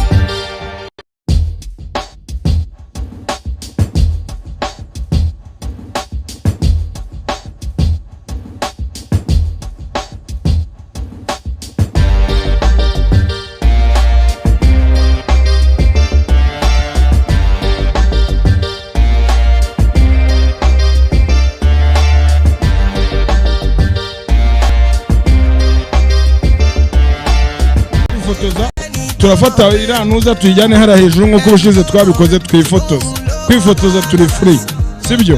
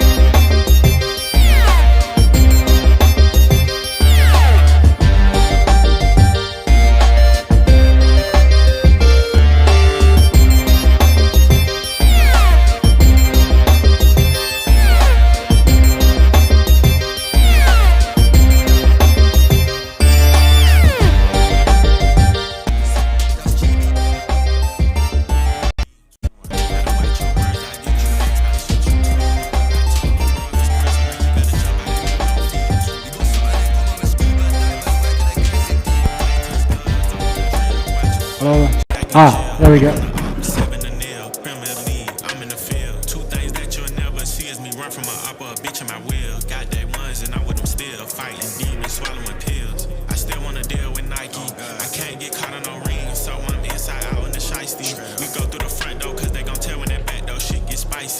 Internet beef, if I catch you in traffic, the fuck you gon' do, nigga, tight me. I put this on God, I hit the bitch once, she already tryna be wifey.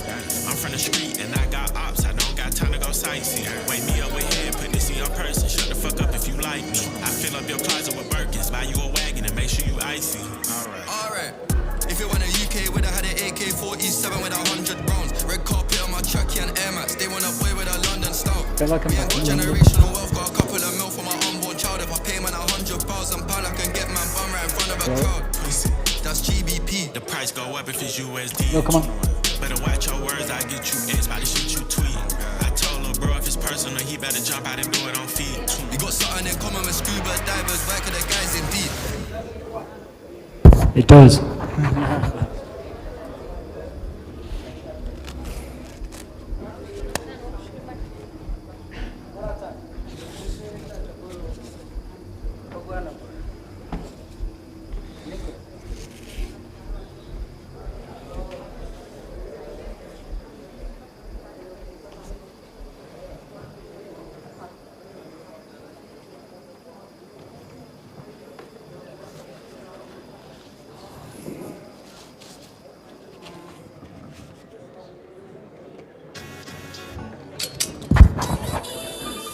Right, guys. So,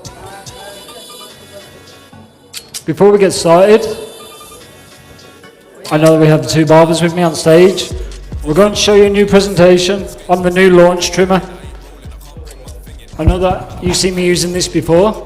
We're going to show you what it is. We have the presentation that we'll put up on the screen. We'll talk about it for a little bit, and then I will introduce you to the two barbers that I have on stage with me as well. This is the. Here we go. So, this is the launch. Do you want to come over, bro? So we have the launch trimmer. Yeah. This is a new one. Brand new. Brand new. Not released in this market at the moment. So, with the launch trimmer, we have USB-C charging. So ikoresha USB charger. Ni nshyashya nayo. So it's a lithium-ion battery. It has 2.5 hours runtime. So ishobora gukoresha amasaha 2 n'igice. Ikora 2 hours and a half. Yeah. Okay. And how many times do you have to charge it? Charging time, I have to go. It's 120 minutes to charge.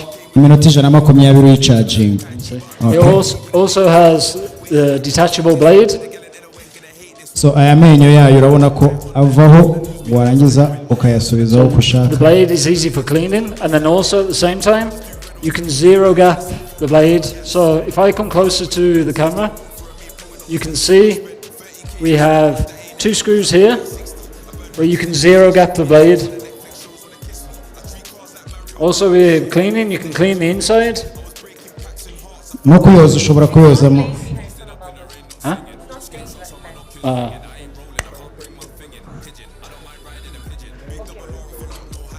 Yeah, so it has 6,000 RPM.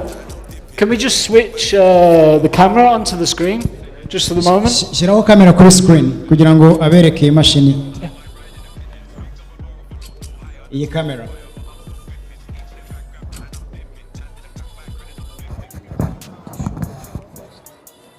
Yeah. Ishyire kuri screen, bro.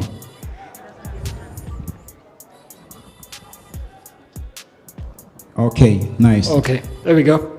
So you can show them how you can remove it. We'll start again. So this is the launch trimmer. It has USB-C charging, so you can charge it from the same cable that you charge your phone with. So ushobora kuyicharginga na USB. It also has a detachable blade. And then amenyo yayo avaho. So on the blade as well, you have 2 screws here and here where you can zero gap the blade. It's also easy for cleaning. You can clean it inside or not? Yes, yes. Okay. Ushaka kuyozamo imbere. ariko udakoresheje amazi. Also at the same time, it has 2.5 hours runtime. Tazabivanga. The back.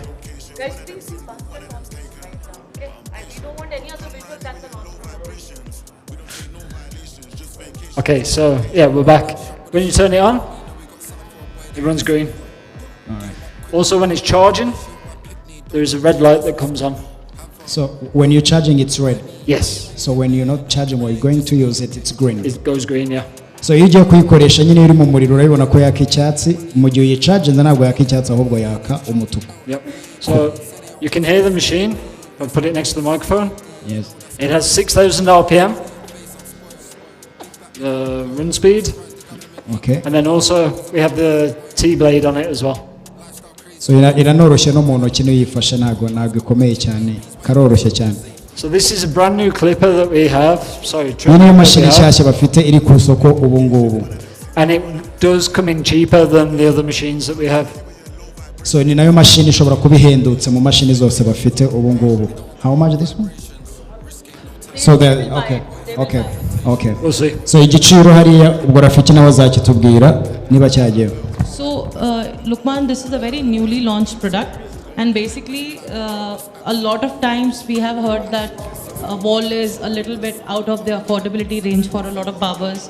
So, in a very good price range, we have come up with an excellent trimmer that solves a lot of problems and gives a lot of solutions as well.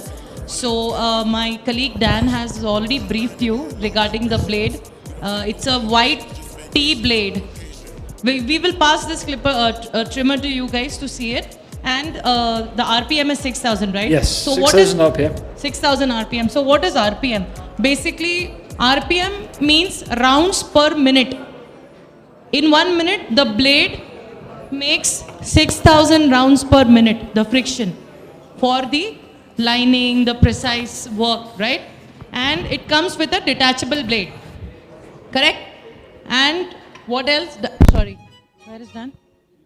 Yeah, no, I need your help because I just wanted to explain RPM because since we are talking about RPM, but RPM is actually the rounds per minute a blade can make, right? So it's the rounds per minute that the blade moves. So RPM, so it's the friction of the blade, how it moves. So we're talking about the motor spins and it moves the blade. And my colleague Dan will show you the demonstration of launch trimmer.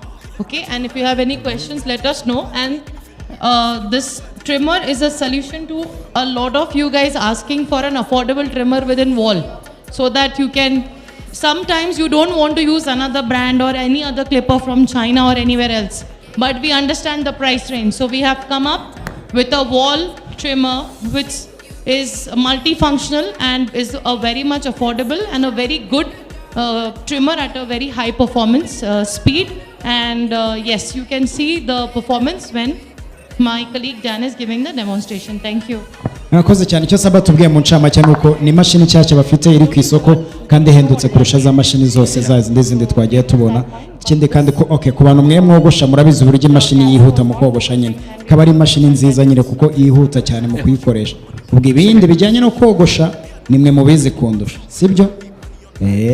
Ubwo Dan agiye kutwereka uburyo wenda ikora n'uburyo wenda wayikoresha kugira ngo nyine ikorohere. Gusa icyo numvisemo cyiza kuri twe nuko cyangwa twavugaga by'amafaranga cyangwa se iby'igiciro kiri hejuru, iyi ni mashini iri affordable cyangwa dushobora kubona ku mafaranga make ku isoko ubu ngubu mu mashini bafite.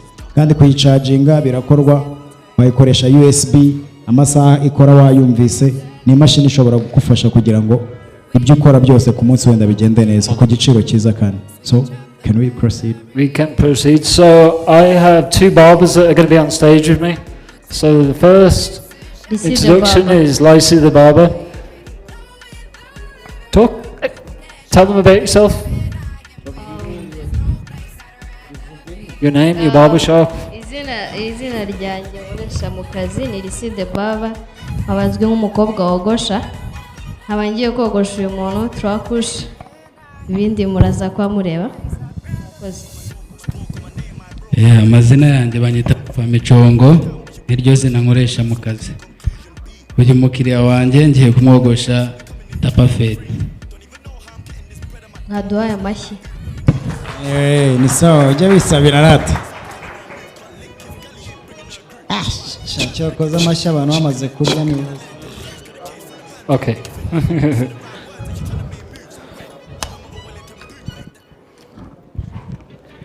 Noneho mu kogosha buri muntu agira sitire y'ukuntu atangira kwa fire yiwe.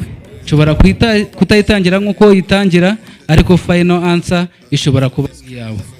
Hatagira umuntu uza kubreminga umuntu ngo ngiye kunangira gutya, ngo kunangira gutya, buri muntu agira style yiwe. Icy'ingenzi ni final result. Sawa, murakoze. Asante sana.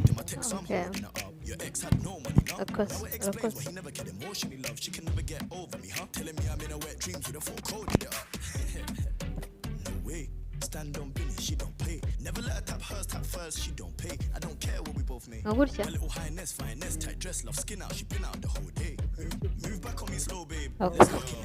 Ese basa tumeze neza. Ko mbona harimo abantu bari gusinzira se bro. Ikibazo. Aya ni agasaha kamwe rafiki nawe arabizi wamara kurya ugakora amasaha abiri ntabwo bishoboka. Ni iminota mikeya cyane. Ako mugabanye gusinzira basana.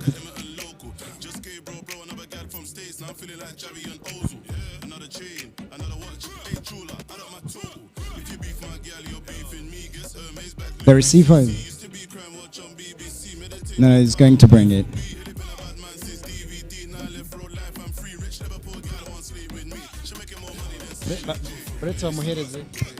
Yeah, it's asking for. You good? So they wanted to know which style are you going to make for this guy?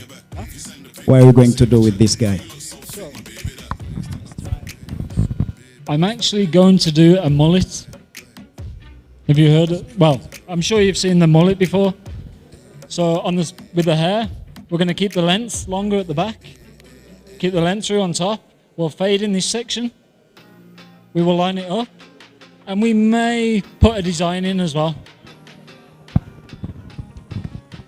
Ubwo hano gakomaho akagabanya agaconga agashyiraho imirongo ubwo design n'uyikunda uyikunda n'utayikunda nabwo mubwire mubwire ati ni wapi nta kigenda umusaburi tayari saba kogosha ibintu tiyogoshesha niba bakuboneye man ashobora kumwogosha boroza nko muri Kuwait kandi umuhungu wanjye yibereye hano Nyamirambo. Okay, I'm back. You start? I'm back. I can Okay. start now. Cool. So, as I was saying, I'm going to do a mullet.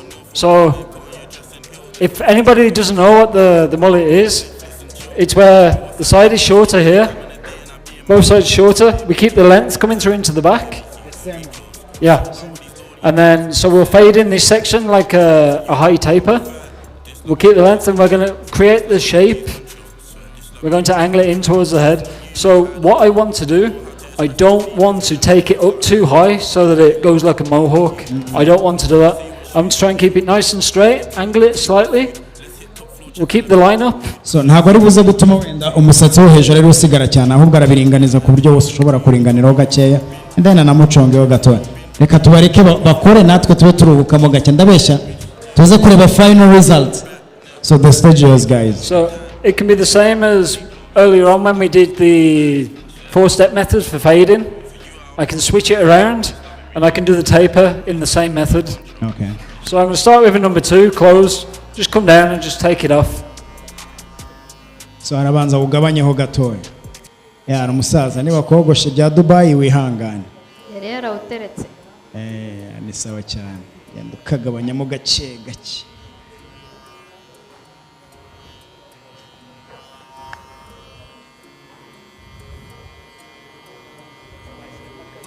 Ushyiremo akazi cyari ko bro tudasinzira cyane niwe wanjye.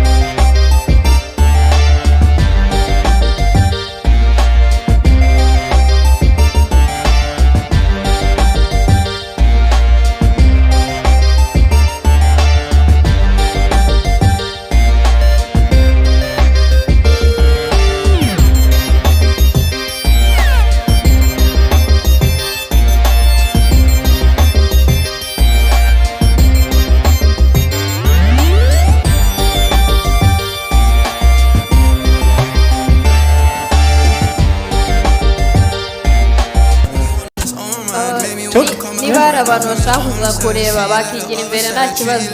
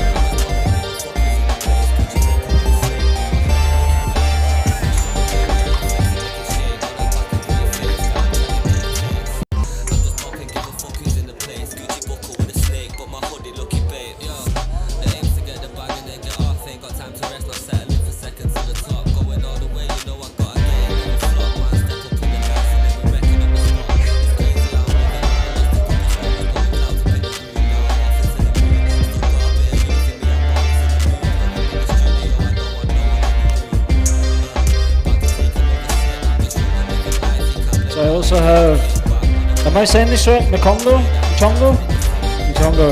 So I also have him next to me. We're doing a taper, a low taper. It's looking good. Yeah, we need a microphone for you.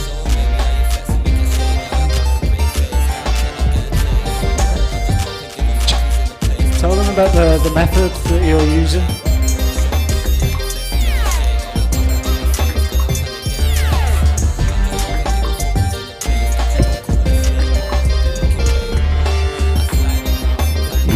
iyi low taper habaho uburyo butatu wayogosha. Iyo ubishaka ushobora gutangira na chongasiyo gusa ariko mu buryo buri kwiki.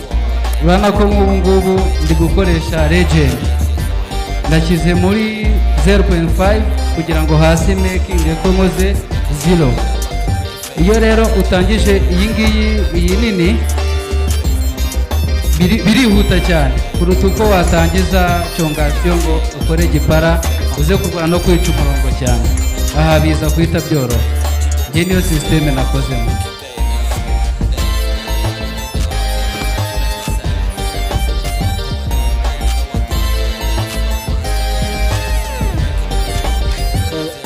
Why are you using the cordless legend?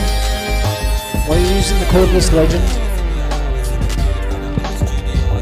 Yeah, especially it's my second favorite clipper. Okay. Okay. Yeah, it's hard. Okay. It's hard. You have like power. When we are going to cut like strong hair, I like to use legend. Okay. Yeah. Is it to do with the blade and how it extends? Yeah, and it's easy to change like the levels. Yeah.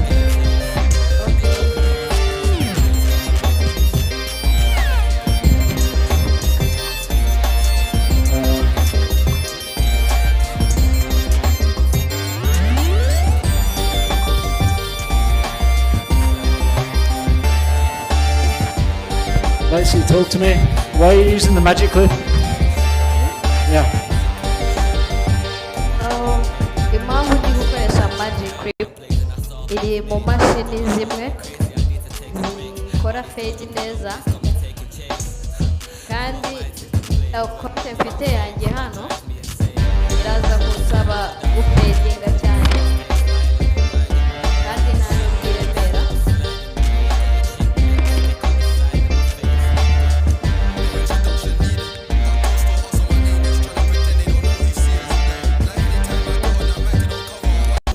Sweden, Norwegian, New Zealand, Australian, Arab, Armenian, even Asian, Indonesian, spitting on beats and using similes, but their tricks is got no meaning. If you see blue lights, something that is box, we're not gonna stop them breathing.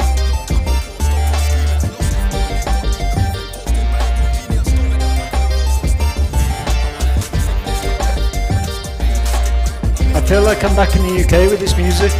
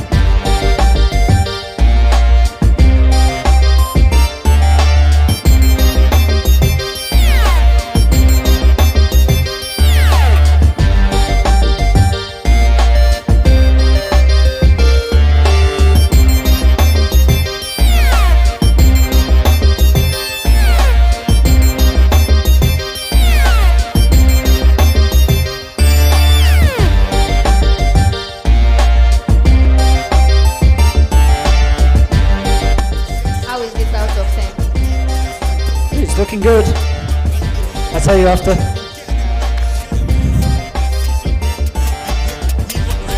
Chongo. What's your favorite haircut, bro? Yeah. Muchongo. Most of them. Most of it's most of it.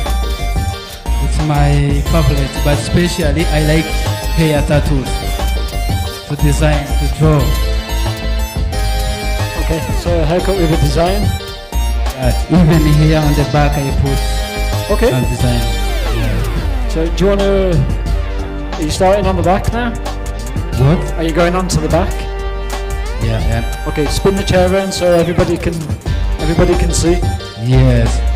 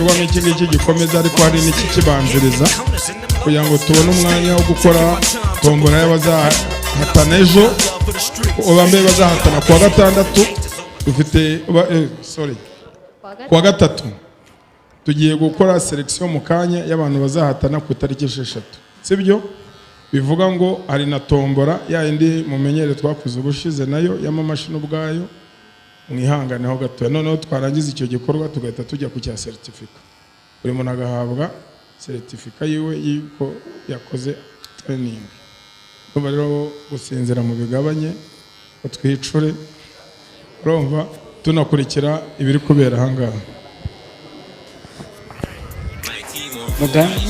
On Juvie, some say I've changed, but this is the new me, this is the new me.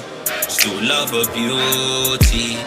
Love me a girl that is too bad and bougie. Still riding up boys, this ain't a new thing. Shotguns and Uzis, man I rise up and shoot it. I make my block hot, they make my block hot. And bro that dot dot, big bro that's love. Now we got big ones and Rambos that pop guts. Not long, I was in Belmarsh doing hot pot stress. Now she on my case, she on my sex, she showing legs. Just like the ops, they doing legs. And designer shoes on fleek, so when I step I really flex. We getting bags, we getting paid, we getting checks, we get the check. See, I was in that jailhouse looking at a stretch. They say we done a ride out, left the brother dead. Say the Russians had our knives out, samurais our special. Every day I pray to God, wonder try I'm really blessed. Would have got life, free my brothers, free my friends. So you know I keep it real to my brothers to the end, to the end, to the end. Free my friends, oh yeah, to the end. Free my friends, my team unruly, still ride on Juvie. Some say I've changed, well this is the new me, this is the new me. Still love her beauty, that's love me a girl that is too bad and bougie. Still ride on up boys, this ain't the new.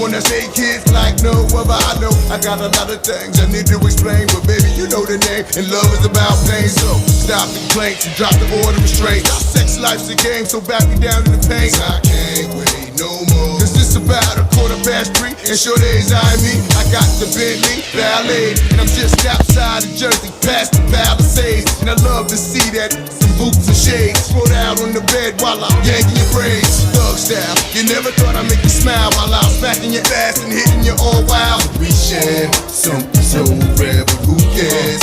You can, baby. I'm not always there when you call, but I'm always on time. And I gave you my all, now baby. I'm not always there when you call, but I'm always on time. And I gave you my all, now baby. Girl, get a grip, come on, pull it together. It's only a sun shower. We've been through worse weather like stormy night. You wrote a dear job letter and took my Benz and keyed and cut the leather. Girl, you know better. You live M.O.B. Money over Brody's murder, I.N.C. I got 2 and 3 broads for every V, and I keep you drugged up off that ecstasy. I'm a playground legend like Kirkland Pee-wee. A baller in the league, got more game than me. I play harder, so many women I fathered. Meet them with scars and send them home hot and bothered. Truth to dare, this life ain't apparently fair. And a love with no glare is a crystal stare. But we share something so rare, but who cares? You can, baby. I'm not always there when you call, but I'm always on time.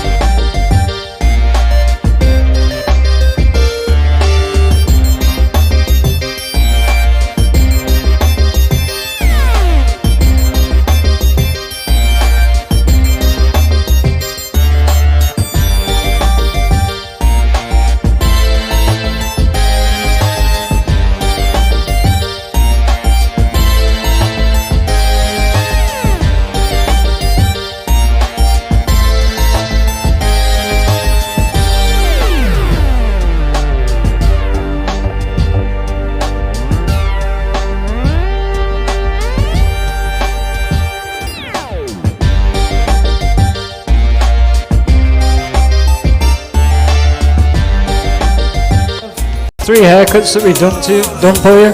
Try and grab the microphone. So, Michongo, I'll let you introduce your haircut. You can take the gown off and you can introduce it to the guys. Okay, mwabibonye ko yaje nababwiye ko njya gukora lower tapa. Nimba rero mwabibonye ko yaje tereri nuko atashye. Umuhamashyi. Karimo se cyangwa ndi kwibeshyira ntago ndi nyirayo. Salut.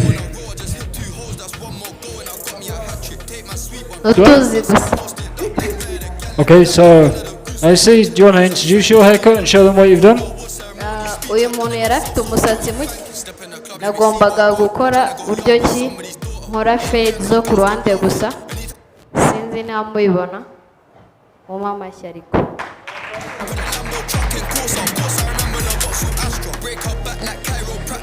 And right then, my haircut. So, as I was saying to you, we did a mullet. So let me spin him around. You can take a look. It doesn't go all the way around. Let's come on this side. Yes, sir. And we just kept it natural in the back. We just cleaned it up. So, I have a question. Who's done the best haircut? Which one is number one? Is it myself or Machongo? I'm joking. But I think I'm not too Saba. What we're doing next?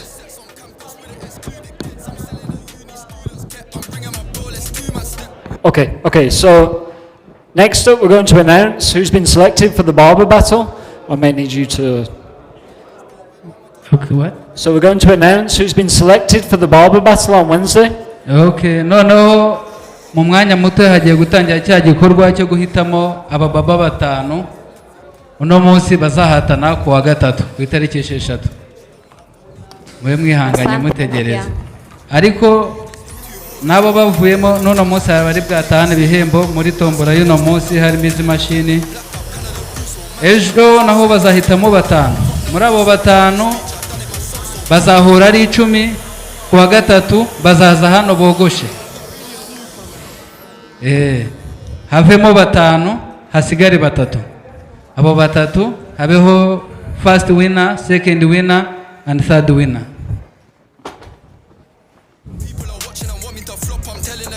Okay, ubu tugiye gutangira cya gikorwa cyacu cyo gutombora. Buri muntu arasigarana nimero ari butombore. Ni nayo turi buze gukoresha ku kindi cyiciro kiri bukurikireho. Kandi buri muntu bahaye nimero nkuko ufata nimero yawe mu kanya utazi ko avuga ngo ntiwayibuze. Ikindi cya kabiri, buri muntu aba afite amahirwe. Umuntu wenda wawe watwiyemfiritiyemo akaza akatujyamo muzi ko atari umukwaferi. Ufite uruhare rwo kuvuga ati uyu si umukwaferi nawe. Kandi murabizi n'ubushize byarabaye. Akakubuza amahirwe atari umukwaferi aje kugira ngo yicare atombore iyo mashine ayitware namara kuyitwara ahita ajya kwigurisha ajya kunywa urwaho. Ziko bimeze. Nimba muzi ko umuntu atari umukwaferi tubyumvikane. Mumukuremo kugira ngo ayo mahirwe tutayabona. Barahari biranashoboka sibyo piro sibyo.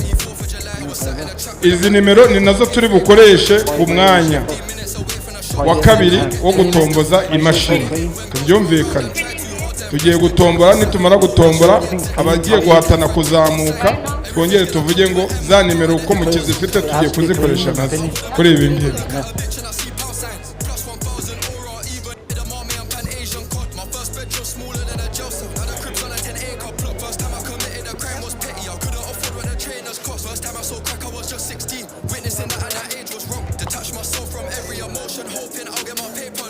All the clippings you've used, clean them.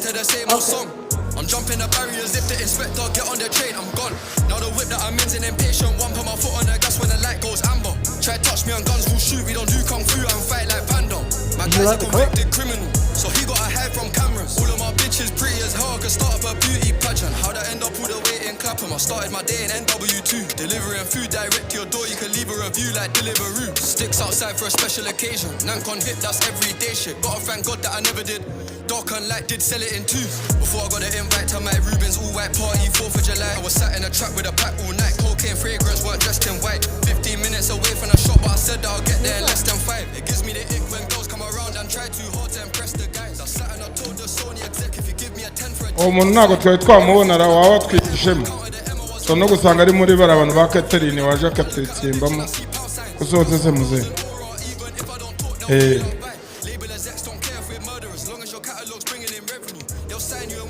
mukobwa wogosha wa Nyabugogo ntabwo nari mbizi ko Nyabugogo nawe witwa nde de Baba Meni de Baba Beni okay okay najya kutajya unyandikira kuri WhatsApp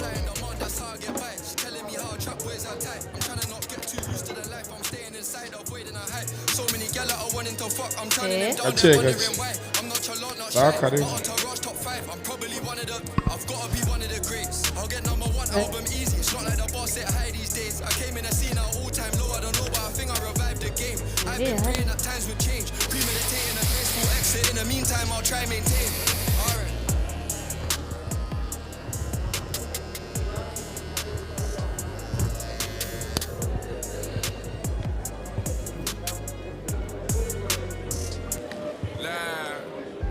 Brothers don't die, we just rusty bark. I tell your girl to link me at the coffee shop. Getting freaky in the sheets, we're taking body shots. Then I finish with a facial just to top it off. Ay, my brothers don't die, we just rusty bark. I tell your girl to link me at the coffee shop. Getting freaky in the sheets, we're taking body shots. Then I finish with a facial just to top it off. Ay, you ain't got a clue, let's be honest. I had a couple seasons made a forest. I put in the work and take the profit. Looking at my girl like what a goddess. Rule number 2, don't make the promise. If you can't keep the deal, then just be honest. I can never die, I'm Chuck Norris. Fuck the government and fuck Boris, yeah. I'm a villain, killing when I'm barring. Brothers in the hood, just like the movie that I'm starring. Servicing my whip, I phone the boss to bring my car in. I could probably take a trick, but I just wouldn't cause she's jarring. Ooh, I got the sauce. Don't know what you for. Catch me up and snowing in my sliders and my shorts. Chick's trying to get my brother flips to share his thoughts. I think he's trying.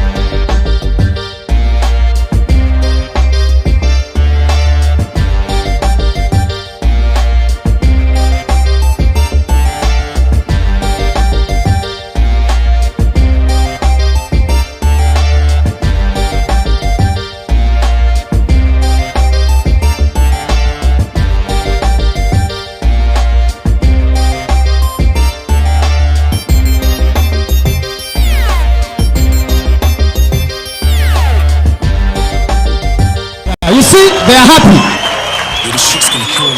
nababwiye wowe abantu basika ngo amafoto ari naho akora gusa n'ahantu ifoto idakora bro nawe ni karisha kariya. Halo Raki, ubu tugiye muri wa mwanya wo gushaka ba bantu bagiye guhatanira ya myanya yacu iri hejuru yo kugira ngo bazajye guhatana n'abandi tariki 6. Ubwo rero nimba ndi buvuge nimero imwe wowe ukavuga indi tugashaka undi muntu nawe utuvugira indi Hakimu wenda yatwegera boss men's salon boss karibu hano. So tugiye kureba abantu bazakora baba battles kwa kange kwa gatatu. Noneho kugira ngo bigende neza amategeko n'amabwiriza birakurikizwa. Rafiki aratubwira amategeko akurikizwa, noneho tunamenye ndetse na Beba tubwire icyo tugiye gutorera. Turatora mu buhe buryo? Uburyo tugiye gutoramo ni nk'ubwo dusanzwe dukoresha, bivuga ngo nimero buri muntu wese nimero yamugezeho, aho zagarukiye madamu yazibonye, ushobora kuvuga 100 waba ufite 100 ugasanga nimero niyo iguyeho. Ubwo uragenda muri babandi batanu. Bivuga ngo kano kanya Ahmed cyangwa DJ saba urupapuro hariya kugira ngo tuvuge nimero zitombora, none uzandike, nimara kuzandika ufite nimero uzagenda wandika izina rye kugira ngo bibe mu mucyo. Ubwo muri aka kanya rero dutegereje tuzanira urunuza urupapuro nimero turi buze gutombora. Izo nimero twabahaye ni nazo turi bukorereho tombora y'imashini. Ngira Hamadi anza neza mashini yazanye yakuye ku kazi. Imashini ziri mu modoka zizana.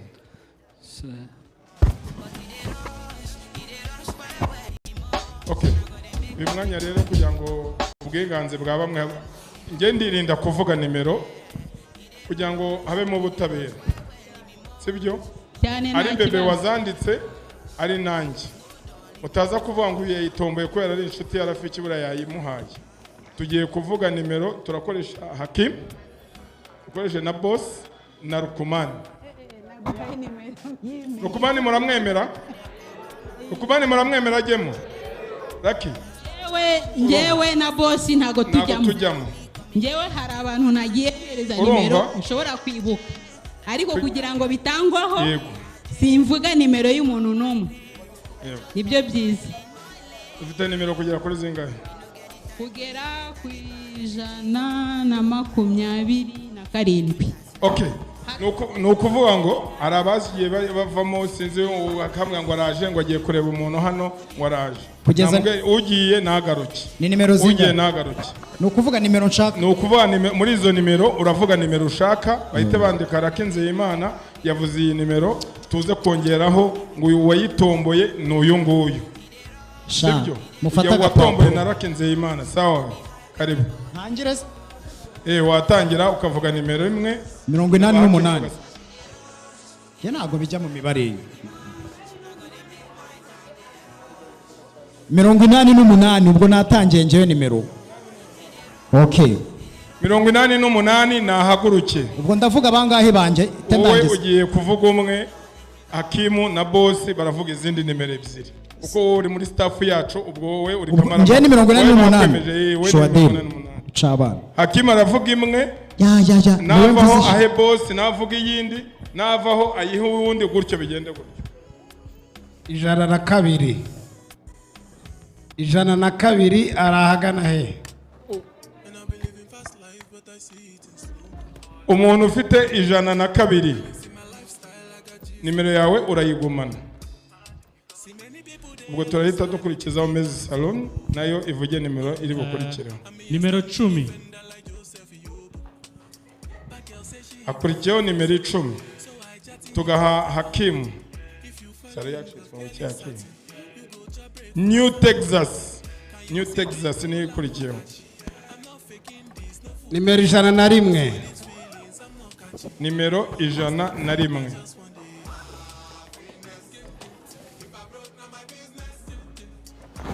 Nimero 101. Uretse.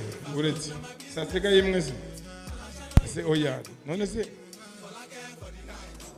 no Kinyarwanda. This number for not for you. You choose another number for not to you.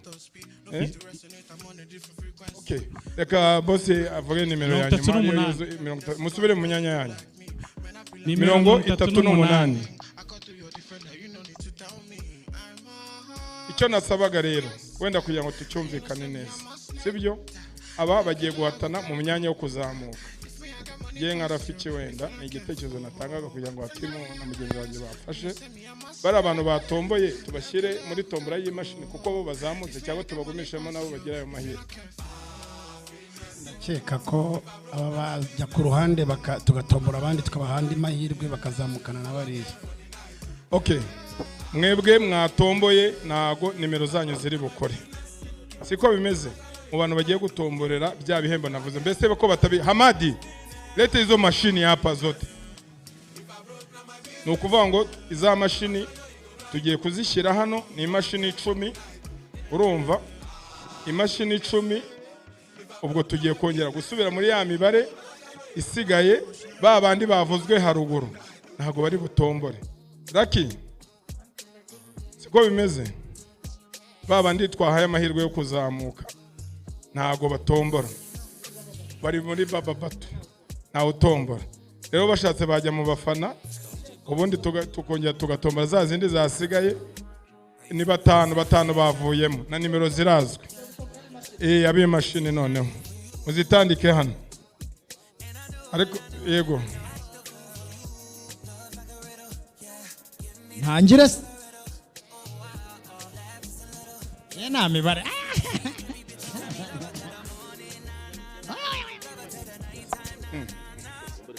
ntakubera ntakubera. Okay. Nukuvuga ngo hano dufite imashini 10. Sibyo? Nukuvuga ngo buri muntu wese afite uburyo ari buzitombore. Sibyo? Izi mashini. Nukuvuga ngo izi mashini ni izanyu. Amuntu no butabera twashizemo. Na nimero nde buvuge cyangwa nyivuge. Nyivuge. Oya. Ubwo bivuga ngo tugiye guhera kuri nimero Akima ari buze kuva kuri nimero twabonye mbere niturangiza bamuhamagare afate imashini ye asubire mu mwanya we none mu kanya tuze gufata nka certificate nk'icyo sibyo Hakimu duhamagara abantu tuzibahe uwo biri bugweho turavuga ati we ngwino bifotoze certificate turangize tujye mu mafoto ya twandi sibyo. Okay. Hakimu mvuga muri za nimero zisigaye indi nimero iri butombore. Bibaye byiza ngo mwavuga ngo mu cyongereza amutipa akamenya nimba atakubise spot wo ingofero. Okay.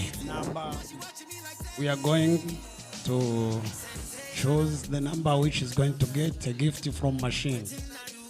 Who talk English, that is a step we are now. Okay. Okay. Ubu tugiye gutombora abanyamahirwe. Ubu ndumva natanga 111 111 yendi mu majana hejuru 111 yaza bakamushyikiriza imashini ye.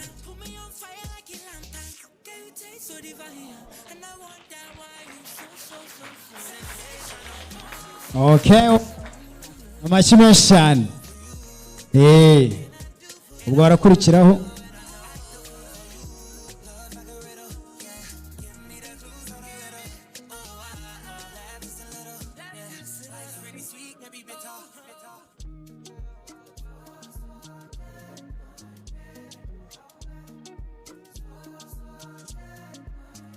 yego. Ubwo Hakimu yamwegera akamuha imashini noneho akasubira mu byicaro bye. Iyo jise yisigaye mu kubanza ko bazidashyamo supermarket.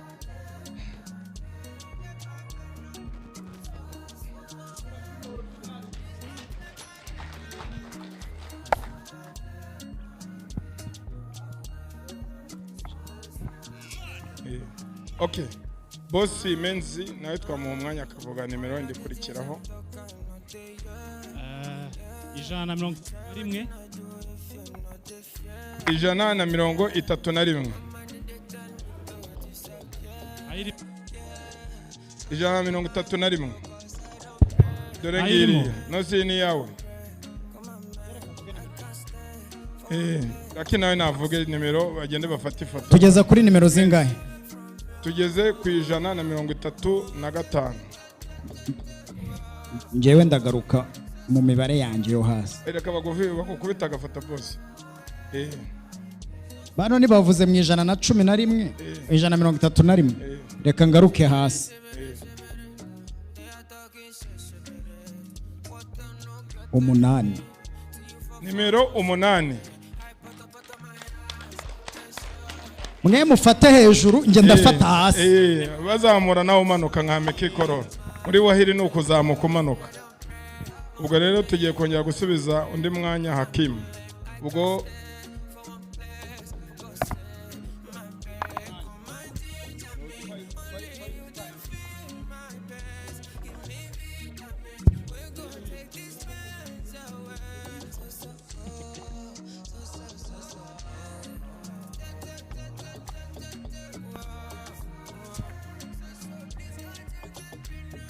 ubwo twakomeje rero uri bukurikireho yavuga nimero ikurikira ni Hakim. Twaje hasi gatoya kugira ngo duha amahirwe n'abo hasi. Niba bazivanze uwaba afite nomero 6 yagera hano tukareba niba ayo mahirwe nawe yayabona. Ubwo wongo nawe abonye nimero 6 Hakim yamukubita iyo bita super tap.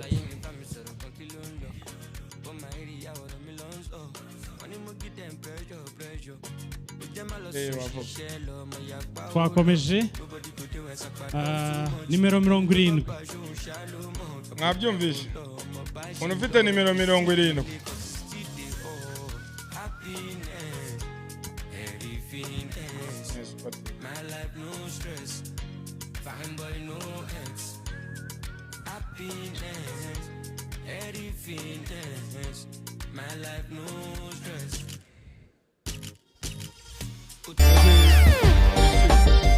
Ako nago twaguha nimero ntago wayivuga akimenya ayo urakigira ngenda bizi bara no kuri WhatsApp baranje kuko akabare kibanga komeza imano ku hasi Hakim. Komeze tuze hasi se ariko uze ko nkundira ujye hagati muri za 50 ariko ngende hasi mwanyemerera nka nakunze kuvuga 111 reka mvuge 11. 11 bivuga 11. Yego.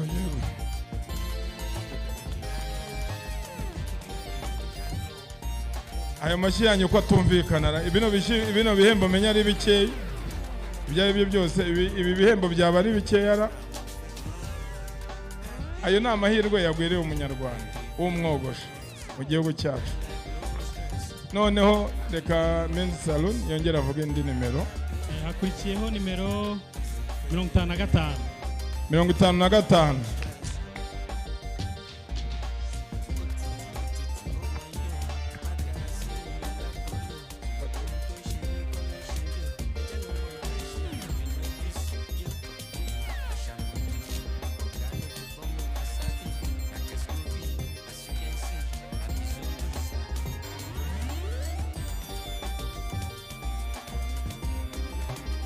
Hakim yatubwira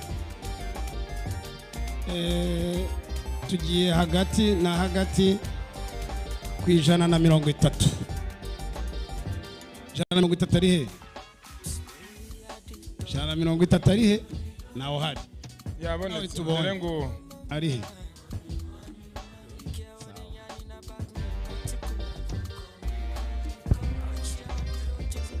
ayo mashyira abantu banyabugogo ko nabumva Nyabugogo hoye ko munabumva televiziyo ko mutayiha amashyi uramuga ntabwo muzi ko afite televiziyo yitwa umucongo. Twakomeje na nimero 99. 99. Badutegurira hanze certifica nk'icumi kugira ngo tuzihe abitabiriye aya mahugurwa.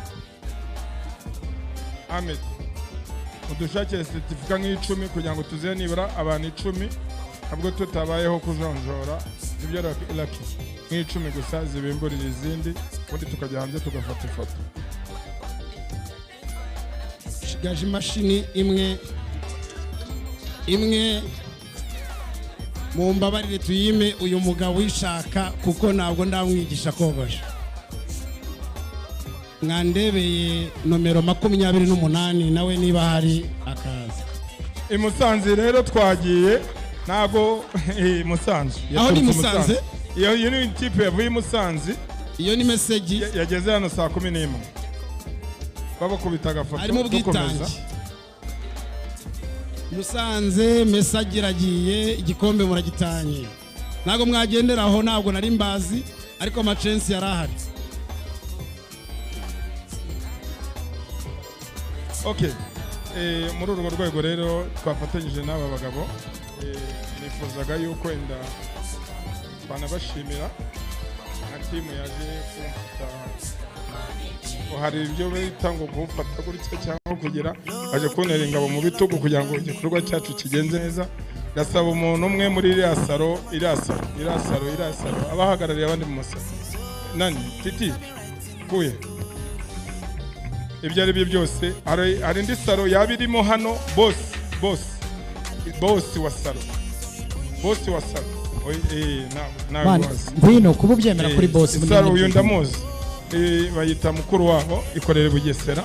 Ndavuga umuntu ufite saro oya saro iri ku mugabane izwi ikora umunsi ku wundi iye atari baba district. Saro ku giti nyiri saro oya nyiri saro boss wa saro nkuko bavuga ngo iyi saro ni yanjye umuhungu yaje ariko boss aba ari boss ahita yizana ni kase. Noneho nawe waza kugira ngo dufashe gutanga certificate.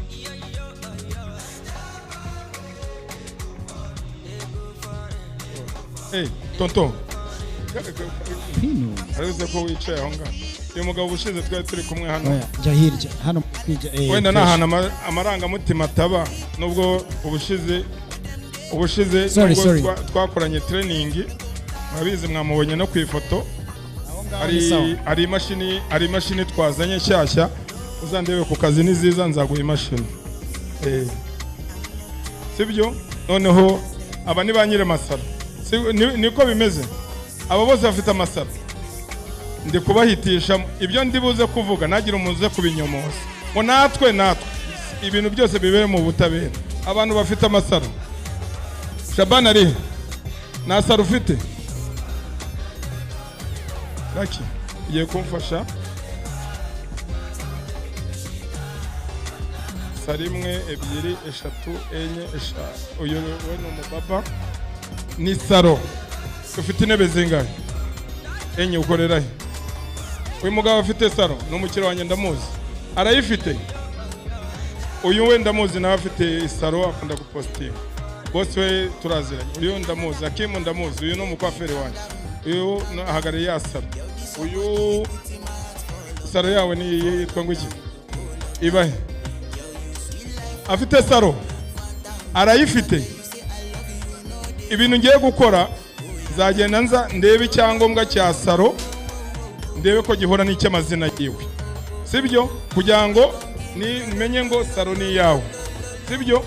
Noneho ufite saro 15 yewe ninjye uzikora delivery wowe Kimisagara ninjye uzikore icyangombwa igihereye iyi tariki gusubira inyuma sibyo Hakim. Tuzajyana kugira ngo kuri kwanjye uzagushimangira. Nukuvuga ngo impamvu nzimisemo bano bantu kugira ngo tubashyire hano niza ka kamashini gashyashya kara gatoya muzara ari gukoresha Saba bebe you can come in the middle. Saba naze hano nawe kugira ngo Saba and bebe join in the middle there. Mubahe mwanya hano ubwo rukomane ugiye kunsemurira oya ntugire ikibazo. Zani ako kamashini gashyashya kari hejuru aho ngaho unagenda biterateranya nako. Oya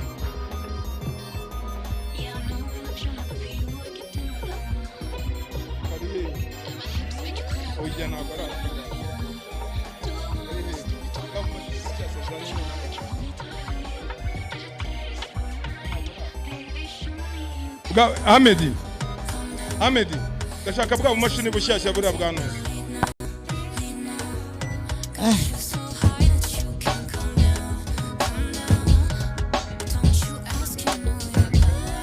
intebe zingahe intebe eshanu uyu mugabo mwemere iyi mashini ma amashyi menshi cyane kandi niza ngasanga zitarimo nayo nzago wowe ufite intebe zingahe eshanu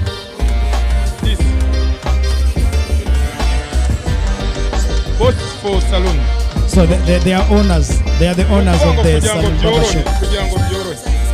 Uri bugire santima Hakim azayifasha. Nta ni muhenge ngira nzakubwira ngo iyi mashini naguzemerewe bitewe n'intebe. So they owns barbershop around there.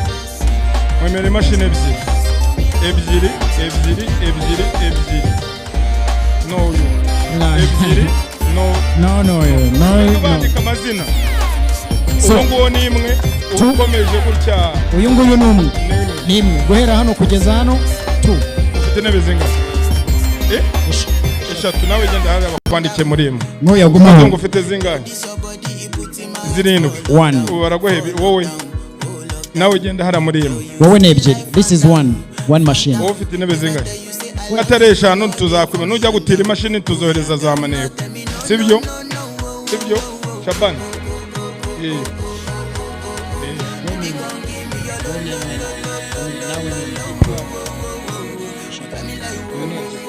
Noneho saro yabaho yo ndayizi tukwemera imashini ebyiri n'abaye ebyiri Hakim ufite intebe zingahe Hakim wenda nk'umwarimu ndamwongerera hino kwandika imashini we nayikwemereye imwe yawe wowe ufite intebe zingahe oya Blanche na saro ni imwe ndaguha imashini ebyiri sibyo uwo hagarariye izina rya Salim ubwo ya saro izagenda ikore mu mashini zose bose mwemera imashini eshatu Chwede Menzi afite imashini intebe 10 eshanu afite ebyiri noneho ko ufite intebe zingahe oya izi soko za muhaye eshatu ni imwe uko ufite mo baba na nuza n'abagore na damu bakwandikiye imashini sibyo uraguma aho ngaho wowe esheshatu ko nyambona posting imwe ninza na Hakim tuzajyayo wajya kuzitira intebe nugera mu rugo ufotore sare yawe tuzakora delegation ijya gucekinga ko izo saro zifite izo ntebe nukuvuga ngo mu rwego rwo kugira ngo tunoze ibintu bya WAHL professional sibyo kugira ngo n'ababosi banyu babone ko ibintu byacu ibyo baba babatumyemo biba biri seriye aba ni abantu bitabiriye igikorwa cyacu mu kuza kudushyigikira bashyigikira n'ibikorwa bya WAHL kugira ngo bigende neza namwe kugira ngo mugende mutange amakuru ku babosi banyu n'ubutani tubatumire bazaze bahagararira ibyo bafite sibyo ibyo ari byo byose bano sinanze ko bari bose sibyo rero kugira ngo iyi mashini muyimenye nuko bano bantu bagomba kuba bahari imashini bakayikoresha bamara kuyikoresha bakayishyira ku isoko nabo nko mu gihugu cy'u Rwanda uko nirahagera mu gihe cy'ukwezi irabigeze hano turumvikana noneho akandi gashya mbafitiye turashaka gukoresha icyo bita amahugurwa sibyo risi ngwino hano risi na mucongo ngwino hano nawe ngwino hano o kugira umujinya mubi ngwino hano okay nta kibazo aya basi uzi naringiye kuvuga iki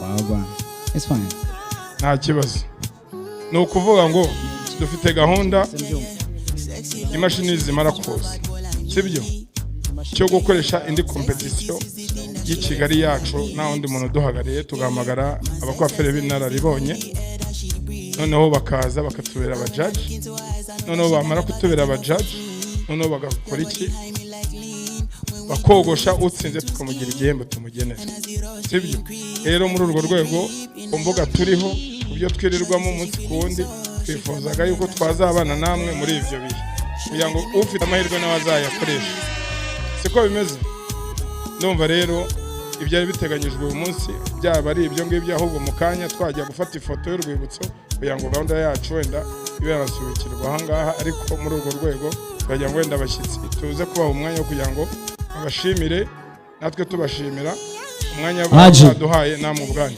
Haje uyu nguyu twamwemereza inka cyangwa tuzamusura? Tuzamusura. Ntacyo mwandike azasurwa. Yego.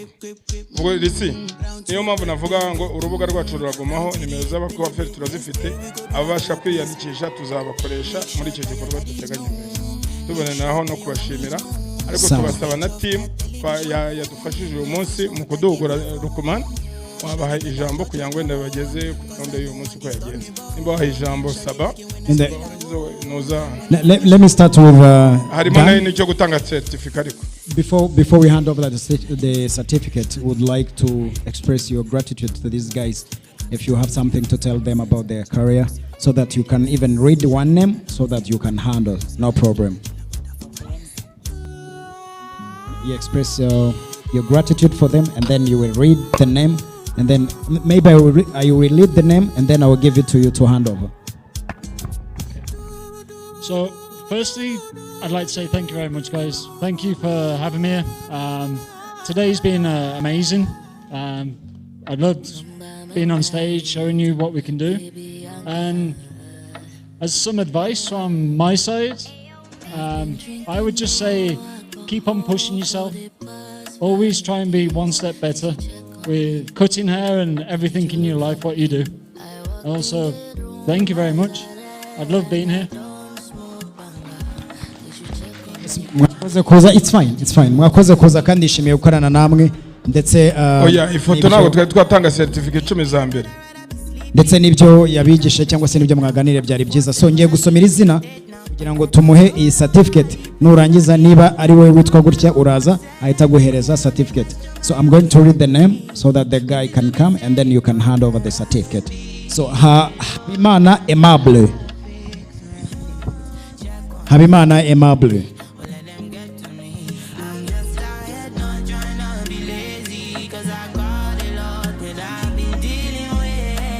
Murebe imbere babafotore.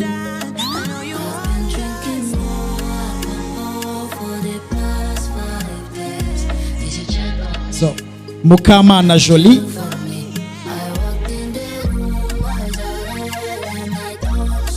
Mukamana Jolie.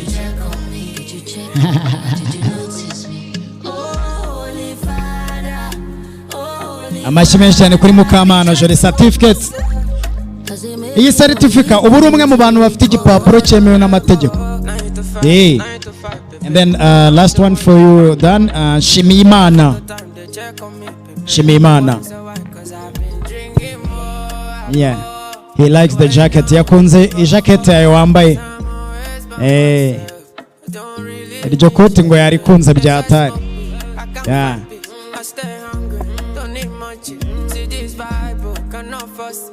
Nice.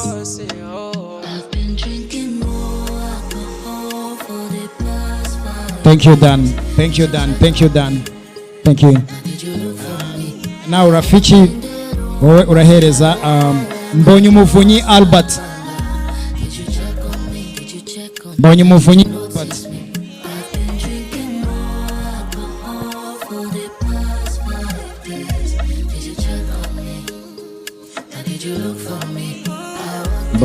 Albert. Turongera Muhire Emmanuel.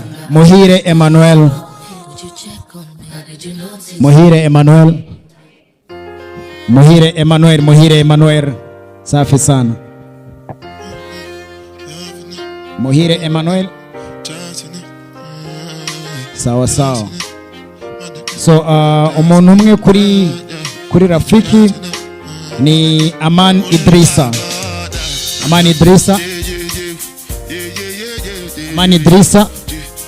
Aman Idrissa yaje, noneho urahita ukurikira uhandenga over n'izindi.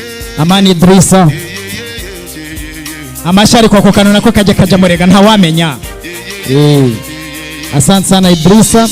Kamanzi Asman.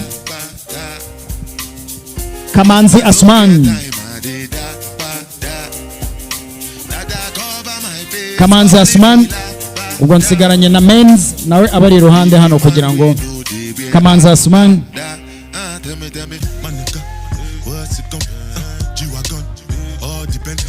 Nice. Kamanzi Asman. Sawa sawa. Alright. Dore photographer ari hano basa. Men's. Ubwo men's nawe amuhereza nta kirutimana Fisto. Nta kirutimana Fisto. Nta kirutimana Fisto. Nta kirutimana Fisto. Ay namubonye. Andimo ideni ariko nta kintu. Umuvandimwe.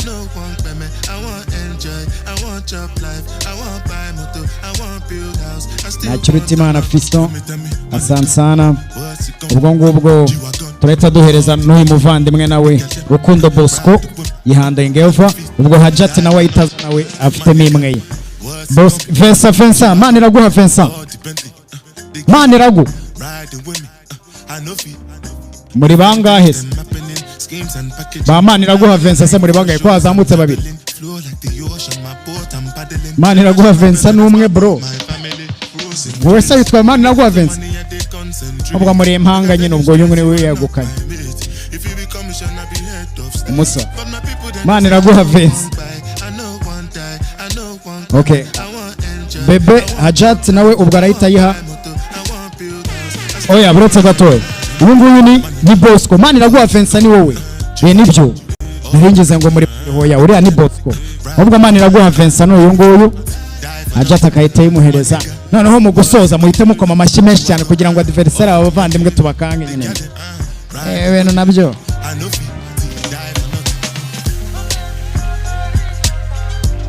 Asante sana. So ubwo ibindi bisobanuro nta kindi. N'abandi barabona izabo ariko utagira ngo ni bano gusa nuko ntago twabaha mwese biragoye. So n'abandi barabona izabo mu kanya barahita bazibaha, abatazibonye baraza kuzibona. Ikindi reka dushimire Dan, thank you so much for today. Even tomorrow we are together with Dan. Where is Saba? And thank you so much Saba. And thank you so much for the team. Ndetse n'abantu bose bajana mwakoze kuza amashyi menshi cyane kugira ngo wumve ko ari sawa. Ntabwo twari twarambiye amashyi. Duhaguruka.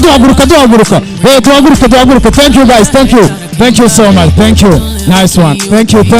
Tuzamure amaboko yacu gutya abantu babone ko twishimye nawamenya. Ubona shaka. Asante sana. Turajya gufata ifoto hariya none twese.